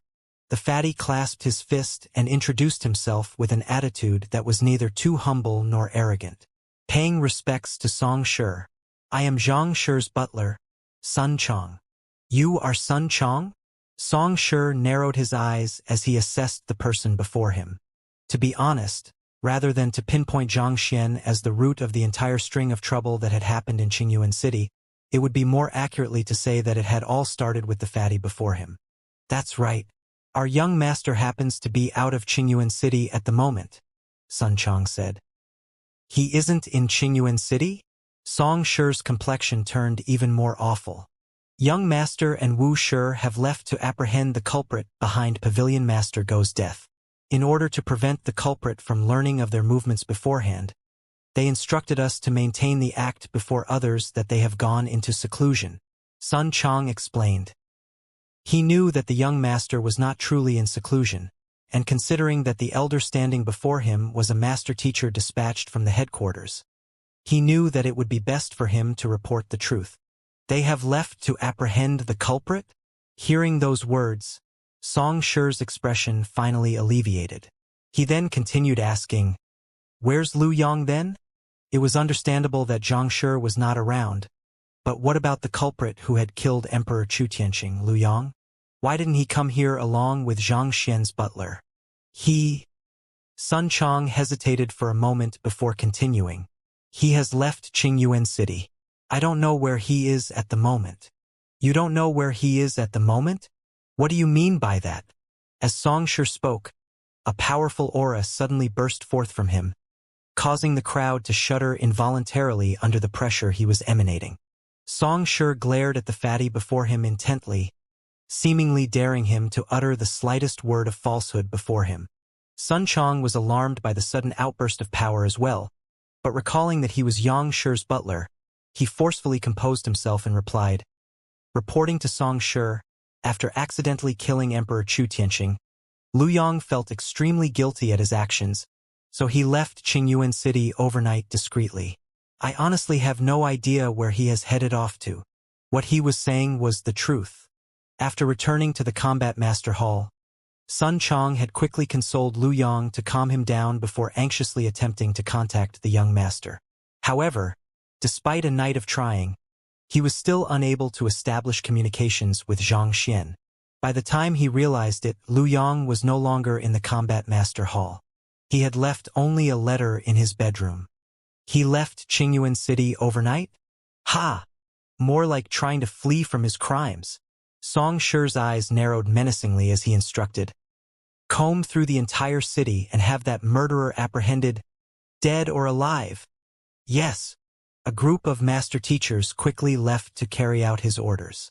On the other hand, as a mere butler, you disregarded the laws of the country and brought your men into the royal palace to poison the guards.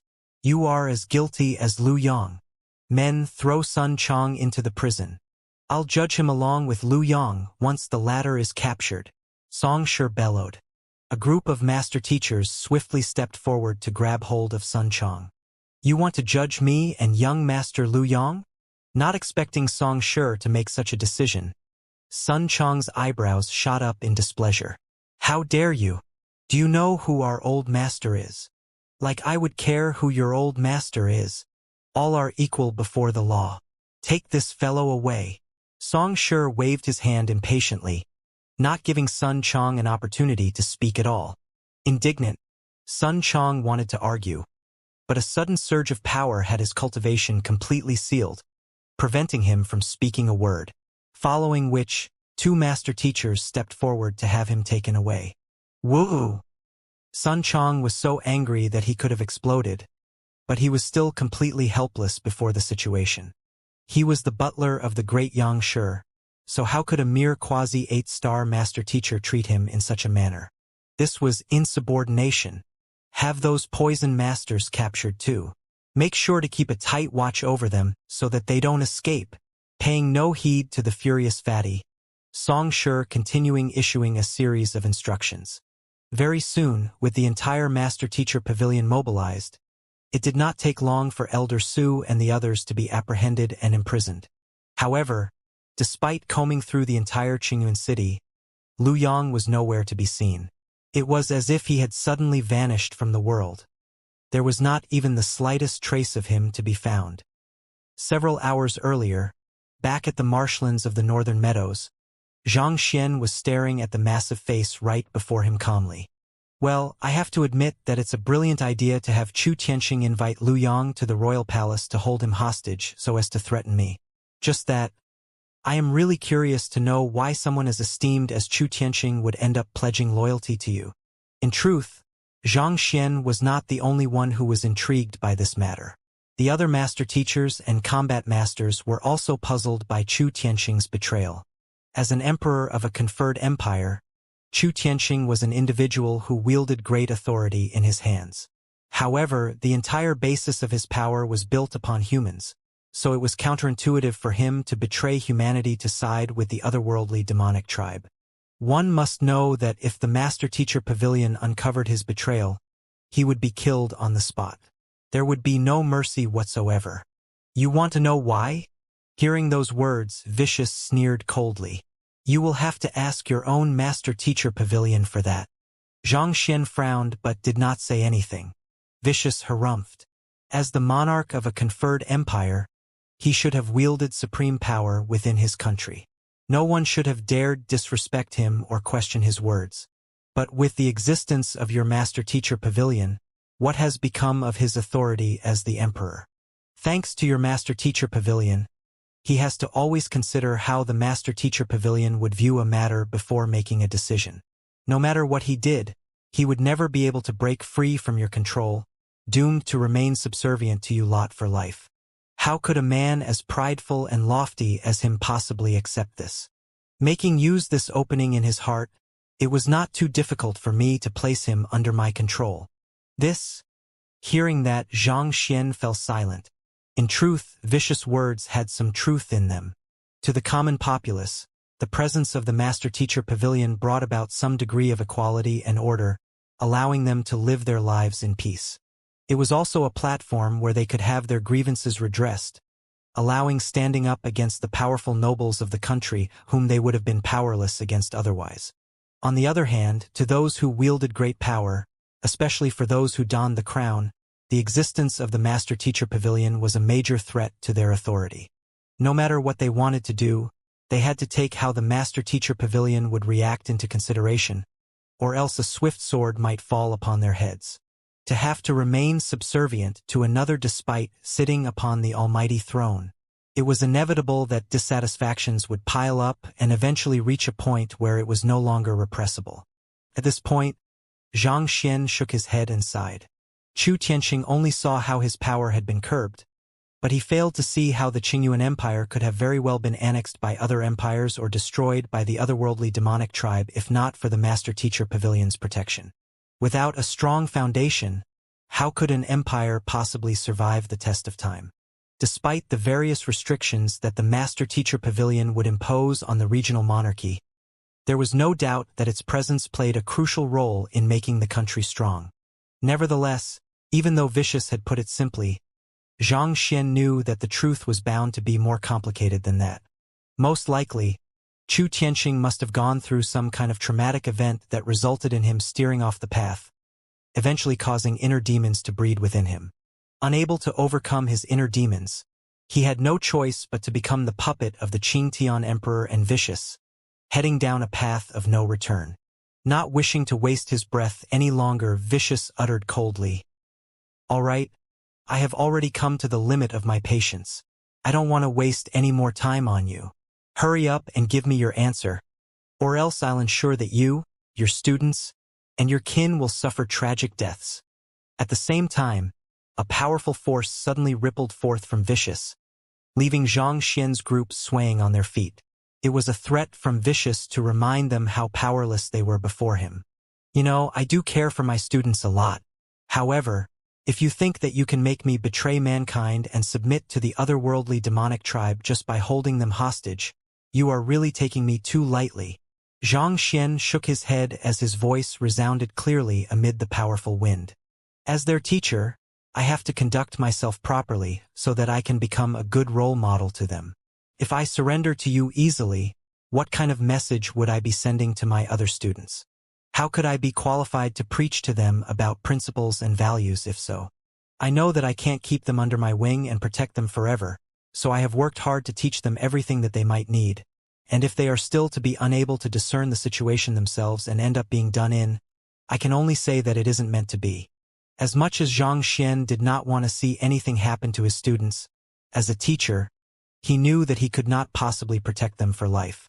More importantly, he understood the respect and admiration that his students had for him, and he was not oblivious to the immense influence that he had on them.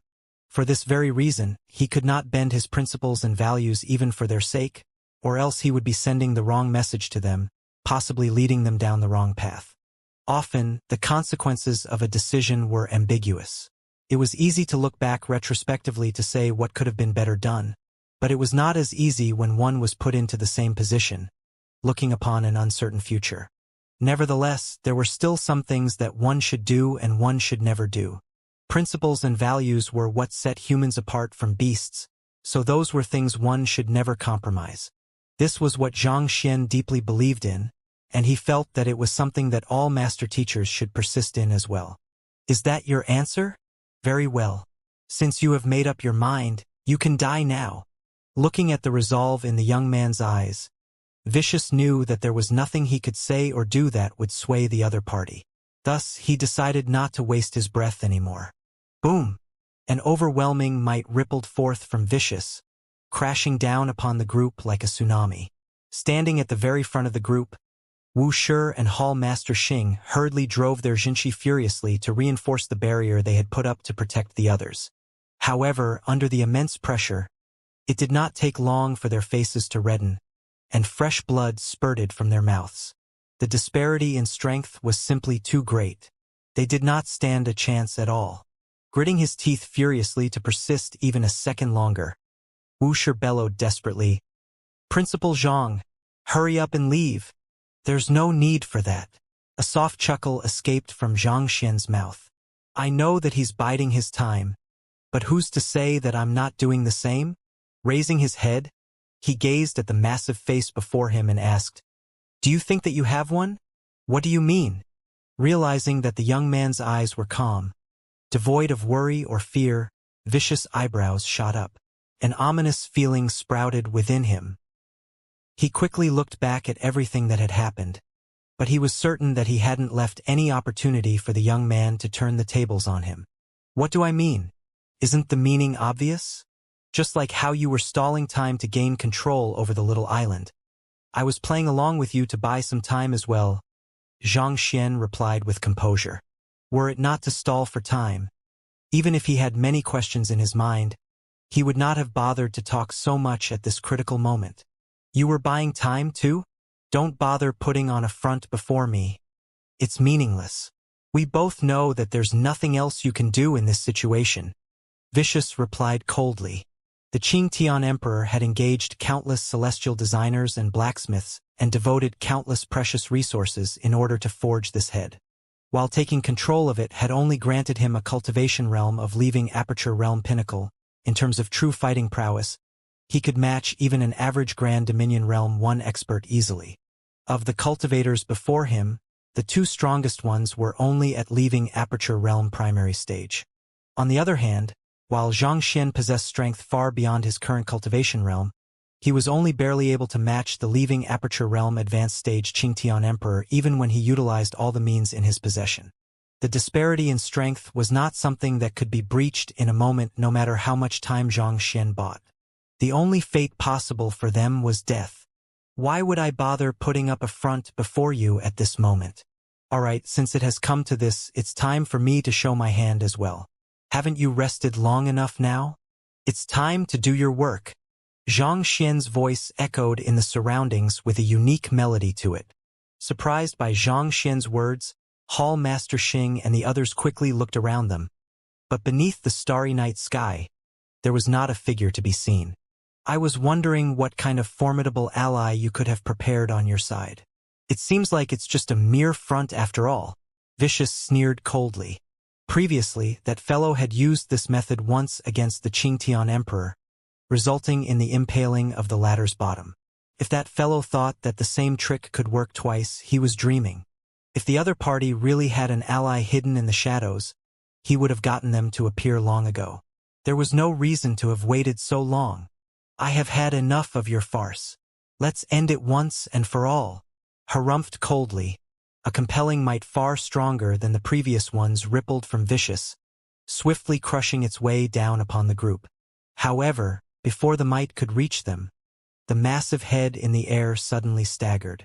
Following which, as if the little island had gone out of control, it began trembling non-stop. What is going on? How can I possibly lose control over this head? Vicious widened his eyes in horror. He shot his glance down upon Zhang Xian and screeched, "You! It can only be you. Speak. What did you do to my head?" "It's nothing much, really. All I did was to enchant the little island," Zhang Xian replied with a casual smile.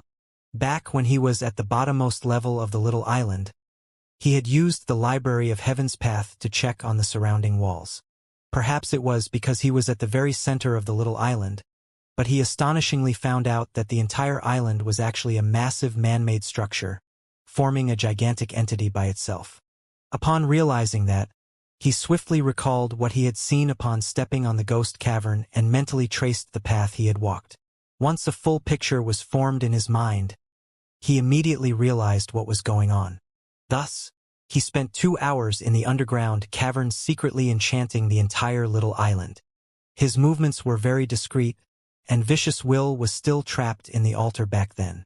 As such, the latter had failed to realize what he was doing. After which, he released Vicious and allowed the latter to take control of the little island.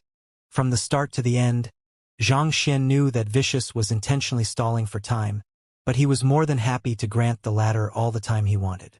After all, the more deeply fused Vicious was with the little island, the more intricately attached he would be with the dormant spirit that he had enchanted into it. Before Vicious knew it, there would already be 2 consciousness within him. Just like the situations with Hall Master Xing and Zhang Juxiao back then, he would be forced into a tough battle for supremacy with the spirit. Enchant? You are telling me that you enchanted my entire head? Vicious shrieked in disbelief.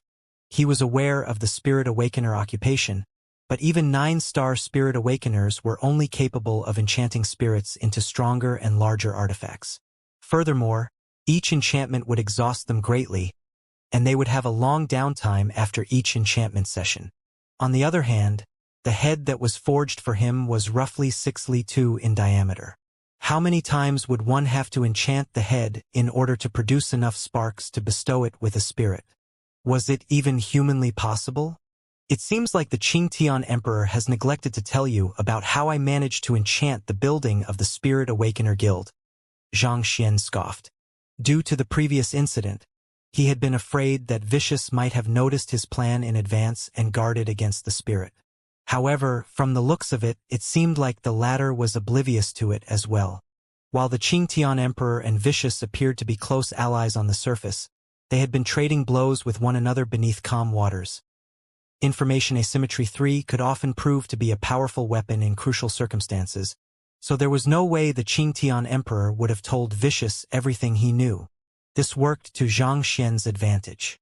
Completely unguarded against his abnormal capability in spirit enchantment, Vicious could not have anticipated such a move. Otherwise, Zhang Xian would not have succeeded so easily. Humph. So what if you have managed to enchant my head? It makes no difference to the situation at all. I'll still be able to kill all of you easily. Roaring furiously, Vicious forcefully wrestled control over the head from the spirit and maneuvered the head to kill the young man before him. However, The young man simply shook his head with a derisive smile before uttering softly, "Rise and shine, spirits." Boom! Right after those words were spoken, it was as if spring had sprung upon the face-shaped little island. In the blink of an eye, countless plants sprouted out. Cactus, green foxtail, and flowers of all shapes and sizes. They densely covered every inch of land on the little island. Under the forceful intervention from the spirit, vicious consciousness began descending into chaos.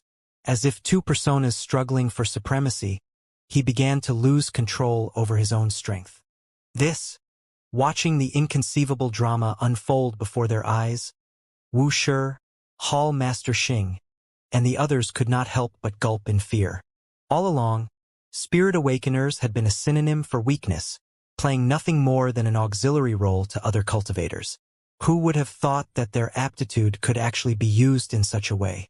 Under normal circumstances, it would have been impossible for them to defeat this otherworldly demon. Yet, just by enchanting a spirit into the other party's head, Xianxia had actually managed to send the other party into a state of disorientation, effectively incapacitating the other party. While struggling with the spirit within him, Vicious roared furiously, "Do you think that a mere spirit you have enchanted into my head will be able to defeat me? Dream on. Once I get rid of this spirit, it'll be your doomsday next." Zhang Xian's capability in spirit enchantment was unnatural, but Vicious' proficiency in soul arts was no joke either. At the very most, the spirit would only prevent Vicious from controlling the island and place his consciousness into a state of disorientation temporarily. With just some time, there was no doubt that Vicious would be able to eradicate the spirit. "I have no doubt that you have the ability to kill the spirit I have enchanted into your head. However," Zhang Xian shook his head before continuing, "it will be too late then." "Who?" A book materialized in Zhang Xian's palm. Vaguely, one could see a finger and a heart imprinted on it. It was the Book of Heaven's Path, where he had sealed Vicious within. Vicious had once told him that the other Vicious was his brain and his eyes, and the innate authority the brain possessed allowed it to exert dominance over the other body parts. As such, it would have been impossible for him to possess the other party under normal circumstances. The only way he could successfully possess the other Vicious was when the other party's consciousness in a state of confusion, rendering the other party unable to counterattack to his possession. Considering how the other Vicious was a soul oracle who possessed the intact memories of the original Vicious, it could be said that it would be nigh impossible to place his consciousness into a state of confusion. However, upon learning that the little island was an artifact that the other Vicious was intending to use to house its will, the rest was easy. As long as he enchanted the little island in advance and put on a convincing act to have the other Vicious willingly fuse his consciousness into it, a single head with two consciousness clashing for supremacy, that was more than enough to disorientate the other Vicious consciousness. Admittedly, with the strength that the other Vicious wielded, it would not take too long for him to devour the spirit. But how could Zhang Xian give him the opportunity to do so? With an upward wave of his hand, the book in his palm gradually opened. The heart and finger sealed within the book surged into the sky. Boom! A powerful killing intent burst forth from the heart and the finger, shrouding the entire island in an instant. "Why you? You actually have my other body parts. How could I have failed to sense them?" Panic and disbelief could be heard in the voice of the other Vicious. At this point, he could not maintain his composure any longer. Under normal circumstances, as soon as the body parts came into his vicinity, he should have been able to notice them in an instant due to the connection among them. So how could those two body parts come so close to him without him noticing? Sense them? Zhang Xian shook his head. Vicious heart and finger were sealed using his Book of Heaven's Path. Concealed by the heavens themselves, if Vicious could still sense their presence, wouldn't that mean that he had already surpassed the heavens? How could that possibly be? Who? Paying no heed to Vicious' shock, the consciousness within the heart and the finger flew out and dived into the massive head. Walala! The head in the air was no longer able to maintain its steady flight, and it seemed as if it would plummet from the sky at any moment. Zhang Xian turned around and told the group behind him, "Let's vacate the area first." It's likely that their battle will cause devastating destruction. The battle between the two vicious for dominance was bound to be one that was extremely perilous. Even if they remained in the area, there was nothing they could do. In fact, they might even be placed in danger from the shockwaves of their clash. Since that was the case, they might as well leave the area for the time being and wait somewhere further away. All right, Wuxia and the others nodded. Even though they still had not been able to make sense of the situation, considering that the pressure that had been weighing down on them previously had vanished, they were out of danger for the time being. The group hurriedly dashed away from the area, and after 10 minutes of travel, they finally stopped at an area roughly 200 li away from the ghost cavern. At this moment, the little island appeared to be nothing more than a small bean in everyone's eyes. Nevertheless, from the uncontrollable shaking of the little island, they could imagine the intense battle that was ongoing there. Unable to hold himself back any longer, Wuxia turned around and asked, "Principal Zhang, what is happening? Why would the book that Xianxia had taken out contain the will of an otherworldly demon? What did that otherworldly demon have to do with the Qingtian Emperor's teacher?" Everything felt like a perfect enigma to them, leaving them completely befuddled. The teacher of Qingtian Emperor is the fragmented will of a powerful otherworldly demon who fought on equal grounds with Xianxia many years ago. He had already reached the level where he could revive even through just a single droplet of blood, and his death has resulted in many portions of his body being scattered around the world. I happened to find a few of his body parts and forced him to submit to me. Xianxia briefly explained the situation. An otherworldly demon who fought on equal grounds with Xianxia? Doesn't that mean that he's an existence who has survived through the ages? He's able to revive just from a single droplet of blood? The master teachers stared at one another as they felt their throats turning hoarse. Despite having encountered plenty of mystical affairs themselves, they dared not believe what Xianxia was saying. It was simply too inconceivable. An old monster who had survived from the ancient times had actually ended up being tamed by Xianxia? The group felt as if their minds were going to blow up. "I'll have to ask all of you not to speak of the matters that have happened here to anyone else," Xianxia requested. No matter what, Vicious was still of the otherworldly demonic tribe. It would adversely affect his reputation and credibility as a master teacher if it was made known that he had an otherworldly demon under his command. Rest assured, Wuxia and the others hurriedly nodded in agreement. To be honest, even if they wanted to speak of the matters that had happened that day, it was doubtful if others would be willing to believe their story. Battling with an expert who had rivaled Xianxia many years ago, as well as that 3-kilometer large head, no matter how one looked at it, it seemed to be something that had come straight out from a fantasy novel, a figment of one's imagination. At this point, Zhang Jiuxiao suddenly asked hesitantly, "Xianxia, are you really a celestial master teacher?" The others quickly turned their attention back to Xianxia. They did not have any time to ask about the matter previously because their hands had been full dealing with the otherworldly demon. However, now that they were finally out of danger for the time being, they could not hold back their intrigue any longer. On the other hand, Xianxia knew that there was not any point hiding it from them any longer. Without saying a word, he stepped forward. Hong Long Long. A unique aura emanated from his body. The faces of Zhang Jiuxiao and the others immediately paled. The aura was not particularly powerful, but there was a compelling pressure to it that rendered them powerless before it. It was as if they were standing before an existence far superior to them, and an urge to bow down to the other party and acknowledge his as their teacher welled up in them. "You really are." The crowd clenched their fists with widened eyes. There was no doubt about it. This was a sensation that should only have been felt from Xianxia. It was a pressure that weighed on their soul directly, compelling them into submission. There was no way such an aura could possibly be feigned. "I never would have thought that I would live to see a celestial master teacher with my own eyes. I actually went through so much together with a celestial master teacher." Other than Wuxia, the other combat masters and master teachers trembled uncontrollably from the sheer agitation they felt. They had grown up listening to the legends of the only known celestial master teacher in the world, Xianxia. and they had never thought that they would ever meet a real celestial master teacher in their lifetime. Yet, unknowingly, they actually ended up venturing into a legendary expedition with one, braving through danger together. No wonder your importation of heavens could win the hearts of several 10,000 master teachers all at once, making them willingly address you as their teacher. One of the master teacher pavilion elders remarked. He had been wondering how Xianxia wielded such astounding capability as to make so many master teachers submit to him simultaneously, willingly addressing him as their teacher. However, if the other party was a celestial master teacher like Xianxia, everything would make sense. Putting aside making several 10,000 master teachers submit to him, he would not even be surprised if the other party made every single being in the world acknowledge him as their teacher.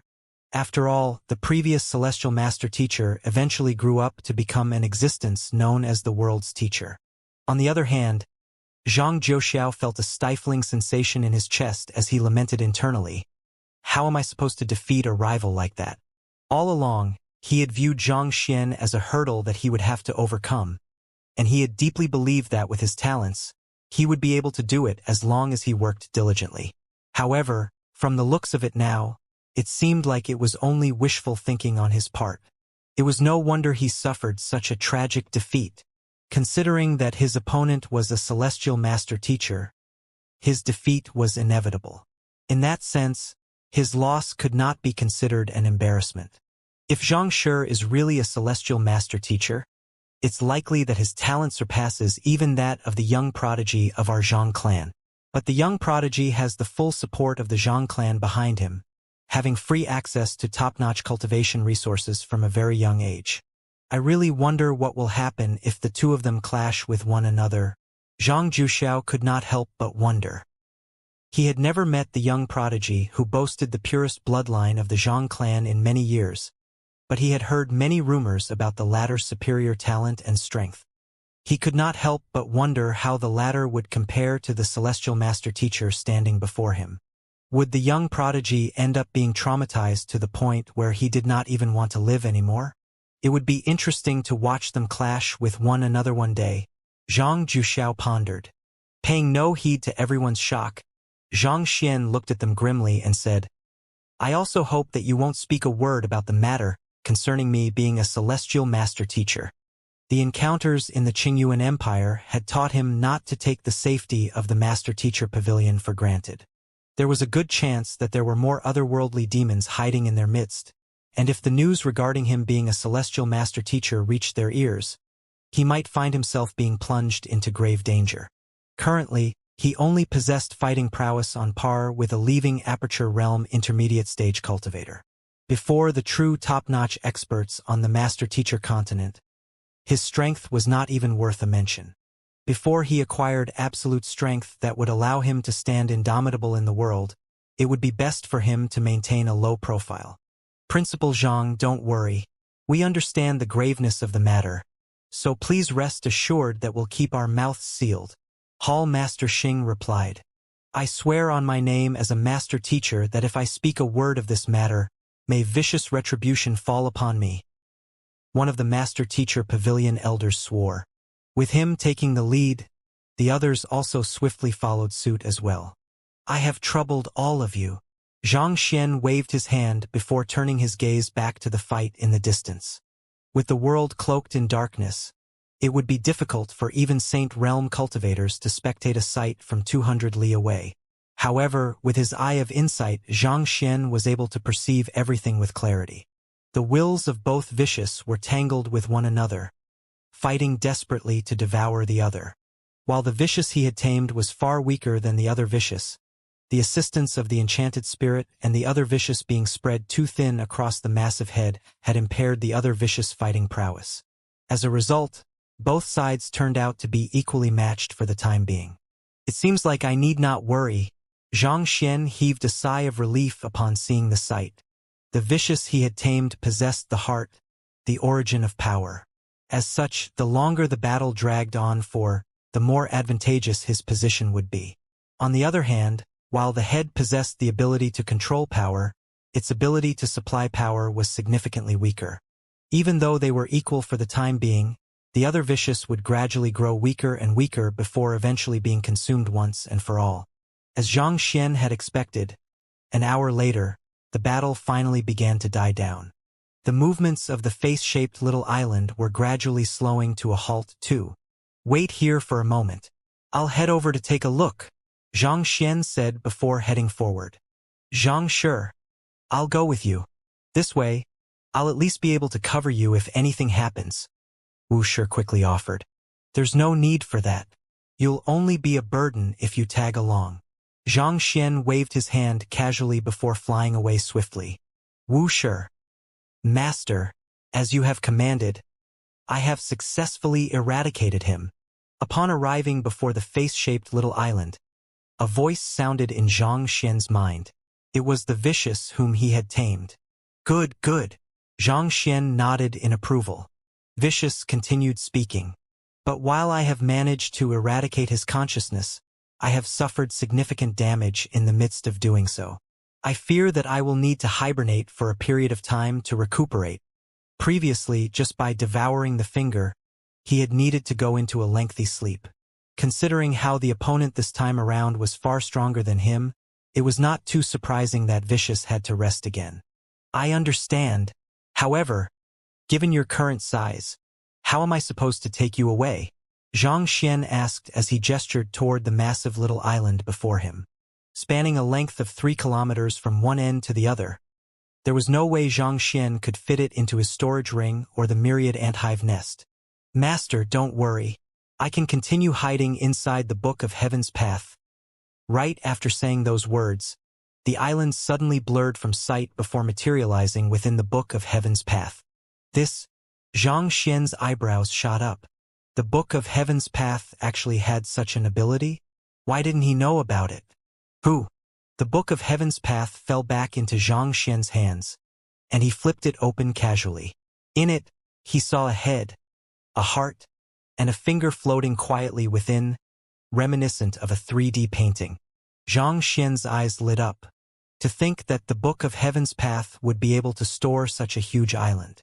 As expected of a product of the Library of Heaven's Path, there was really no questioning its quality. Putting the Book of Heaven's Path back, Xianxia returned to where Wuxia and the others were. Even though the trip to the marshlands of the northern meadows had been fraught with dangers, the returns had also been rather substantial. Putting aside the massive power-up that Vicious would receive upon his reawakening, just the 100 or so leaving Aperture Realm intermediate stage puppets that he had acquired would become a powerful fighting force for him. If he released all of them at once, even a Saint Sixdan primary stage expert would be pummeled into the ground. More importantly, unlike the other otherworldly demon puppets that he had acquired previously, these puppets were the purely engineered works by celestial designers, so they did not carry the slightest aura of the otherworldly demonic tribe on them. As such, there were no issues with using them in public. "Principal Zhang, where is that island?" Wuxia and the others turned to look at Xianxia curiously. "Due to the great implications in this matter, I'm afraid that I can't tell you anything." Xianxia shook his head apologetically. At this point, he did not feel like blatantly lying to Wuxia and the others, but it was not safe to speak of the existence of the Library of Heaven's Path to others. Thus, he decided to sidestep the topic instead. "All right then, we understand," the crowd replied understandingly. Even though they were curious, they knew that Xianxia, as a celestial master teacher, was bound to have secrets of his own that would not be convenient for him to reveal to others. Thus, they reined in their curiosity and held themselves back. As the group headed out of the marshlands, Wuxia asked, "Principal Zhang, should we report this matter to the Master Teacher Pavilion headquarters?" By now, the sun had already begun rising. It was truly a terrifying night filled with twists at every turn, but it was fortunate that they had survived it in the end. Xianxia shook his head. It would be best not to.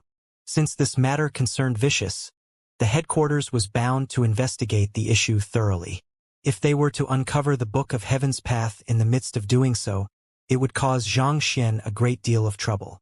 This, Wuxia hesitated for a moment before adding, "But if we don't report this matter to the headquarters, there's no way we can account for Pavilion Master Go and Tianqing's death."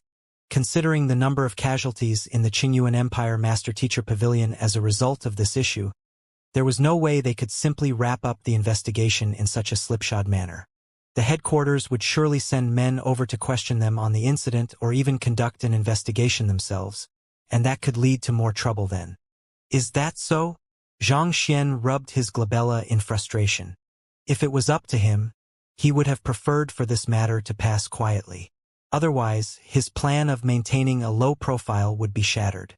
Knowing Xianxia's considerations, Wuxia advised, "If we take the initiative to report to the Master-Teacher Pavilion headquarters, we'll be in a better position to decide the information to be passed on to them." As young as Xianxia was, he had a very dependable and humble personality. He was able to see through the splendor and glory of being a celestial master-teacher to understand the responsibility and risks that he carried before making the rational decision to conceal his identity and maintain a low profile. To be able to avoid getting complacent despite being in such a glorious position, he was truly a role model for all master-teachers. Naturally, stirring a ruckus over this issue was not something that a person as humble as him would wish to see happening. However, this matter was simply too big, such that it was impossible for them to simply put it aside and disregard it anymore. If they were to take the initiative to report it, they could at least choose what information to filter out before sending it to the headquarters, and naturally this would be to their advantage. All right then. After a moment of thought, Xianxia flicked his wrist, and two corpses appeared before him. This is the corpse of the Qingtian Emperor. When you report the matter to the headquarters, just pin the blame for the entire incident on him. The corpse of the Qingtian Emperor? Wuxia was bewildered by Xianxia's words. Wasn't the Qingtian Emperor already dead? Why would another one pop out all of a sudden? Noticing the look of confusion on Wuxia's face, Xianxia swiftly explained the situation, but that only seemed to deepen the astonishment on Wuxia's face. As expected of an otherworldly demon emperor who had lived for countless years, to actually have multiple clones under his command, it was really as if he was an indestructible cockroach. Honestly, just thinking about the opponent they had clashed with would leave Wuxia's back drenched in fear. It was truly fortunate that they had Xianxia with them, or else they might have died on the first encounter. I'll report the matter concerning the Qingtian Emperor and the 10 kings of the Qingtian lineage to the Master-Teacher Pavilion headquarters, and have them make a judgment on the matter. Upon learning the full story, Wuxia could also roughly guess what the young man's bottom line was.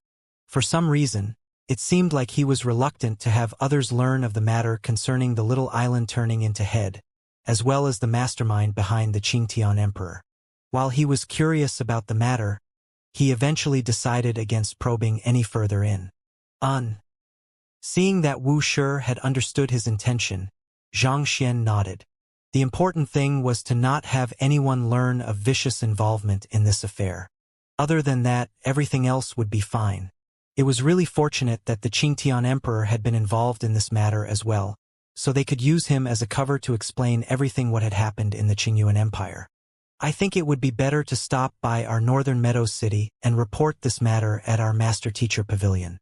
We can apply for a holographic communication with the headquarters there and ensure that the appropriate information reaches them. Wuxia suddenly interjected at this moment. That would be great. Wuxia's eyes lit up as he turned around to seek Xianxia's opinion on the matter. Through the holographic communication, they would be able to present the corpse of the Qingtian Emperor to them as well. Considering how huge the incident was, their report had to have ample evidence to back up their claims. Xianxia hesitated for a moment before replying. Wuxia, you should follow Wuxia to the Northern Meadows City Master-Teacher Pavilion to explain the matter to the headquarters then. I still have some matters to attend to, so I'll be returning to Qingyuan City first. Even though Xianxia had put on a composed front when Vicious claimed that he had Lu Yang held hostage, the fact was that he was actually deeply apprehensive and unnerved within. He had long wanted to return to Qingyuan City to check on Lu Yang.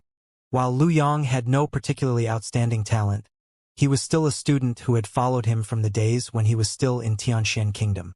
A step at a time they had come this far together.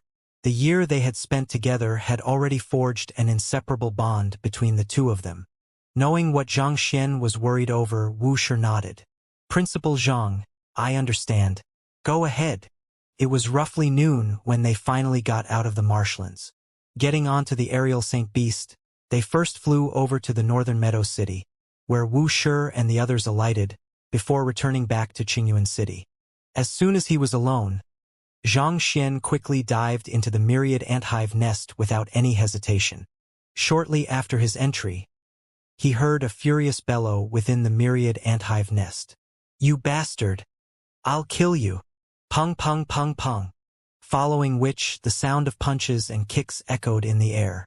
Walking over to the origin of the sound, Zhang Xian saw his clone viciously pummeling the primordial spirit of the Qingtian Emperor, not giving the latter an opportunity to recover at all.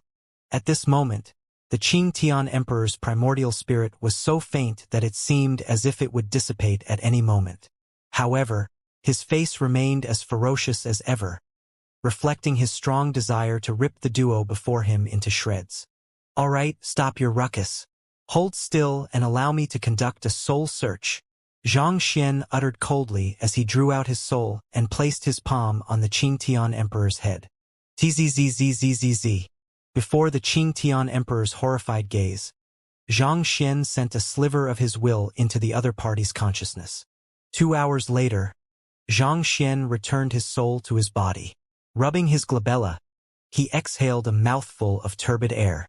At this moment, the Qingtian Emperor's consciousness had been completely shattered, leaving a mindless primordial spirit behind. Vicious has already gone into hibernation, so I'll leave this primordial spirit for you to assimilate, Zhang Xian told his clone. Vicious consciousness had already gone into a deep sleep before they could even get out of the marshlands, leaving Zhang Xian with a pile of unanswered questions. Since that was the case, it would be better to leave the Qingtian Emperor's primordial spirit to his clone. It would be able to raise the latter's fighting prowess significantly. Roger that. Zhang Xian's clone replied happily as he dragged the mindless primordial spirit back into a room. Not too long later, a scream of agony sounded in the air. Shaking his head, Zhang Xian began to organize the memories that he had just obtained through his soul search. Regarding the matters concerning Vicious, it was mostly just as Vicious had described earlier. The reason the Qingtian Emperor had obediently heeded Vicious' orders was to bide his time until the day he obtained the latter's full heritage and could take over the latter's body. On the other hand, the reason Vicious took in the Qingtian Emperor as his disciple was to make use of the latter's strength to find his remaining body parts and make a full recovery. Despite working with one another, both had their own private intentions in mind. Through his soul search, Zhang Xian was able to acquire the soul cultivation techniques that Vicious had imparted to the Qingtian Emperor. However, it seems like Vicious has only imparted the Saint 1 Dan to Saint 5 Dan soul cultivation techniques to him. Zhang Xian studied the soul cultivation techniques for a while before sighing deeply. I guess it isn't that easy for a soul oracle to convert their soul into a primordial spirit. A primordial spirit was basically an evolution of the embryonic soul, an existence made up of Jinqi and soul energy.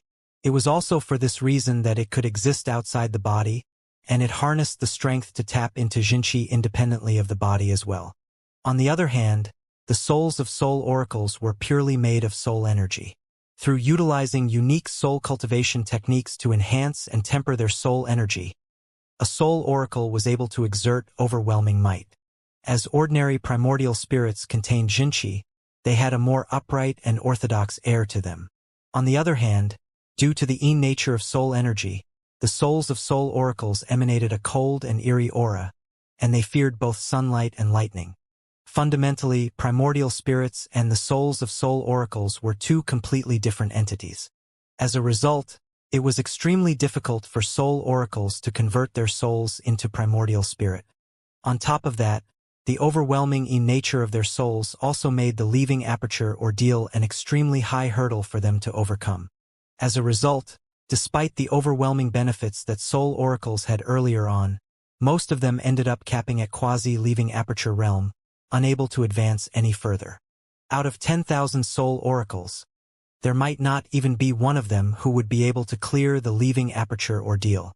In a sense, the Qingtian Emperor could be considered an incredible genius for successfully cultivating up to leaving Aperture Realm advanced stage.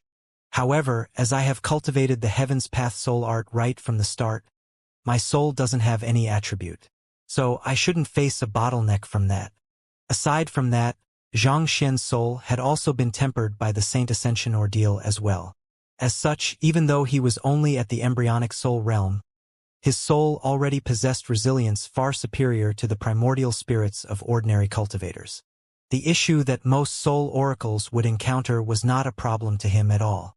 After compiling the soul cultivation techniques that Vicious has left behind together with the Terpsichore, Spirit Awakener, and Demonic Tunis books, I have managed to compile the Saint 1 Dan to 4 Dan Heaven's Path soul arts successfully. I can cultivate the first 2 realms with high-tier spirit stones, but as for the remaining 2, it seems like I will have to gather more concentrated high-tier spirit stones before working on them, Xianxia thought. Thinking back, roughly 10 days had passed since the friendly spar with the other Combat Master Halls. The rewards from the Combat Master Hall headquarters should have arrived by now, so the problem concerning the lack of concentrated high-tier spirit stones was not an issue for the time being. Thus, putting the matter aside for the moment, Xianxia flicked his hand and released the puppets he had confiscated from Vicious back in the ghost cavern inside the myriad anthive nest. He had the inner demons leave them one by one before using his impartation of heaven's will to tame them. In less than 3 days, those fellows had already become his loyal subordinates. Leaving the myriad anthive nest, Xianxia realized that he was still a distance away from Qingyuan City. Thus, he began going through the Qingtian Emperor's storage ring to see if he could find any treasures in it. To his disappointment, while there were quite some treasures in the storage ring, there were no concentrated high-tier spirit stones to be found. From the looks like it seemed like the Qingtian Emperor had most likely used any concentrated high-tier spirit stones he managed to acquire himself. Sighing deeply, Xianxia decided to use the remaining time he had before arriving at Qingyuan City to browse through his books and cultivate. While Xianxia was rushing back to Qingyuan City, Wuxia and the others entered the Northern Meadows City Master Teacher Pavilion, and after a series of formalities, Ji Tianxiong placed his palm lightly upon a screen. A powerful aura slowly rippled from the screen as the silhouette of an elder gradually came into appearance. The head of the Empire Alliance Master Teacher Pavilion, 8-star Master Teacher He Xian. What has happened that would require you to establish a holographic communication with me? Reporting to Hall Master He, I am the vice head of the Qingyuan Empire Master Teacher Pavilion, Wu Ruffing. Wuxia quickly stepped forward to introduce himself. I know of you, Pavilion Master. He nodded in response.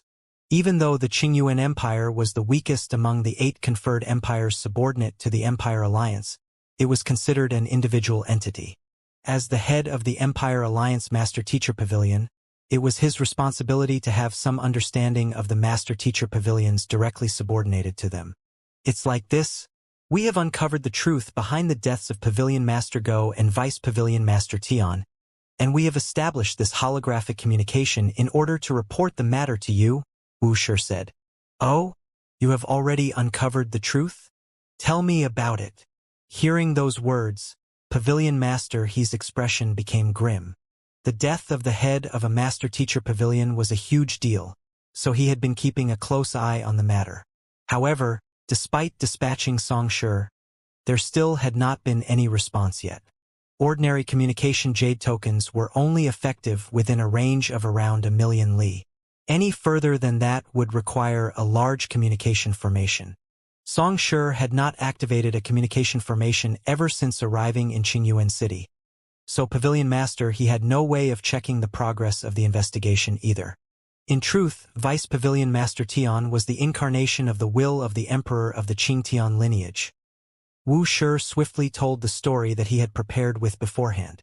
There was not much deviation from the truth, just that the aspects concerning the Qingtian Emperor's teacher had been intentionally left out. An otherworldly demon emperor has been hiding on the Master Teacher continent for nearly 2,000 years, even successfully inserting a spy into the Master Teacher Pavilion, and no one noticed a thing? Pavilion Master He was clearly unable to believe what he had just heard. If this matter was leaked to the populace, the repercussions would be even greater than the deaths of 10 Pavilion Master Gos. This was a huge breach in the responsibility of the Master-Teacher Pavilion. That's right. It's fortunate that we have managed to eradicate him under Xianxia's leadership, Wuxia said as he flicked his wrist, and 2 corpses fell to the ground. These are the corpses of the Qingtian Emperor and his clone. Pavilion Master, he quickly examined the corpses through the holographic image, and a grim expression set upon his face. That is indeed the corpse of an otherworldly demon emperor. Otherwise, there's no way he would be able to create such a powerful clone of himself. As the head of the Empire Alliance Master-Teacher Pavilion, he had a deep understanding of the otherworldly demonic tribe, and he knew that only those with the pure bloodline of an otherworldly demon emperor would be able to execute such a cloning technique.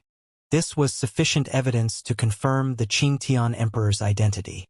Not only so, Wuxia continued, Xianxia has also managed to slay the 10 kings of the Qingtian lineage single-handedly, to eradicate an entire otherworldly demonic tribe lineage single-handedly. Even though the Qingtian Emperor harnesses the weakest bloodline among the otherworldly demon emperors, it's still quite a formidable feat. Pavilion Master, he nodded in approval. It's no wonder he was able to successfully crash the Qingyuan Empire Master-Teacher Pavilion. His talent and eye of discernment are indeed exceptional, perhaps even on par with some of the Sage clan offspring. Where is Xianxia at the moment? The Emperor of the Qingyuan Empire is a puppet of the Qingtian Emperor, and in order to blackmail Xianxia, he took one of Xianxia's direct disciples hostage. Thus, Xianxia is currently rushing back to rescue his student, Wuxia explained. I see. That's a pity.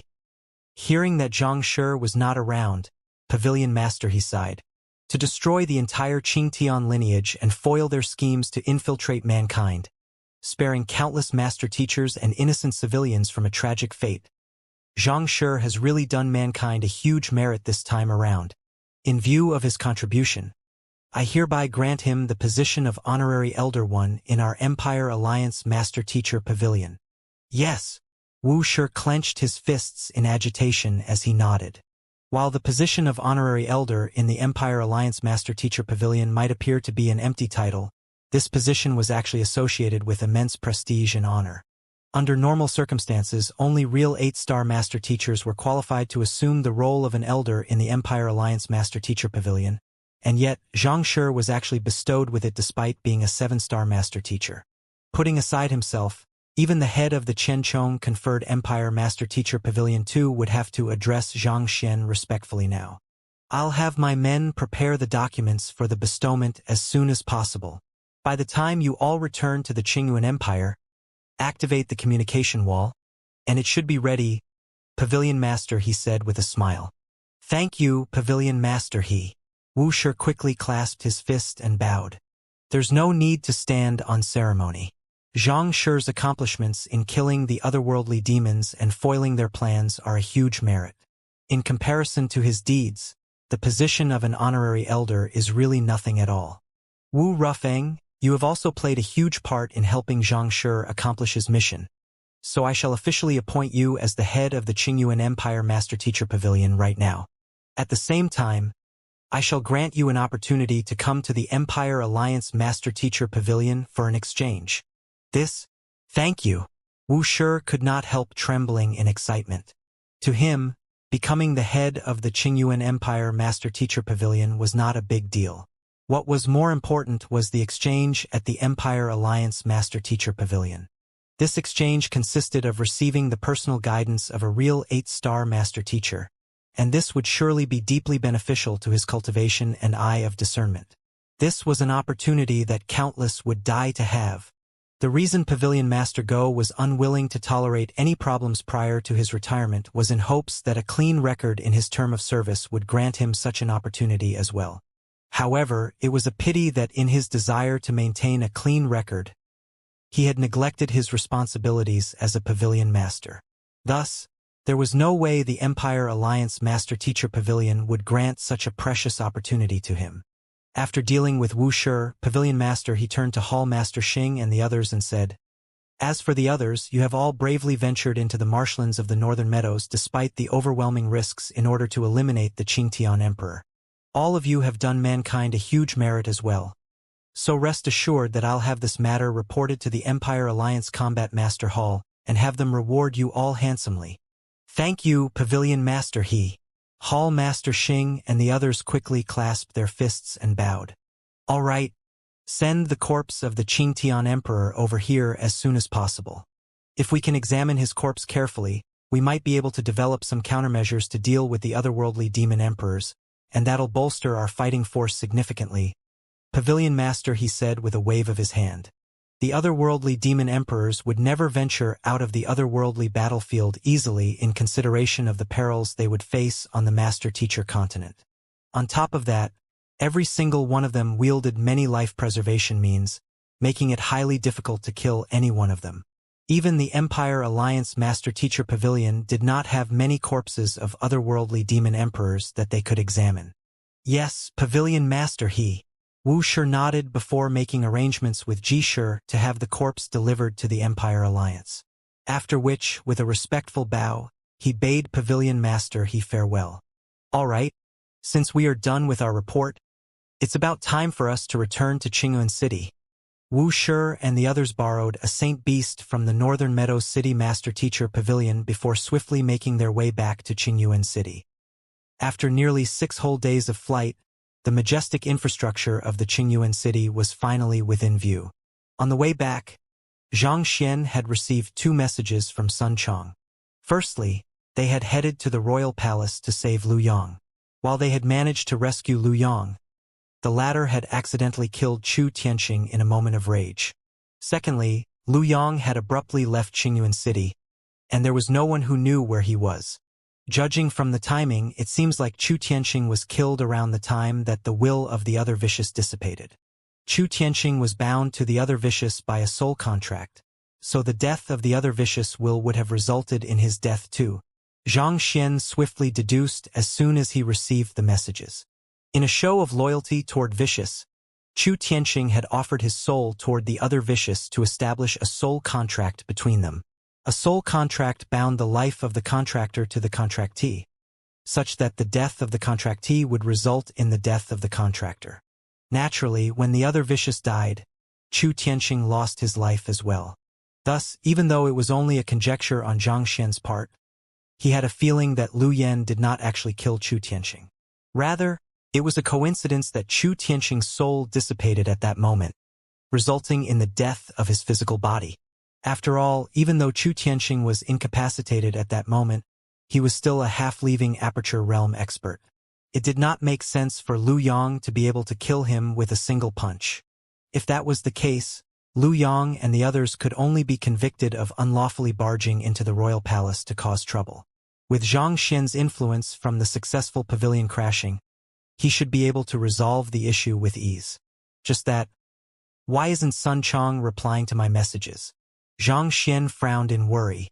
Even though the matter was not a big deal according to what he had seen so far, the problem was that Sun Chong had not replied a single time to him despite sending 8 messages over the days. This left him worried that a mishap might have occurred. Furthermore, Lu Yang's disappearance had also left him feeling a little unnerved within. Many days had already passed, so had they found him yet? With a mind filled with doubts, Zhang Xian finally arrived in the aerial space above Qingyuan City. He maneuvered the aerial Saint Beast to land at the accommodation that the Combat Master Hall had prepared for him. Principal Zhang, you have finally returned. As soon as Zhang Xian landed, he saw Ruohuan Gongzi running over with a mix of anxiety and relief on his face. Noticing the peculiarity in Ruohuan Gongzi's expression, Zhang Xian asked with a frown, "What's wrong?"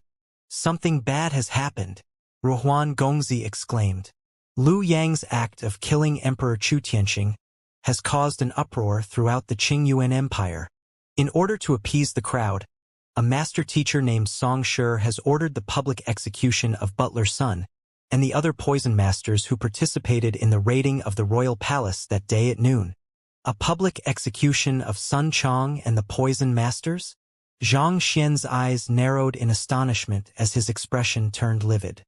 He quickly glanced at the sky and noted that the sun was nearly directly overhead. It was nearing noon. In other words, Sun Chang and the others could be executed at any moment. Yes, the entire Xianxia faction has headed over to the square, intending to raid the execution platform. The only reason I stayed was to inform you of the matter as soon as you returned, Ruohuan Gongzi said anxiously. Raid the execution platform? Zhang Xian's eyebrows shot up. Those fellows sure were gutsy. The members of the Xianxia faction did wield fighting prowess far surpassing that of their cultivation realm, but the problem was that their cultivation was still too low. Most of them were not even at half-saint yet, so how were they intending to stop the execution? They would be captured by the soldiers guarding the execution platform before they could start anything. Bring me to the square right now, Zhang Xian bellowed authoritatively. There was no time to be lost. If those fearless fellows really started something, it would be difficult to resolve this matter peacefully anymore. Thus, Zhang Xian grabbed Ruohuan Gongzi and swiftly made his way for the royal palace.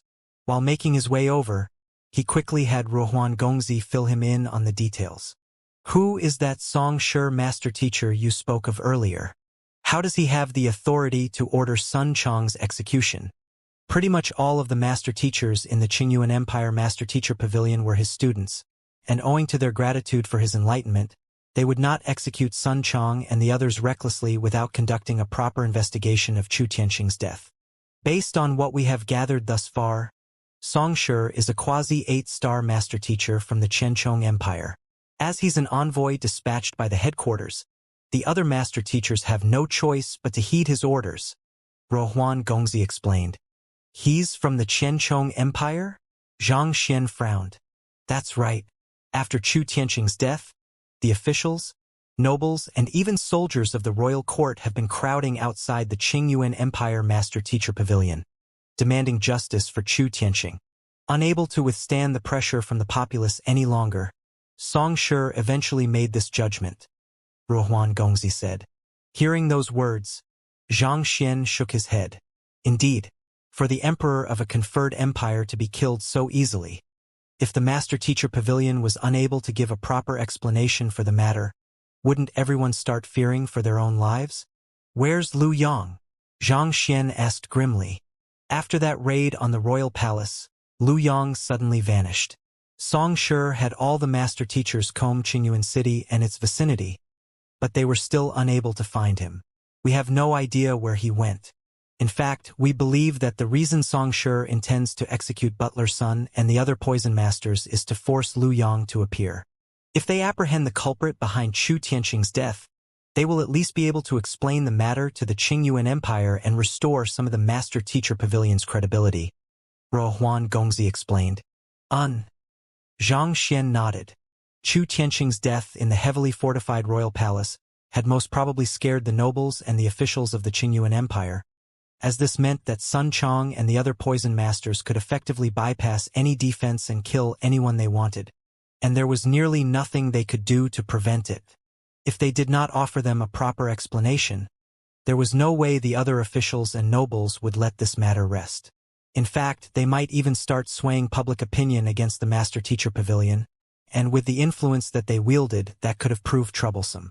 I can understand the difficult position that the Master Teacher Pavilion is in, but if they think that I will allow them to kill Sun Chang and the others over my dead body, Zhang Xian uttered coldly. In the square outside the royal palace, a huge crowd had gathered, numbering at least in the 100,000s. There was a towering platform at the very middle of the square, where Sun Chang, Elder Su, and the others were firmly held in a kneeling position. Their cultivation was sealed, preventing them from struggling free and escaping. Looking at the group atop the platform, Song Chao asked anxiously, "What should we do?" The members of the Xianxia faction had arrived early in the morning, but the guards protecting the execution platform were all Saint Realm experts. In fact, there were even primordial spirit realm elders from the Master Teacher Pavilion stationed in the area as well. Against such fighting power, putting aside saving Sun Chang and the others, they would be subdued before they could even get close to the execution platform. I don't know. For Butler Sun, Principal Zhang didn't even hesitate to cause an uproar in the King Zhongqing manner. Given how highly Principal Zhang regards Butler Sun, if the latter is killed, I really can't imagine what kind of destruction Principal Zhang will bring upon Qingyuan City, Song Chao said with a deeply worried frown. He had become acquainted with Zhang Xian back in the Myriad Kingdoms alliance, and he knew how protective the latter was of those around him. No matter what, Sun Chong was Zhang Xian's butler, and if he was killed just like that, Zhang Xian would surely raise a storm. Perhaps the entire Qingyuan city might even be wiped off the map. Is there any word from the Combat Master Hall? They have received Principal Zhang's enlightenment, so they can be considered half-students to him. But why is it that none of them are here at this crucial moment? A member of the Xianxia faction remarked furiously. They had been training with the combat masters over the past few days, and they had imparted many of their combat tricks and secret arts to them without any reservation. Yet, in their time of need, none of the combat masters were willing to help them raid the execution platform. Naturally, some members of the Xianxia faction was deeply unhappy at this matter. We can't blame them for this either. I heard that a few of the division heads have visited the Master-Teacher Pavilion to demand for Sun Chong's release, only to end up being imprisoned by Song Shi. On top of that, Song Shi has even made an official order demanding that all combat masters remain within the Combat Master Hall, or else they will be punished for defying military orders. Song Chao shook his head and sighed deeply. Combat masters were considered the military of the Master-Teacher Pavilion, and for them there was nothing higher than a military order. Considering that this was an order coming from a quasi-8-star master-teacher from the Chenchong Empire, not to mention that he was an envoy dispatched by the Empire Alliance Master-Teacher Pavilion, no matter how indignant the combat masters were, they had no choice but to obey Song Shi's orders. The sole responsibility of a soldier was to obey the orders of his superior, and this was the same for combat masters. Without the aid of the combat masters, it'll be nigh impossible for us to save Butler Sun and the others. The member of the Xianxia faction who had spoken earlier hesitated for a moment before closing his eyes in despair. With their cultivation realm, there was no way they could breach the defenses around the execution platform. It was truly a hopeless situation. I know that too. Raiding an execution platform is a severe crime.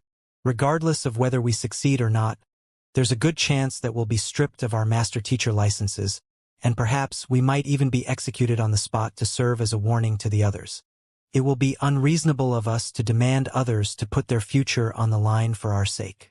We only have ourselves to count on, Song Shi said grimly. Even if their raid ended in a failure, just their act of attempting to undermine the orders of a quasi-8-star master-teacher was enough to warrant them the death penalty.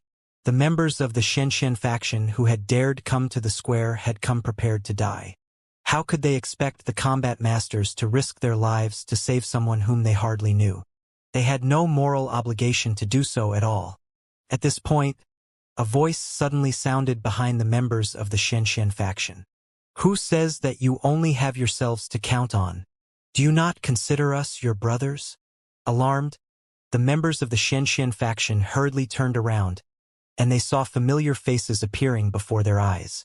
Xiao Qin, Shi Hao, Zhao Tan, Lu Jianling, Dong Rui, they were all combat masters of the Combat Master Hall. All in all, there were several thousand of them. How did you all get here? Wasn't there a strict order against any combat master leaving the Combat Master Hall? Song Chao asked worriedly. We did receive the orders, but those orders only apply to combat masters. From this moment on, we are no longer combat masters. Shi Hao explained with a smile. All of you are no longer combat masters? Song Chao widened his eyes in shock. At this point, he suddenly realized that none of the combat masters gathered there were dressed in their combat master robe. You are relinquishing your identities as combat masters? But Song Chao clenched his fists tightly apprehensively. However, despite his worry about the combat masters, he could not help but feel a surge of warmth flowing into his heart. In the days that he had spent with the combat masters, he had come to learn how much their identity meant to them. It was their pride, their honor, and their calling. But to save Sun Chong, they were willing to throw aside what they had worked for over many years. In a moment, the eyes of the members of the Xianxia faction turned red.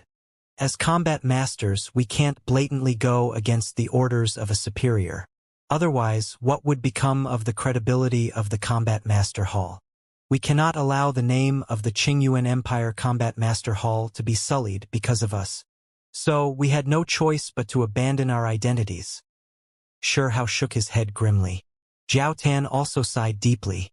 Is this really worth going so far? Song Chao asked hoarsely. Xianxia isn't just your principal. He's our teacher as well. Without him, we would not have been able to attain the current strength we possess. We never would have known that combat and battle techniques could be interpreted in such a manner as well. We were just mere strangers to him, and yet, he taught and guided all of us without any reservation. We are all deeply indebted to him, Qin Xiao said. So, how can we simply watch idly in his time of need? Indeed, Xianxia is the most magnanimous person I have ever seen. To have met and learned from him is a true blessing from the heavens. Now that something has happened to his butler, there's no way we can stay out of this. You don't have to talk us out of this. Shi Hao patted Song Chao's shoulder. Unless you don't view us as your brothers? Taking a deep breath, Song Chao suppressed the overwhelming emotions he felt and replied, Of course not. Indeed, those who conducted themselves upright and properly were bound to find many people willing to stand up for them in times of need, let alone someone of Zhang Shi's character. He could still remember the day when Zhang Xian duped him of his spirit stones, and he had been so furious that he even wanted to kill the latter. But as he gradually spent more time with the latter, he came to realize that there was a lot more to him. Zhang Xian might have his flaws, but he knew right from wrong, and he persisted in the principles that he believed in regardless of how dire the situation was. Unknowingly, he actually found himself becoming Zhang Xian's loyal subordinate, willing to heed his orders and lay down his life for him. This was not just a question of personal charisma anymore. What was more important was his magnanimity and his outlook. For the sake of what he perceived to be the greater good, he was willing to put aside his personal interests and impart profound battle techniques to others unreservedly. Only a true teacher would have so many willing to stand up on his behalf and bleed for him. Since you regard us as your brothers, don't turn down our help. All right.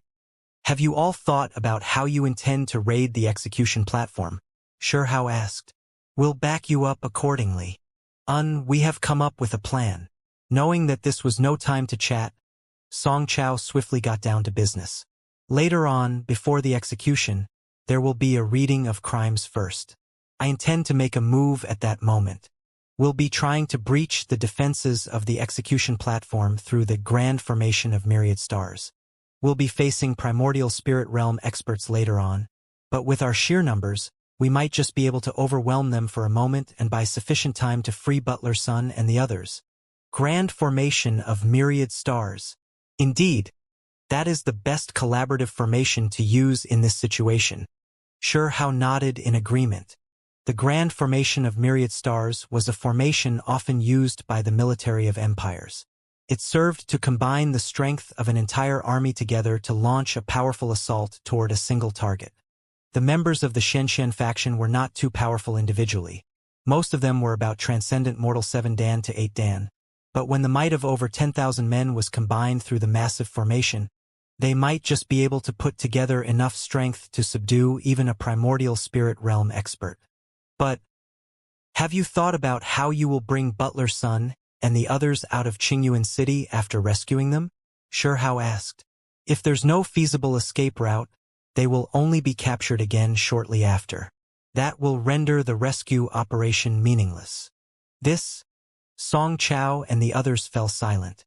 They knew that with the chances of success were extremely slim with their current strength, and they had already prepared themselves to lose their lives in the raid. As a result, they had not really thought too deeply about the follow-up after rescuing Sun Chong and the others.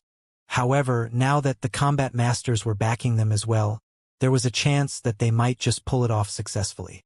As such, they had to start thinking about a follow-up to the rescue operation, or else Sun Chong and the others would just be recaptured soon after.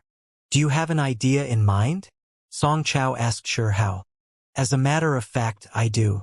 My plan is rather simple.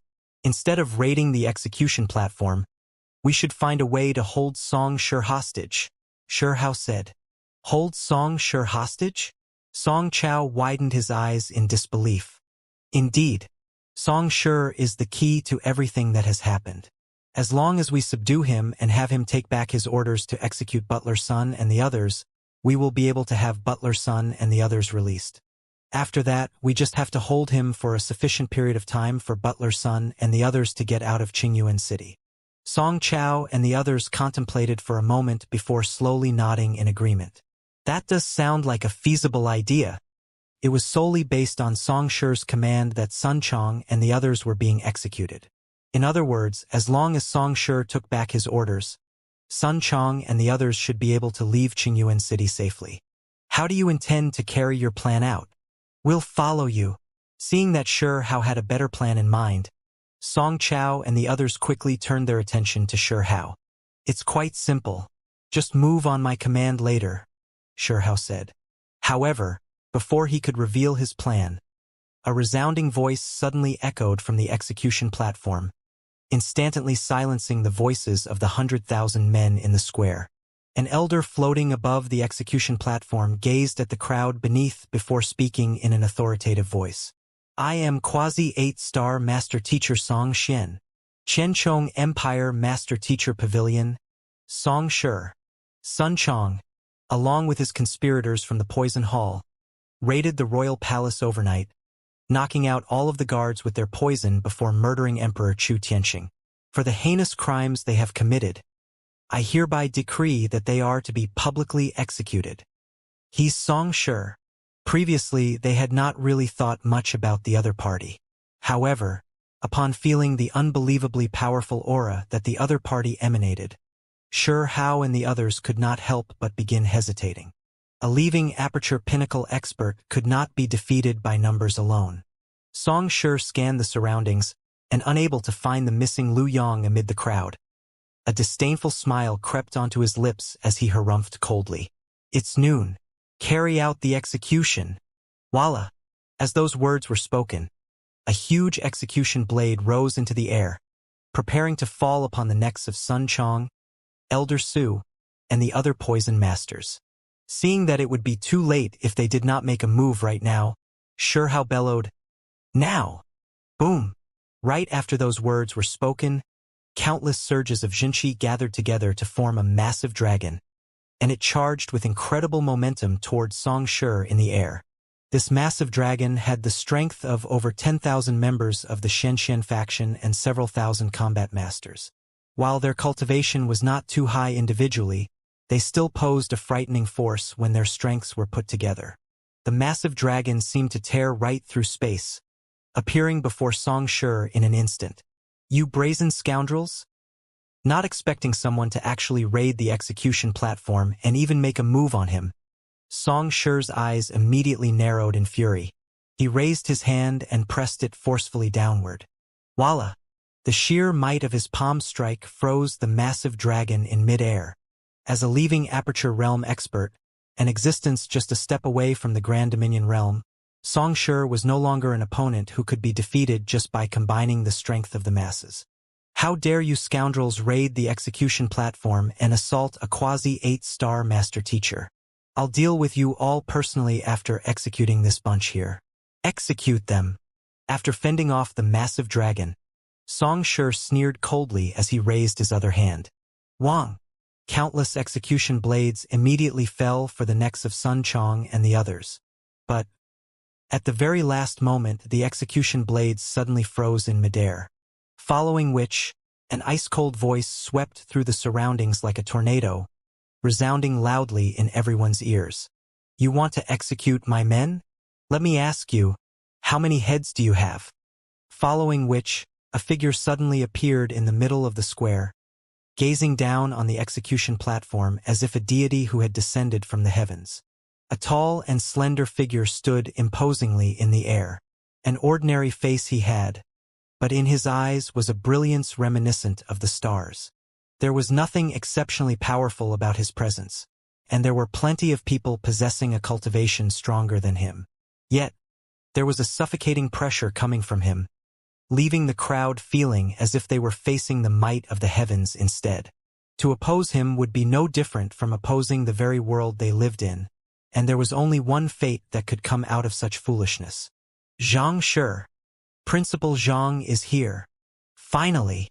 Song Chao and the others clenched their fists tightly in agitation, and their eyes reddened. The pressure they had been under for the past few days was simply so great that it felt as if they would be crushed beneath it. It was truly fortunate that their principal had arrived at this timely moment. With his arrival, the members of the Xianxia faction and the combat masters seemed to have finally found their backbone and their direction. You are Zhang Xian?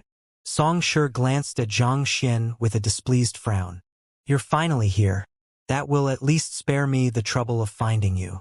As a master teacher, you failed to keep your student in check, allowing him to act as he pleased and ruin the order that the Master Teacher Pavilion has established with difficulty in this world. Surely you should understand how heavy a crime it is even if I don't explain it to you, right? In light of your previous contributions and the fact that you were not around in Qingyuan City when the incident happened, I'll give you the benefit of the doubt. As long as you can harden your heart to punish these men personally so as to affirm your values, I'll plead for leniency to the Master Teacher Pavilion on your behalf. Song Shi's initial intention of executing Sun Chong and the others was to lure out Lu Yang, but who would have thought that he would draw out Zhang Xian instead? Nevertheless, this still worked. To raise but not teach is the fault of a father, and to teach but lack sternness is the blunder of a teacher. Even though it was Lu Yang who had killed Chu Tianqing, Zhang Xian's failure to instill the correct values in his direct disciple despite imparting cultivation techniques and battle techniques to him could also be said to be the root of the problem. As such, he also had to take responsibility for this matter. Typically speaking, while Zhang Xian would have to be punished for the matter, it would not be too severe. However, considering that the person Lu Yang had killed was the emperor of a conferred empire, the Master Teacher Pavilion had no choice but to be harsher in the matter. In the worst-case scenario, Zhang Xian might even be stripped of his 7-star Master Teacher license. However, this was not something that Song Shi wanted to see. No matter what, just Zhang Xian's feat of successfully crashing the Qingyuan Empire Master Teacher Pavilion was more than sufficient to show that he was an outstanding talent, a person who would become a firm pillar of the Master Teacher Pavilion in the days to come. As long as the young man was willing to reflect on his mistake and right his wrong, severing the relationship between him and his troublemaking butler and the poison masters, there was still some ground for reconciliation. You want me to kill Sun Chong and the others to affirm my values? What lofty words you speak. Zhang Xian's eyes narrowed coldly. Are you intending to raid the execution platform like the rest of them? Hearing the hostility in the young man's tone, Song Shi's face darkened. Have you forgotten that you are a master teacher? As a 7-star master teacher, you are a role model for the rest of the world. Someone like you has no right to act willfully. In view of your talents and past contributions, I'll give you just one last opportunity. Please don't waste this precious chance that I have placed in your hands. You can keep that chance for yourself. Seeing how Song Shi was acting as if having him kill Sun Chong was a great mercy, Zhang Xian could not even be bothered to waste his breath anymore. In the next moment, a torrential aura surged forth from Zhang Xian, piercing right through the clouds. Do you think that you can climb over my head just because I have been considerate of you? Song Shi bellowed wrathfully as he raised his hand. The other party was just a 7-star master teacher who happened to have a bit of talent. He had already gone so far to help the other party, and yet the other party simply had shrugged his goodwill away as if it was nothing at all. Arrogant. Truly arrogant. With a face livid with rage, Zhang Xian slowly walked over to the towering execution platform a step at a time. Considerate? There's no need for it. I, Zhang Xian, have never required the consideration of others. At this moment, he was incredibly angry. Not long ago, Pavilion Master Go, Tianqing, and 7 other 7-star master teachers had passed away, and as a quasi-8-star master teacher, Song Shi should have investigated that matter right away. Yet, he had neglected so many more important issues and chosen to clutch at this matter relentlessly instead. On top of that, there were also plenty of suspicious aspects to the issue even if Song Shi did not have any prior knowledge beforehand.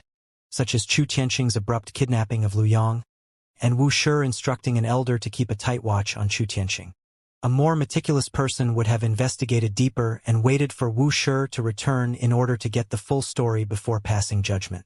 Granted, there was pressure from the officials and nobles, but as a quasi-8-star master teacher, Song Shi should have been able to suppress their movements for quite some time. Just why in the world did the headquarters send such an incompetent fellow? Audacious! Xianxia, don't think that you can act as you please just because you successfully crashed the Qingyuan Empire Master Teacher Pavilion.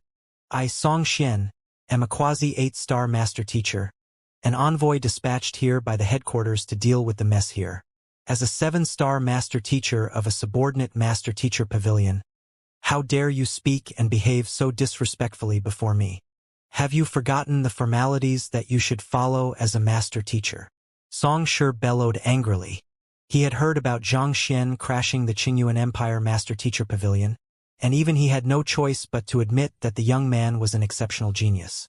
This was also why, despite being an austere and inflexible person himself, he had still chosen to make a special exception on this matter to grant leniency to the young man. It was one thing for the young man to not appreciate his goodwill, but to actually forego all formalities and treat him with utter disrespect was intolerable. Formalities? I am in no mood for those at the moment. All I know is that those men on the execution platform do not deserve to die. Zhang Xian uttered coldly as he continued advancing toward the execution platform. It's not your place to decide if they deserve to die. Just on the grounds that they have assassinated the emperor of a conferred empire and induced panic and chaos within the country is more than enough to have them beheaded numerous times over. As a master teacher, you should be well aware of this. Harumphing coldly, Song Shi flicked his palm, and the execution blades floating above Sun Chong and the poison master's heads rose up once more. And just as they were about to decapitate the helpless bunch beneath them, pong, pong, pong, pong, the 100 or so execution blades shattered into dust before scattering into the surroundings. Preposterous! I finally know why the peaceful Qingyuan Empire Master Teacher Pavilion suddenly found problems cropping up one after another following your arrival. Indeed, a mere droplet of poison ruins an entire pot of porridge. Zhang Xian, do the laws of the Master Teacher Pavilion mean nothing to you? Just because you have a little bit of talent doesn't mean. Song Shi was so angered that he could have exploded on the spot. The young man was clearly there to raid the execution platform as well. Shut your mouth. Despite the clear sky overhead, the deep rumbling of thunder reverberated deafeningly in the air. Standing less than 10 meters away from Song Shi, Zhang Xian glared at the latter with deadly sharp eyes, carrying a disposition and might that compelled one to defer to him. You? Hearing the young man tell him to shut his mouth, Song Shi's body trembled from the sheer rage running through his veins. He was just about to give the young man a tongue lashing when the latter's deafening voice sounded in the air. You want to talk to me about the rules? About the formalities? Very well, let's do just that. While I, Zhang Xian, was investigating the murders in the Master Teacher Pavilion and foiling the schemes of the otherworldly demonic tribe, what were you doing? While I was venturing deep into the treacherous marshlands of the northern meadows to hunt down the Qingtian Emperor so as to prevent him from claiming any more innocent lives, what were you doing? While I was imparting my knowledge to the master teachers and combat masters so as to reduce potential casualties in the fight against the otherworldly demons, what were you doing? As a quasi-8-star master teacher, instead of properly investigating the truth behind the deaths of the master teachers, you took what you saw for granted and turned a blind eye to everything else, choosing the easiest way out of this matter for yourself. So, tell me, what right do you have to judge me and my men? Boom! Zhang Xian's voice echoed clearly throughout the entire Qingyuan city, along with the deep rumbling of thunder, as if even the heavens were resonating with his rage. The righteous aura that Zhang Xian emanated added a majestic authority to his words, allowing no one to refute him. You? Choked speechless, Song Shi's face reddened in frustration, and it looked as if he would blow up at any moment. However, Zhang Xian was not intending to just stop there, and he interrupted Song Shi forcefully. Chu Tianqing chose to side with the otherworldly demons. Why aren't you investigating that? Tianqing was a clone of an otherworldly demon emperor. Why aren't you investigating that? Pavilion Master Go neglected his responsibilities and left the affairs of the Qingyuan Empire Master-Teacher Pavilion fully in Tianqing's hands, resulting in the Master-Teacher Pavilion's decline day after day. Why aren't they investigating that? Shall I point the answer out for you? It's because you don't give a damn at all. You allowed yourself to remain ignorant, willfully turning a blind eye to all of those important issues and choosing to devote your effort to cornering my butler and a bunch of poison masters instead. Song Xian, I just want to ask you, is this how you intend to use the authority that the Master-Teacher Pavilion has granted you? Is this how you conduct yourself as a quasi-8-star Master-Teacher? Song Shi immediately wanted to refute Zhang Xian's argument, but the latter was not intending to give him a chance to speak. The reason Kong Shi established the Master-Teacher Pavilion was to bring knowledge and clarity mankind, thus bringing us to greater heights. He became an embodiment of his beliefs and dedicated his life to teaching others, and that has why he was eventually respected by countless as the world's teacher. The meaning behind the existence of the Master-Teacher Pavilion is to emulate Kong Shi's greatness and bring wisdom to the minds of mankind. As a quasi-8-star Master-Teacher, why don't you tell me how my direct disciple Lu Yang, a cultivator who hasn't even reached Saint Realm, managed to kill a half-leaving Aperture Realm expert like Chu Tianqing? If Chu Tianqing could really be killed so easily by my direct disciple, is there any significance behind the existence of the Qingyuan Empire? Don't bother justifying it by saying that the poison masters have used poison. I have already looked into the matter myself, and it's confirmed that they have only used the scattering breeze powder. 20 years ago, the otherworldly demonic tribe used the scattering breeze powder to assault the Qingyuan Empire, nearly resulting in its destruction. Putting aside the fact that Chu Tianqing was a puppet of the Qingtian Emperor and could very well have an antidote prepared for himself after the failure 20 years ago, do you think that the royal family would not have taken any precautions against it? If they did not take any precautions, does that not mean that they have a screw loose in their heads? Or have they chosen to betray mankind to side with the otherworldly demonic tribe? If the royal family is really that negligent, do they really have what it takes to protect their people from external threats? Zhang Xian's voice grew more and more forbidding. Unknowingly, Song Shi's rage had turned into bewilderment and horror, and he began trembling uncontrollably at Zhang Xian's words. On the other hand, flinging his sleeves furiously, Zhang Xian pressed on. Chu Tianqing's death was riddled with discrepancies, but you failed to conduct a thorough investigation of the matter to uncover the truth. This is incompetence. You allowed yourself to be swayed by the words of the nobles and officials, choosing to heed their will instead of making a fair judgment. This is foolishness. As a quasi-8-star Master-Teacher, you ignored the direct threat that the Master-Teacher Pavilion was in, and your negligence could have potentially resulted in the deaths of many more Master-Teachers. This is getting your priorities wrong. You had the division heads and combat masters of the Combat Master Hall imprisoned on a whim, using your identity as an envoy of the headquarters in order to suppress their dissension, effectively undermining the command structure that the Master-Teacher Pavilion has put in place. This is an abuse of power. Incompetence, foolishness, getting your priorities wrong, and abuse of power. Zhang Xian placed his hands behind his back, and his eyebrows shot up. Song Xian, how could you possibly have the cheek to call yourself a quasi-8-star Master-Teacher? Song Shi's face was completely scarlet, and blood spurted from his mouth. His body wavered intensely for a moment, and he nearly fell to the ground. He actually made Song Shi spurt blood through mere words? Song Chao and the others gulped down a mouthful of saliva as they glanced at one another with pale faces. In order to conduct a successful raid of the execution platform, they had undergone much discussion and refined their plan time and time again. Yet, when it came to the time for them to make a move, they had helplessly realized that they were no match for Song Shi at all. If they had really gone against the latter, there was no doubt that they would all have been wiped out. They had thought that they were doomed when the massive dragon they had created by putting all of their strength together was subdued so easily. But who knew that Zhang Xian would suddenly appear at this moment? And without making a single move, he actually managed to make Song Shi spurt blood with just his words. Young master's mouth technique is really formidable, the bound Sun Chong muttered as he stared at the sight before him. Mouth technique? Cough cough. That peculiar term left Elder Su choking on his saliva. Benefactor, what should we do now? Don't worry. Didn't I tell you earlier? Our young master will surely make a move to save us. Even if he does not, there's still our old master. They won't watch as a mishap befalls me, so there's no need to worry at all, Sun Chong replied calmly with a yawn. Over the couple of days that he had been imprisoned, not only had he remained completely uninjured, it even seemed like he had grown even plumper than before.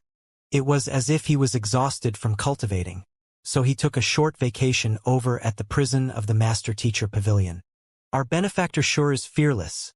Hearing Sun Chong's words and actions, Elder Su was speechless. At the same time, he couldn't help but wonder, why did it seem like the benefactor before him was different from the one he had met before? The benefactor he knew was valiant, decisive, and incredibly wise. He could remain composed even in the most threatening situation to find the most suitable manner to maneuver his way out of danger. On the other hand, the person before him, while being locked in the Master-Teacher Pavilion, he had eaten portions intended for 5 people and slept his time away. No matter how he looked at it, the two of them seemed to be completely different people. Still, there was no doubt that their benefactor was a one-of-a-kind individual. Despite being indicted in the Master-Teacher Pavilion, possibly losing his life at any moment, he was still able to keep his cool, continuing to carry out his usual routine fearlessly. There were not many people in the world who had such nerves of steel. At the very least, Elder Su knew that he did not. Perhaps this was why the founder had chosen their benefactor in the first place. You sure do have a sharp tongue. After spurting a mouthful of blood, Song Shi finally managed to collect his thoughts. There's still a need for further investigation to determine whether what you have said is true or not. But it's a fact that Sun Chong and the group from the Poison Hall snuck into the Qingyun Royal Palace, knocked out all of the guards, and assassinated Emperor Chu Tianxing. There is clear evidence of their crimes, so there's no refuting this matter. If we do not punish them to make an example, how can we maintain order in the rest of the world? The authority of the Master-Teacher Pavilion will be undermined. If everyone acted in the same manner as them, it would be pandemonium. It was not that Song Shi really wanted Sun Chong and the others to die, but it was impossible to appease the hearts of the populace without doing so.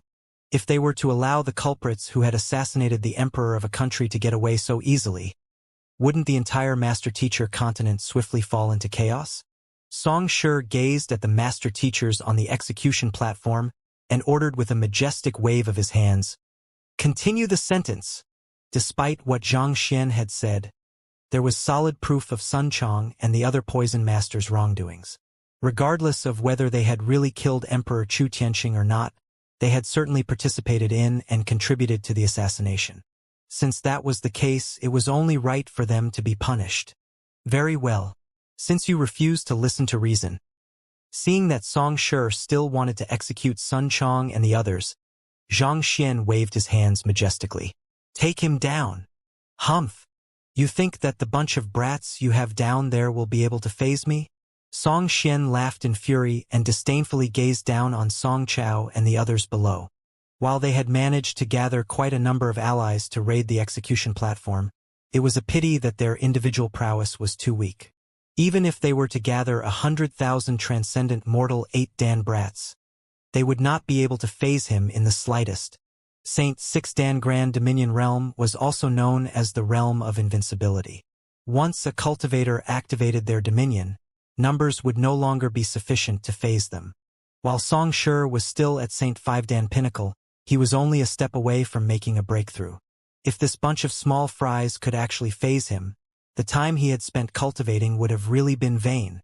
It seems like you really don't know how fearsome a quasi-8-star master teacher is. Sneering coldly, Song Shi raised his hand. An intangible will rippled outward swiftly from Song Shi, shrouding Song Chao and the others within it in an instant. This will weigh down on the group from the Xianxia faction and the Combat Master Hall like a massive mountain. Every single one of them froze on the spot. Putting aside launching an attack, even moving was difficult for them. Your strength is indeed formidable.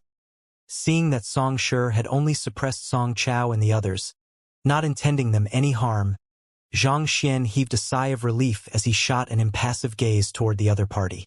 But, who told you that I was commanding them? You weren't commanding them? Song Shi was taken aback.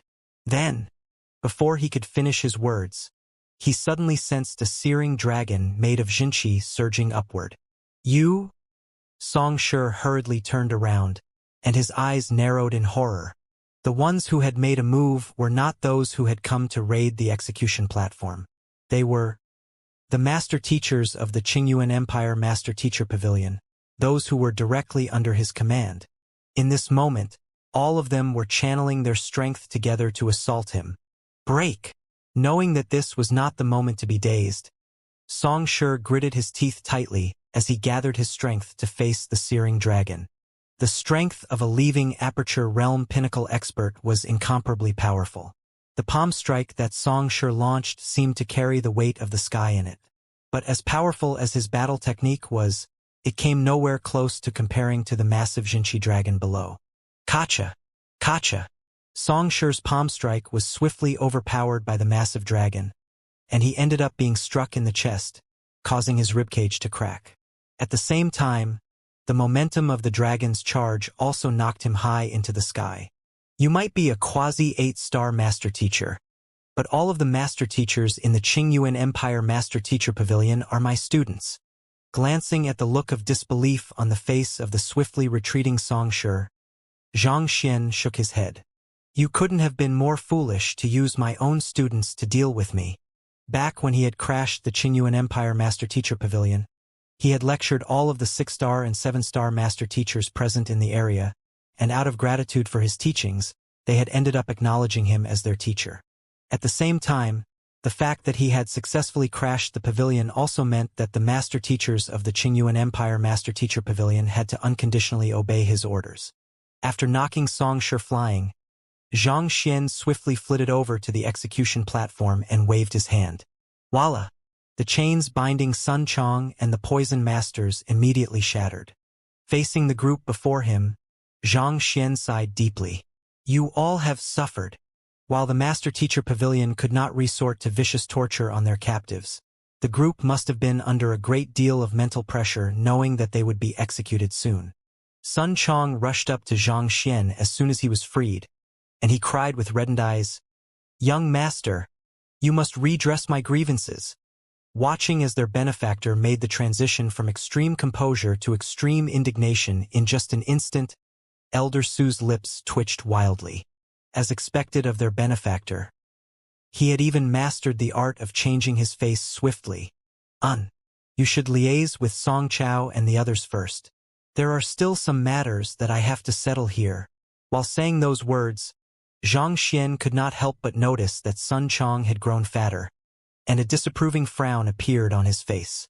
However, knowing that this was not the time to talk about such a matter, he quickly waved them away. He might have saved Sun Chong and the others for the time being, but this matter was not settled yet. The ordinary civilians were still unaware of the truth, and if the incomplete version of events they knew were to spread far and wide, not only would it affect his reputation, it would also bring him great trouble as well. More importantly, he had made a move on a quasi-8-star master teacher, an envoy dispatched by the headquarters. If he did not resolve this matter properly, he would be charged with insubordinate, and that could lead to dire consequences. Yes, young master. Trusting that his young master would resolve the matter promptly, Sun Chong nodded before leaping off the execution platform along with the others. You scoundrel! If I don't teach you the consequences of disrespecting a senior master teacher, I shall abandon my surname. Boom! Right after Zhang Xian was done making arrangements, a furious bellow suddenly sounded below. The next moment, Song Shi flew back up with a savage look on his face. To think that he, a quasi-8-star master teacher from the Qianchong Empire, despite coming down to the weaker Qingyuan Empire, would actually end up being smacked flying. The irrepressible anger that he felt left him on the verge of exploding. If he did not get the other party back for this matter, his reputation would be completely ruined, and he would no longer be able to face anyone else. As master teachers, Reputation was extremely important as well. Without a good reputation, what would become of their dignity, and who would be willing to heed their teachings? Driving his Jinshi furiously, Song Shi forcefully suppressed the injuries in his chest as he flipped upside down and dived downward toward Zhang Xian, making use of the momentum of his descent to augment his palm strike. A palm strike from the heavens? A master teacher asked with narrowed eyes. He was the same master teacher whom Zhang Zhouxiao had spoken to back when Zhang Xian executed a similar technique against Pavilion Master Go during the pavilion crashing. To this day, he could still remember the astounding prowess harnessed within that palm strike, as well as the feeling of helplessness that rose in his heart as he witnessed its overwhelming might. Palm strike from the heavens? What I see is a cauldron from the heavens instead. Another master teacher beside him uttered with a pale face. Cauldron. The first master teacher was taken aback by the abrupt remark. He quickly glanced above Song Shi, and his mouth began twitching uncontrollably. A cauldron had appeared right above that quasi-8-star master teacher at some point, and it was currently descending at a speed far swifter than Song Shi was descending. Pong! Before Song Shi's palm strike could reach Zhang Xian, the massive cauldron had crashed into the area between his two thighs. Ah! A scream of agony echoed loudly in the air as Song Shi's figure crashed heavily into the execution platform as if a cannonball, creating a huge depression in the ground, following which, his figure swiftly cramped up together as if a shrimp as he trembled uncontrollably with a ghastly pale face. If it was not for Song Shi's superior cultivation, that single blow would have knocked him out on the spot. The mouths of the other master teachers twitched wildly upon seeing this sight. Just watching the sight was enough to induce a tight cringe on their faces and an involuntary shudder through their bodies. They could not even bring themselves to imagine how Song Shi was feeling at that moment. Offend anyone but that cauldron? It was simply too vicious. I'll kill you. Struggling weakly to his feet, a furious killing intent was ignited in Song Shi's eyes. He glared at the golden origin cauldron with sharp daggers in his eyes. Zhang Xian was a genius who had successfully crashed the Qingyuan Empire Master Teacher Pavilion, so he dared not kill him. On the other hand, for a mere artifact to dare treat him in such a manner, there was no way he would let it get away scot-free. But right after Song Shi spoke those words, he suddenly noticed that the massive bottom of the golden origin cauldron was falling toward him once more. The cauldron had only landed the attack the previous time because he had been caught off guard. However, prepared this time around, how could he allow the golden origin cauldron to strike him once more? He lifted his finger and tapped in the air. The air above him suddenly became incredibly viscous, causing the golden origin cauldron's speed of descent to slow sharply before eventually freezing in space. Despite his injuries, Song Shi was still a leaving Aperture Realm Pinnacle Master Teacher. While his strength could not compete with the other vicious, he was still far stronger than the Qingtian Emperor. The Golden Origin Cauldron was only at leaving Aperture Realm Advanced stage, and it had not learned any kind of battle technique before. As such, it was only capable of carrying out simple charges, which made it easy for any opponent stronger than it to subdue it. Die! After freezing the Golden Origin Cauldron in midair, Song Shi flicked his wrist and whipped out a sword. With a graceful arc, he pulled his sword down upon the Golden Origin Cauldron. As expected of a quasi-8-star master teacher from the Qianchong Empire, even his sword was a Saint intermediate-tier artifact that was nowhere weaker than the Golden Origin Cauldron. Master, save me. Knowing that it would be fatally injured if it was struck by the sword, the Golden Origin Cauldron cried in fright. But all of a sudden, the Golden Origin Cauldron suddenly heard an incomparably calm voice within its mind.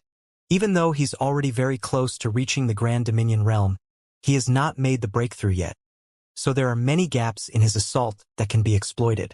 Shift slightly to the left and open your cauldron lid. Following which, sink downward and dive into the execution platform. Attack him when the distance between the both of you has been reduced to 3 meters.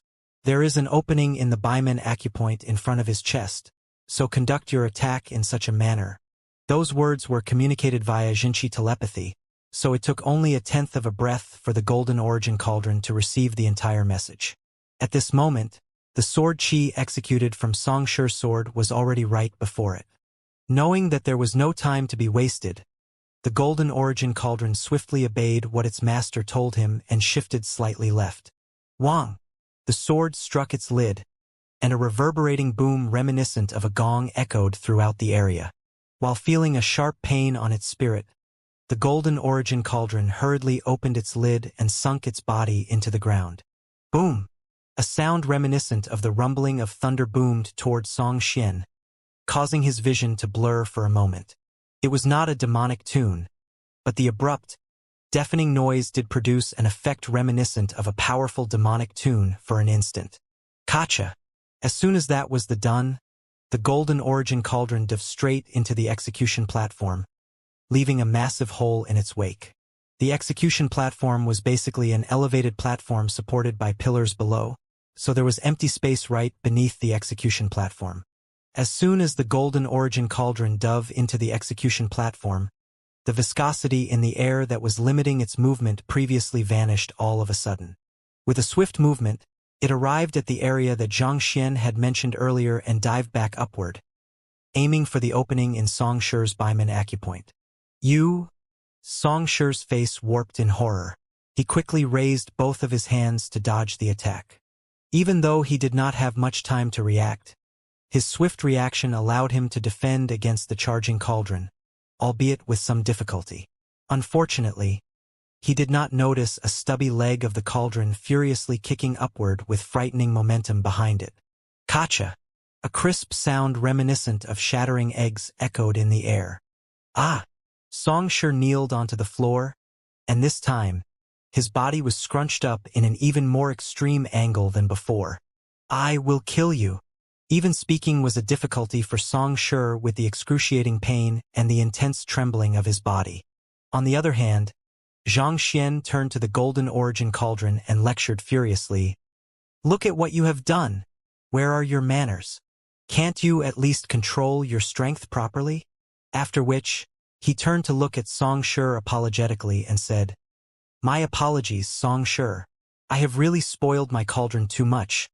It does not even know how to respect its elders anymore. Don't worry, I'll definitely give it a harsh tongue lashing when I return. As for your injuries. At this point, he lowered his head to look at the pitifully trembling Song Shi and sighed deeply. Shaking his head, he took out a dagger and passed it over. Why don't you just sever it? Pooh! Song Shi spurted a mouthful of blood after hearing Zhang Xian's words before fainting from sheer rage and indignation. As a quasi-8-star master teacher coming to the weaker Qingyuan Empire, he should have been in a position of absolute prestige and authority with none daring to oppose him, but things didn't seem to go as he anticipated. Firstly, all the master teachers that should have been under his command ended up turning against him. As if that was not enough, a cauldron even crippled him. What further intensified his wrath was that Zhang Xian was even putting on a look of innocence, as if he had nothing to do with it at all. You might have given pointers to your cauldron very discreetly, but as a quasi-8-star master teacher, did you really think that I wouldn't be able to notice it? In secret, you gave pointers to your artifact to teach it how to cripple me, but publicly you put on an innocent front, as if everything that happened had nothing to do with you. Can you get any more shameless than that? Furthermore, sever your head. Crippled as it may be, it still beats having nothing at all. Seeing that Song Shi had really fainted, Zhang Xian shook his head and sheathed his dagger. He placed his finger on the latter's Renzhong one to help him regain consciousness. After which, he turned to the golden origin cauldron and bellowed furiously, What are you standing around there for? Come over and apologize. Yes, master. The golden origin cauldron walked over awkwardly with its stubby legs, reminiscent of the movements of a duck. Standing before Song Shi, it apologized earnestly. Song Shi, I shouldn't have kicked your crotch. To make up for the damage you have incurred, why don't I allow you to kick me twice? After saying those words, the golden origin cauldron spread open its legs, as if inviting Song Shi over. Pooh! Song Shi spurted yet another mouthful of blood. The heck? Is you kicking my crotch the same thing as me kicking your crotch? Do you even have anything there for me to kick?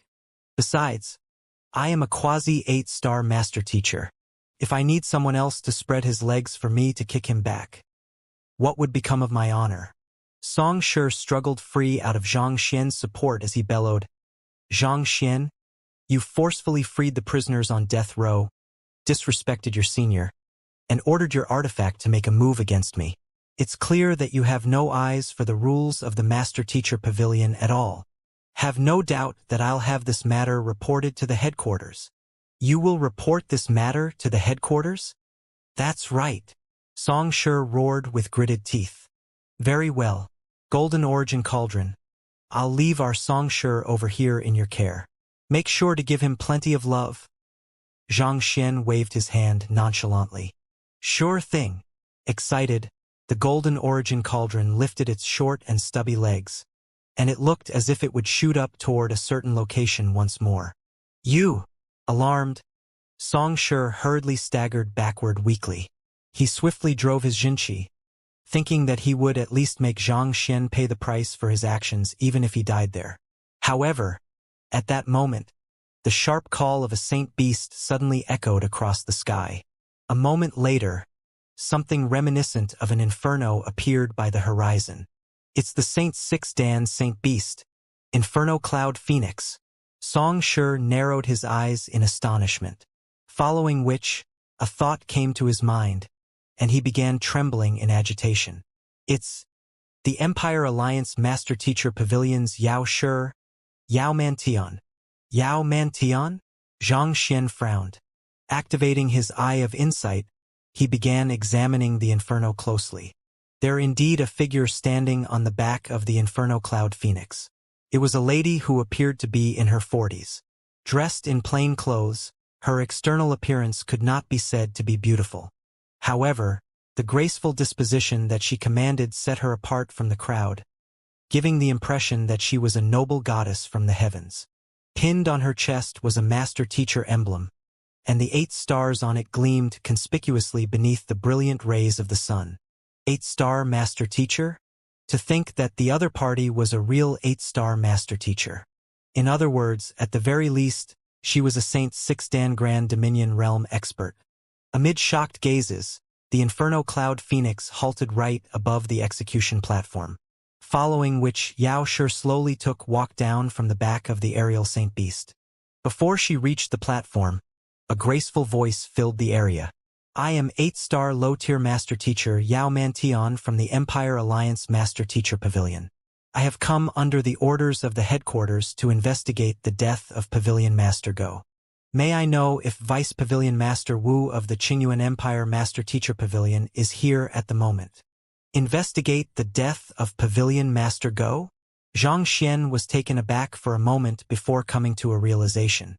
Back when Zhang Xian crashed the pavilion and Tianqing escaped, Pavilion Master Go had applied for the help of the headquarters in order to track the latter down. So the headquarters had sent Song Shi over, after which Pavilion Master Go died along with 7 other 7-star Master Teachers, and in view of the massive threat that the Qingyuan Empire Master Teacher Pavilion was in at that moment, Wuxia also sent another application for help. The second matter was too huge for Song Shi, whom they had dispatched previously from the Qianchong Empire Master Teacher Pavilion to deal with Tianqing. So the headquarters had decided to send an 8-star Master Teacher over as well. Due to the lag in between the two matters, Song Shi and Yao Shi had not been informed that the other would be going to the Qingyuan Empire as well. Qianchong Empire 7-star Master Teacher Song Xian pays respect to Yao Shi. Song Shi stepped forward and greeted. Quasi-8-star Master Teacher was an informal title created by the Master Teachers themselves in view of the vast disparity in strength inherent among the 7-star Master Teachers. This title was never officially recognized by the Master Teacher Pavilion, so in front of a higher-ranking Master Teacher, Song Shi did not dare to address himself as a quasi-8-star Master Teacher for fear that he might appear impudent. I remember meeting you once when I visited the Qianchong Empire Master Teacher Pavilion to conduct a lecture a few years back. Yao Mantian nodded before a hint of intrigue crept into her voice. What are you doing here? Also, your injuries. With her eye of discernment, she could immediately tell that Song Shi's crotch had been injured. For a leaving Aperture Realm Pinnacle expert to be injured in such a location, Could he have been facing a formidable opponent prior to her arrival? Reporting to Yao Shi, I came here at the orders of the headquarters to investigate the matter concerning Zhang Shi's pavilion crashing and the disappearance of Vice Pavilion Master Tian. However, when I arrived, I learned that Emperor Chu Tianqing had been assassinated. I was unable to find the murderer, but I did manage to uncover his accomplices.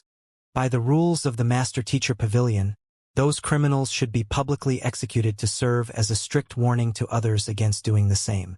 Yet, who could have known that Zhang Shi over here would disregard the rules of the Master-Teacher Pavilion and willfully rescue those criminals, even going to the extent of disrespecting and assaulting me? Zhang Shi swiftly explained the matter to Yao Shi. Yao Shi, I ask of you to redress my grievances. You are saying that Zhang Shi rescued the criminals and injured you? Yao Mantian frowned as she turned to Zhang Xian and asked, Are you Zhang Xian? Is what Zhang Shi said true? It's true that I did free those men who were to be executed, and it was indeed my artifact, the Golden Origin Cauldron, that injured him. Zhang Xian clasped his fist and answered the question, not denying the matter. With so many people beneath the execution platform witnessing the incident, there was no way he could deny the matter. Since that was the case, he might as well admit to it candidly. Zhang Shi has come to Qingyuan Empire as an envoy of the headquarters, so his words represent the very will of the headquarters. Yet, to disregard his judgment, raid the execution platform, and even injure him, do you understand how heavy a crime that is? Yao Mantian asked imposingly. Given how huge an affair a pavilion crashing was, she had also heard of Zhang Xian.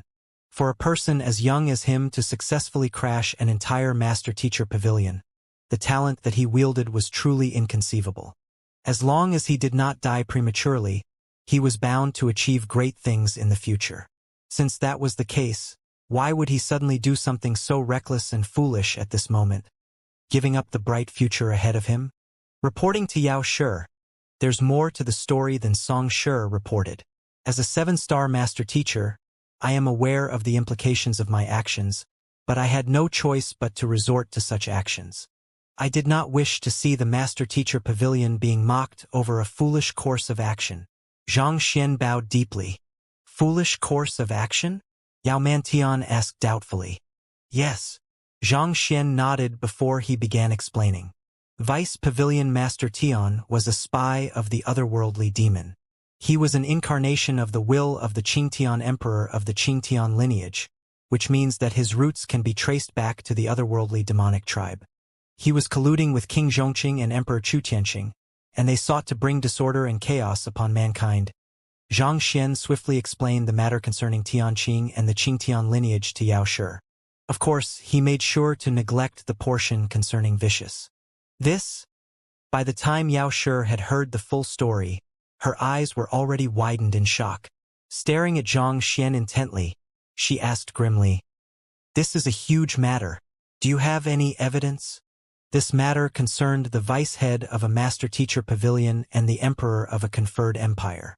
If they were to fail to deal with this matter promptly, the reputation of the master-teacher pavilion could possibly be sent into the gutters, and its credibility would take a huge blow. Wu Shi and the others should have already reported the incident to the headquarters. If Yao Shi doubts my word, you can try to establish contact with the Empire Alliance Master-Teacher Pavilion to ask about the matter. They should have the corpse of the Qingtian Emperor there as evidence, Zhang Xian said. It was true that the Qingtian Emperor and Tianqing were already dead, but their bodies remained. As difficult as it might be, the Master-Teacher Pavilion headquarters should still have its ways to find out whether Tianqing was truly the incarnation of the Qingtian Emperor or not. This matter could easily be verified by the Master-Teacher Pavilion headquarters, and knowing this, it was not likely for Zhang Xian to make up such an easily exposable lie. Thus, Yao Mantian nodded. I'll contact the headquarters later to look into the matter. However, even if there was something wrong with Chu Tianqing, Zhang Shi, you should also know that there is a set of formal procedures to deal with the matter. The matter should have been reported to the headquarters, and the headquarters would then have placed Chu Tianqing on a trial before sentencing him. The actions of your butler and the poison masters of barging into the royal palace, poisoning all of the guards, and killing Chu Tianxing are inappropriate and unacceptable. Since Chu Tianxing was a traitor of humanity, I understand why you might think that it's unjustified for Song Shi to sentence them to death. However, you must also consider the huge implications that would arise from the assassination of the emperor of a conferred empire. In order to calm the hearts of the people, this is a course of action that Song Shi has no choice but to take for the sake of the greater good. On the other hand, your act of barging into the execution platform and ordering your artifact to injure him is impudent and unacceptable. The goal of the Master-Teacher Pavilion was to maintain the order of mankind and lead them to greater heights. The very act that Sun Chong and the Poison Masters had done, poisoning the entire royal palace and killing the emperor, was against the rules, even if Chu Tianxing really was a traitor of mankind. There were proper avenues to deal with such matters, and it was important for others to utilize these avenues. Otherwise, if self-justified individuals started taking matters into their own hands, it would not have been long before society devolved into chaos. This was similar to how the law worked in the world where Xianxia had come from.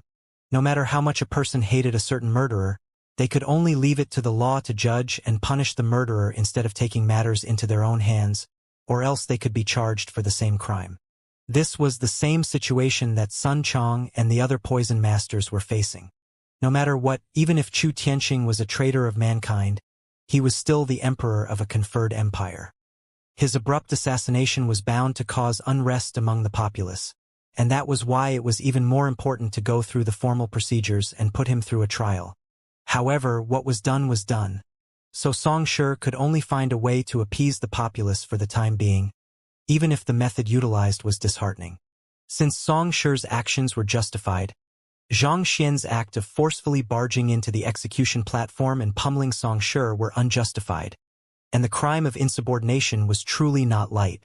Hearing that Yao Shi was speaking on his behalf, Song Shi quickly jumped forward to further fuel the flames. Yao Shi, Zhang Shi has grown complacent due to the talent he possesses. Not only is he disrespectful to his seniors, he also has no regard for the rules of the Master-Teacher Pavilion. Such a person must be punished severely, or else we will be setting a bad example for others. For his manhood to be crippled like that, there was no way he could take this matter lying down. But before he could finish his words, Zhang Xian roared, "Shut up! You!" Song Shi nearly exploded on the spot.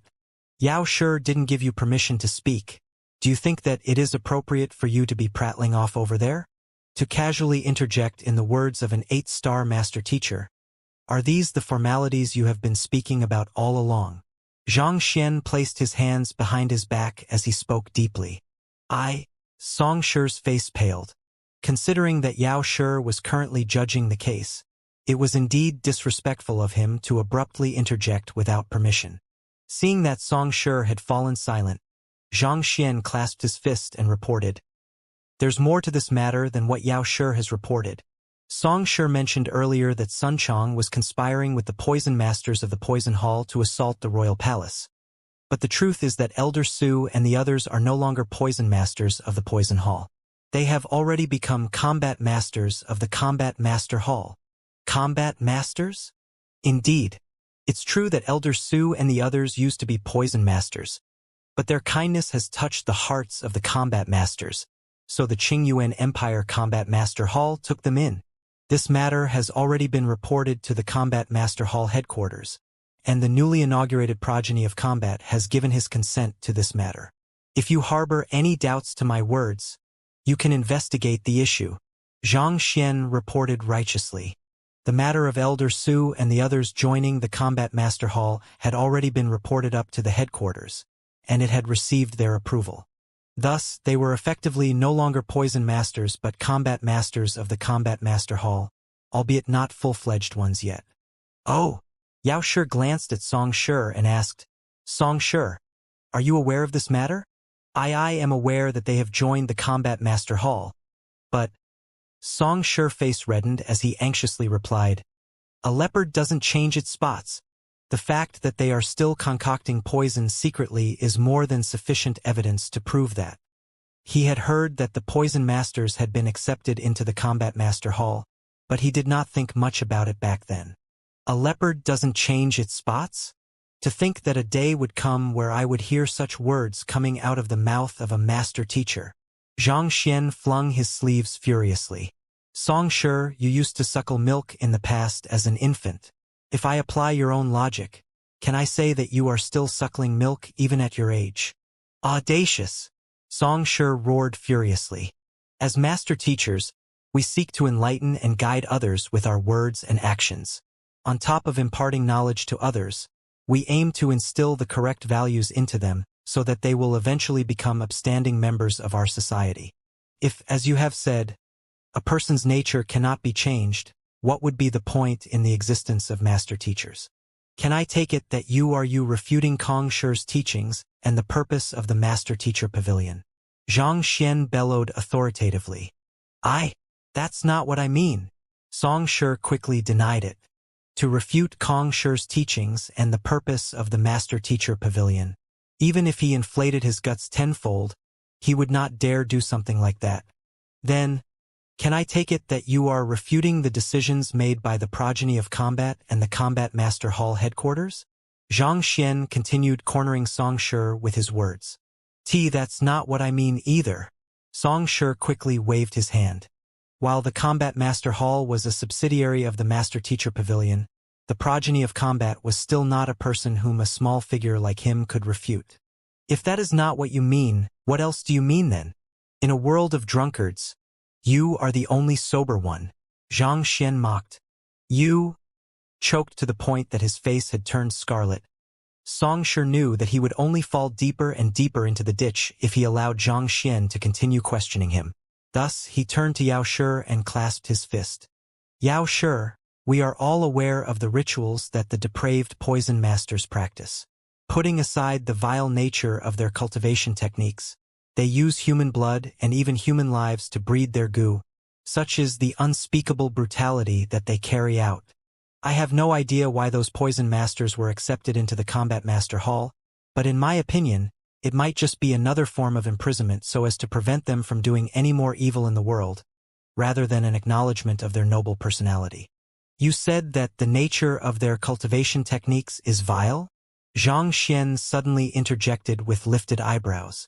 As a master teacher, you should be well aware of how important it is to verify your facts before speaking. I find it hard to comprehend how you can utter such blatant nonsense before an 8-star master teacher. Do you understand the consequences of lying to a higher-ranked master teacher? What kind of rubbish are you talking about? Songshi roared back. Rubbish.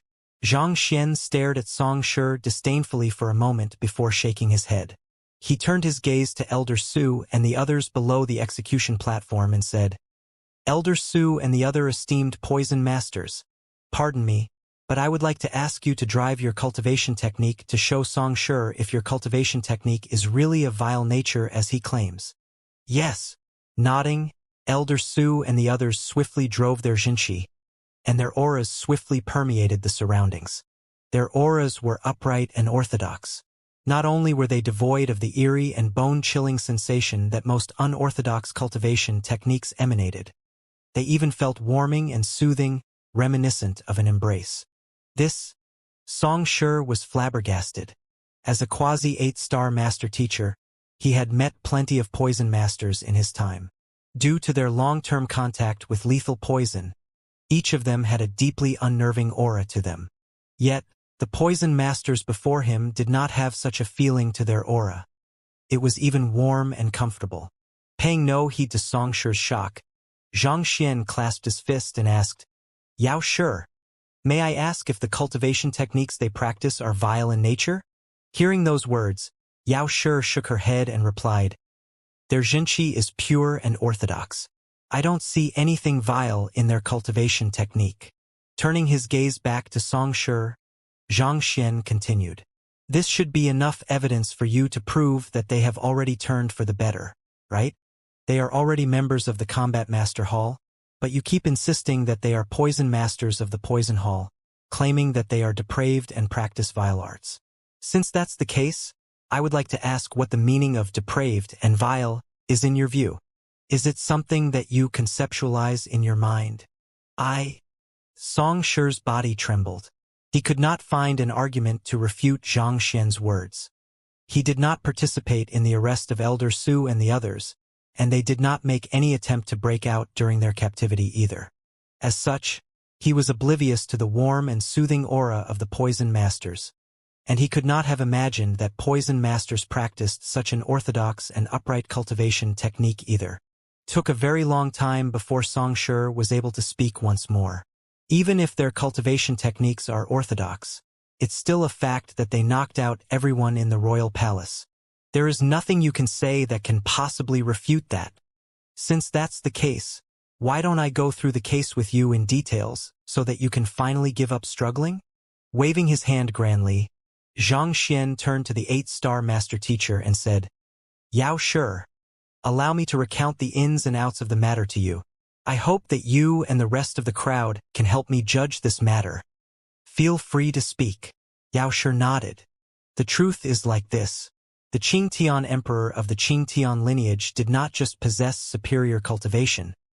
He was also a formidable soul oracle. He possessed a particularly sinister secret art that allowed him to nab the souls of anyone for his own use. To put it in more direct terms, as long as your cultivation was beneath his and you are within a set area of him, he would be able to draw your soul out of your body and imprison it, and he would be able to use it to nourish himself afterward. Nab the souls of others? Nourish himself. That's right. Xianxia flicked his wrist, and an altar fell to the ground. This is the medium he used to carry out his soul nabbing, and there's a formation inscribed on it. Yao Shi, please take a look. It was the altar that he had used to corner the real Qingtian emperor back then. These inscriptions. After examining the altar carefully, Yao Shi's expression turned grave. I have never seen such an altar before, but I am aware of the existence of a soul art that allows one to nourish oneself with the souls of others. This is also one of the contributing factors that eventually led to the Master Teacher Pavilion's eradication of the Soul Oracle Guild back then. While Yao Shi had never seen the altar before, with her eye of discernment as an 8-star Master Teacher, she could still vaguely tell that the altar seemed to be powerful against souls. If one activated it using a certain method, there was a good chance that it could be used to drag a cultivator's soul out of their body, thus effectively conducting the soul nabbing. Indeed, and to be honest with you, this ability isn't just limited to the Qingtian Emperor. As the Qingtian Emperor's lackey, Chu Tianxing also knew this ability from him. Xianxia revealed. You are saying that Chu Tianxing was a soul oracle as well? Yao Shi frowned. That's right. Xianxia nodded. Do you have any evidence to prove that? Yao Shi asked. Pledging loyalty to the otherworldly demonic tribe and practicing soul arts imparted from them, this was a huge crime to pin on Chu Tianxing. Even though Chu Tianxing was already dead, he was still not a person who could be slandered without concrete evidence. I have a way to prove that. Elder Bai, please bring the corpses of Xianxia, Pavilion Master Go, and the other 7-star master teachers. Xianxia instructed. Yes. An elder of the Qingyuan Empire Master Teacher Pavilion at the bottom of the execution platform replied affirmatively before turning around and walking away. This elder had participated in the operation at Xianxia's residence to nab Tianqing as well, so they were both acquainted with one another. Not too long later, Elder Bai returned. With a flick of his wrist, a row of corpses appeared on the ground.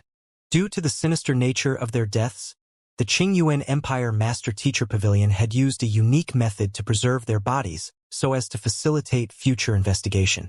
On top of that, the bodies of Saint Realm cultivators did not decompose easily either. As such, those corpses remained extremely fresh, as if they had just died not too long ago. Xianxia beckoned Yao Shi over and said, Yao Shi, please take a look and see if you can find something common among all of them. Yao Shi walked over and began examining the corpses intently. Gradually, a frown appeared on her face.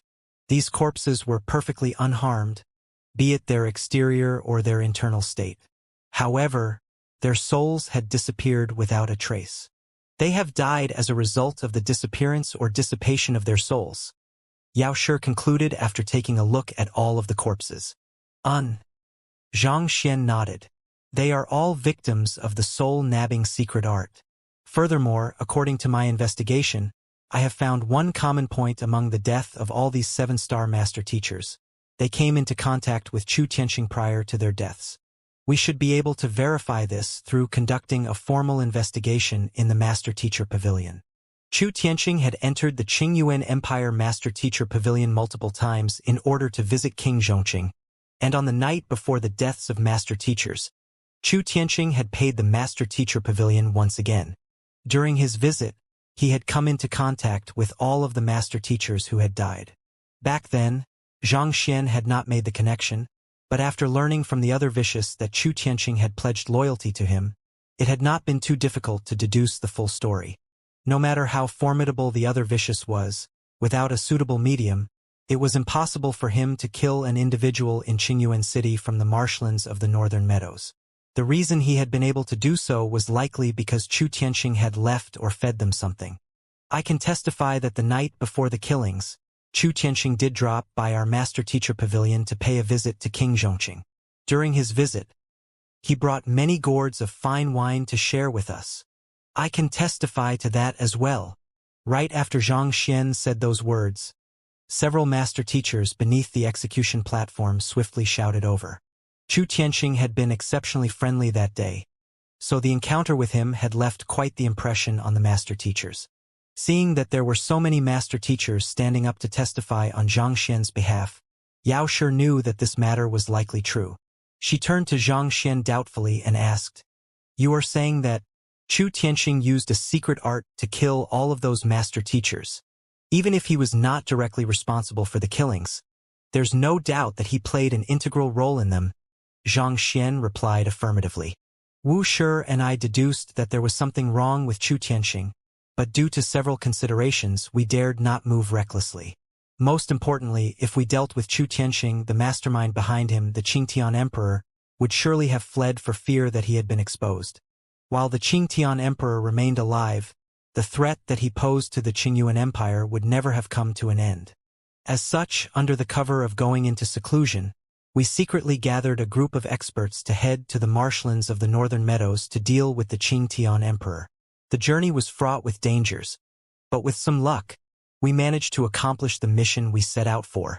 I have spoken of this matter previously, so I'll just skip the details. Yao Shi nodded in response. Even though we left discreetly, Chu Tianxing, as the Emperor of Qingyuan Empire, still noticed an anomaly. Perhaps realizing that he had been exposed, he became desperate and decided to make one last stand. One last stand. Indeed, according to my deductions, there's a very good chance that Chu Tianxing was planning to use his soul-nabbing secret art to gather as many the human souls in Qingyuan City as he could to nourish himself and raise his cultivation.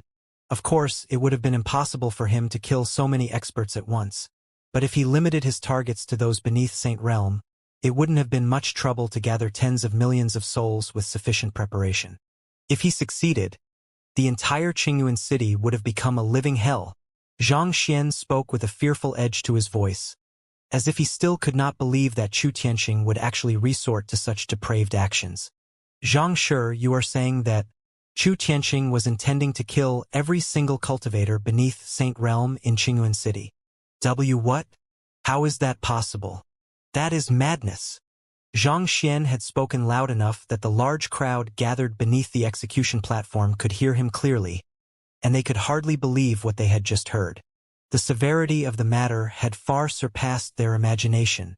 Even if I do not speak of them, I'm certain everyone here is aware of the consequences of betraying mankind.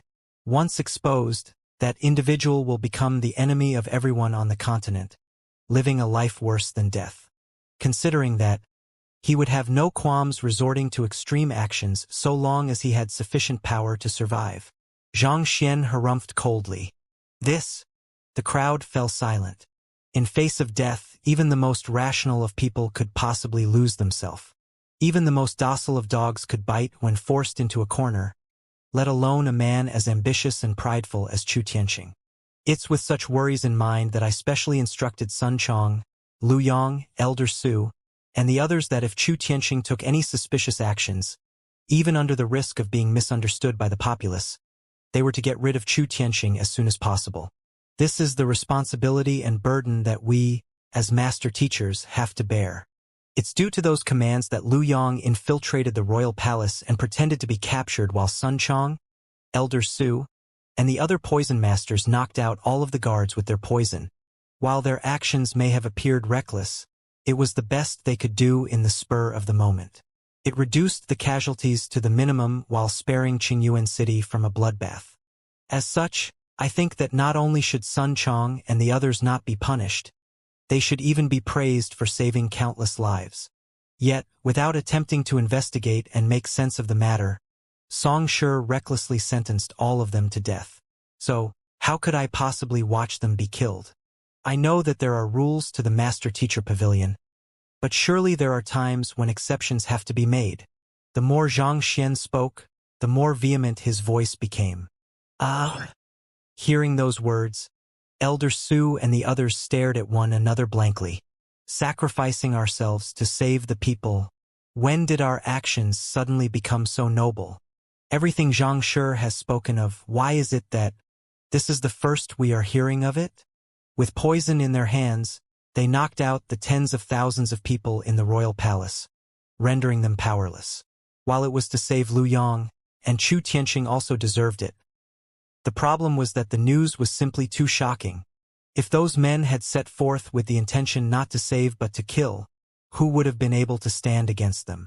If news spread, there would be unease among the populace. Everyone would start fearing for their lives. The emperors of the other conferred empires would also live in fear and apprehension, afraid that those men would come after them one day as well. This was also why Song Xian had sentenced them to death without much hesitation, and even Yao Mantian did not think that there was a mistake in Song Xian's call. With his soul depth of 25.1, Zhang Xian was able to see through their thoughts and considerations, and he knew that without a suitable reason, there was no way he could free Sun Chong and the other poison masters from their execution. Thus, he first gave Elder Su and the others a formal identity before pinning a heinous crime on Chu Tianxing's head. This way, he would be able to claim that the actions of Sun Chong and the other poison masters were not reckless but a planned operation by the Combat Master Hall and Master Teacher Pavilion to save the populace of Qingyuan City. This way, even if the other conferred empires learned of this matter, they would at least view those men as under the control of the Combat Master Hall and Master Teacher Pavilion, so they would not have to worry about a bunch of madmen coming after their lives. In other words, it was to alleviate the fears of the officials, nobles, and populace so that they would be able to accept this justified assassination.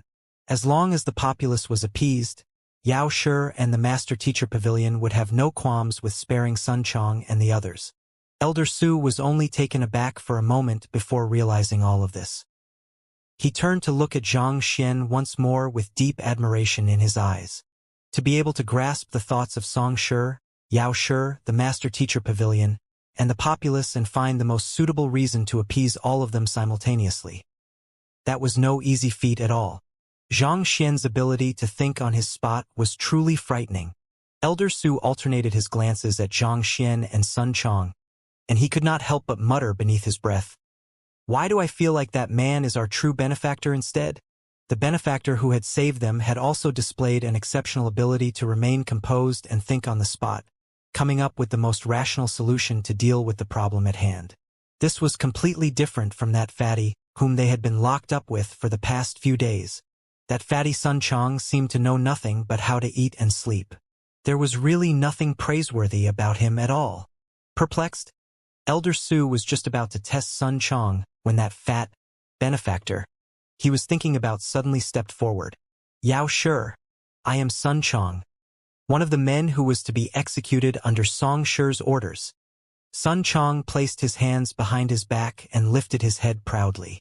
With a voice that sounded loudly across the entire square, he spoke. "I was reluctant to speak too much of this matter for fear that it would cause unease and pandemonium in Qingyuan City, but since our young master has already said so much, I'll admit to it. The reason young master Lu Yong and I set out to kill Chu Tianxing was due to our uncovering of his depraved ploy to nab the souls of the cultivators in Qingyuan City and nourish himself. I know that we are weak and insignificant, but if our insignificant lives could be traded for the lives of the entire city, We would still do it without any hesitation. After saying those words, Sun Chong walked up to the crowd with a straightened back, assuming the look of an unsung hero who, despite being misunderstood by many, would still stand up valiantly for the sake of mankind. I see. They were all willing to sacrifice themselves to save us. It's laughable how we actually thought of them as rebels. I never would have thought that Chu Tianxing would actually kill all of us to nourish himself. This is unforgivable. If not for this matter, I never would have known how noble Sun Chong and those poison masters, no, it should be combat masters, are so noble. We have really wronged them. Hearing Xianxia's explanation and witnessing Sun Chong's selflessness, choosing to sacrifice himself rather than let the entire city fall into chaos, the crowd could not help but feel deeply moved. The master teachers of the Master Teacher Pavilion also revealed faces of embarrassment. Despite being master teachers themselves, they really came nowhere close to those noble men standing before them. This, Elder Su's lips twitched uncontrollably. Setting out to kill Chu Tianxing was due to our uncovering of his depraved ploy? His death was clearly an accident, all right? More important, you even whipped out a knife wanting to castrate the other party. Rather than the other party, you are the one who looks more like a villain. More importantly, in the time of your captivity you were either eating or sleeping. I have never seen the valiance and selflessness you spoke of in the time I have spent with you. Then again, this does seem to resemble our benefactor's way of doing things. Elder Su rubbed his glabella in frustration, unable to discern the truth.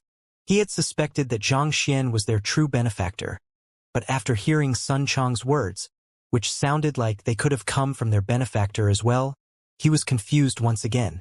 On the other hand, upon seeing Sun Chong rush out and behave in such a manner, Xianxia could not help but shake his head. That fellow only knows how to pose. Xianxia sighed. If only he was half as humble as I am. No matter what he did, he always strove to avoid trouble and the spotlight wherever possible. On the other hand, his butler seemed to crave to stand under every single spotlight he could find. Really, from whom did he learn that bad habit from? However, Sun Chong's interjection there was also good in a way. As long as they could generate sufficient buzz over this issue, the conflict would be resolved by itself. Even if Yao Shi found several anomalies with the story, in face of the will of the populace, she would have no choice but to agree to it as well. Most importantly of all, the betrayal of the emperor of a conferred empire was a huge blow to the Master Teacher Pavilion's credibility. If they went along with Xianxia's story, that would make it appear that the Master Teacher Pavilion had been on top of things from the start to the end, making preparations in advance to deal with Chu Tianxing. This way, not only would the reputation of the Master Teacher Pavilion not be impaired, it would even be brought to greater heights. Under such circumstances, as long as one was no fool, it was clear whom one should stand with. As expected, Yao Shi soon nodded and exclaimed gravely, I didn't think that Chu Tianxing would be such a depraved individual. Since the truth has been unraveled, I will report this matter to the Master Teacher Pavilion headquarters and have them reward you handsomely for your contribution to mankind, as well as to make up for the injustice you have suffered. Yao Shi. Hearing Yao Shi's judgment, Song Shi's face paled. I think that there's still some suspicious details concerning the story that requires further investigation. If Yao Shi made such a ruling, it would effectively mean that he had dealt with this matter incompetently, ordering for the execution of meritorious subjects. Just that crime was sufficient to signal his doom. Enough! Yao Shi flung her sleeves lividly. Don't you think that you have embarrassed yourself enough today? As a quasi-8-star master teacher, instead of investigating the matter properly, you recklessly passed judgment upon others, nearly resulting in the deaths of meritorious subjects. The Master Teacher Pavilion trusted you enough to grant you great authority and power, but you have really been a huge disappointment on this occasion. Song Shi's body shook in despair. Yao Shi waved her hand impassively. There's no need to say any more. I'll report this matter as it is to the headquarters. So return to the Chenchong Empire and await for the verdict from the headquarters. Song Shi's face turned ghastly pale as he staggered backward weakly. Then he suddenly halted. Slowly, He raised his head to glare at Xianxia with the utmost hostility. It's all your fault. If not for that young man, things would not have developed in such a manner. If he had settled this matter properly, the Master-Teacher Pavilion headquarters would surely have rewarded him handsomely for his efforts.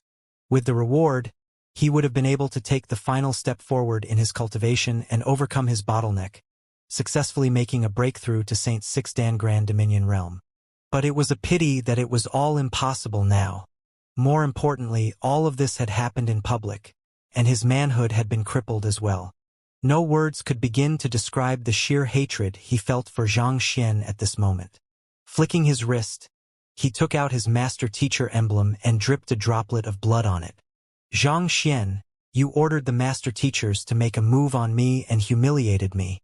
On top of that, you even had your cauldron to cripple me. I, Xianxia, as a 7-star Master-Teacher, hereby request the Master-Teacher Pavilion headquarters allow me to challenge Xianxia to a Master-Teacher confrontation. Xianxia, do you dare accept my challenge? Following which, a brilliant light burst forth from the emblem, surging toward the sky. Xianxia, how dare you? Not expecting Song Shi to make this move at such a moment, Yao Shi's face turned livid. Whenever there was an irreconcilable conflict between two Master-Teachers, they could choose to resolve it through a Master-Teacher confrontation. In order to initiate a Master-Teacher confrontation, a Master-Teacher would first have to express their intention to the headquarters first, and the headquarters would gauge whether it was appropriate to allow both parties to face one another. This was the most effective way for two Master-Teachers to resolve the conflict between them. Once both sides accepted the Master-Teacher confrontation, not even an 8-star Master-Teacher like Yao Shi would be able to intervene in the matter anymore. Why would I not dare to? I agree, Xianxia replied impassively. He had forcefully snatched Sun Chong and the Poison Masters back from Song Shi's hands, cornered him verbally to the point that he puked blood, and even crippled his manhood. All of this was done before a huge crowd at that. He would have been surprised if Song Shi could take all that lying. Xianxia. Yao Shi anxiously tried to talk Xianxia out of it, but it was too late. Xianxia's agreement had already reached the headquarters.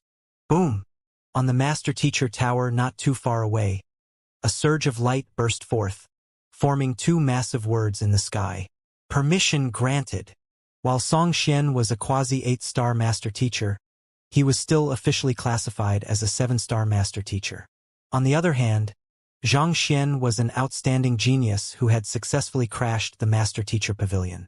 Thus, the headquarters deemed it appropriate to have the both of them face one another. It's good that you have agreed. Seeing Xianxia agree to the Master-Teacher confrontation without any hesitation, Xianxia was slightly taken aback.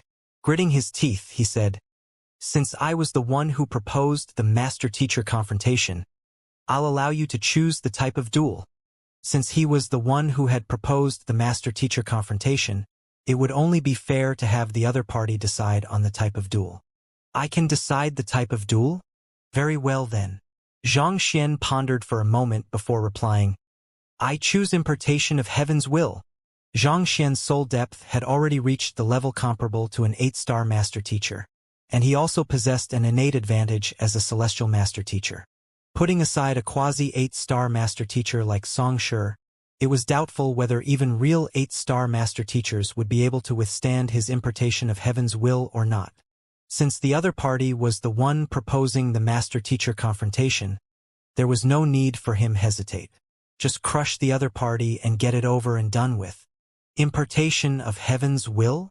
Song Shi's eyebrows shot up. He had heard news about how Xianxia had managed to make all the Master-Teachers of the Qingyuan Empire Master-Teacher Pavilion willingly acknowledge him as their teacher in the midst of his pavilion crashing. Just from that alone, it could be seen that the other party's soul depth was certainly not beneath his. If it was a duel of impartation of heaven's will, there was really a good chance that he would be utterly crushed. Even so, Song Shi did not think that victory was completely impossible.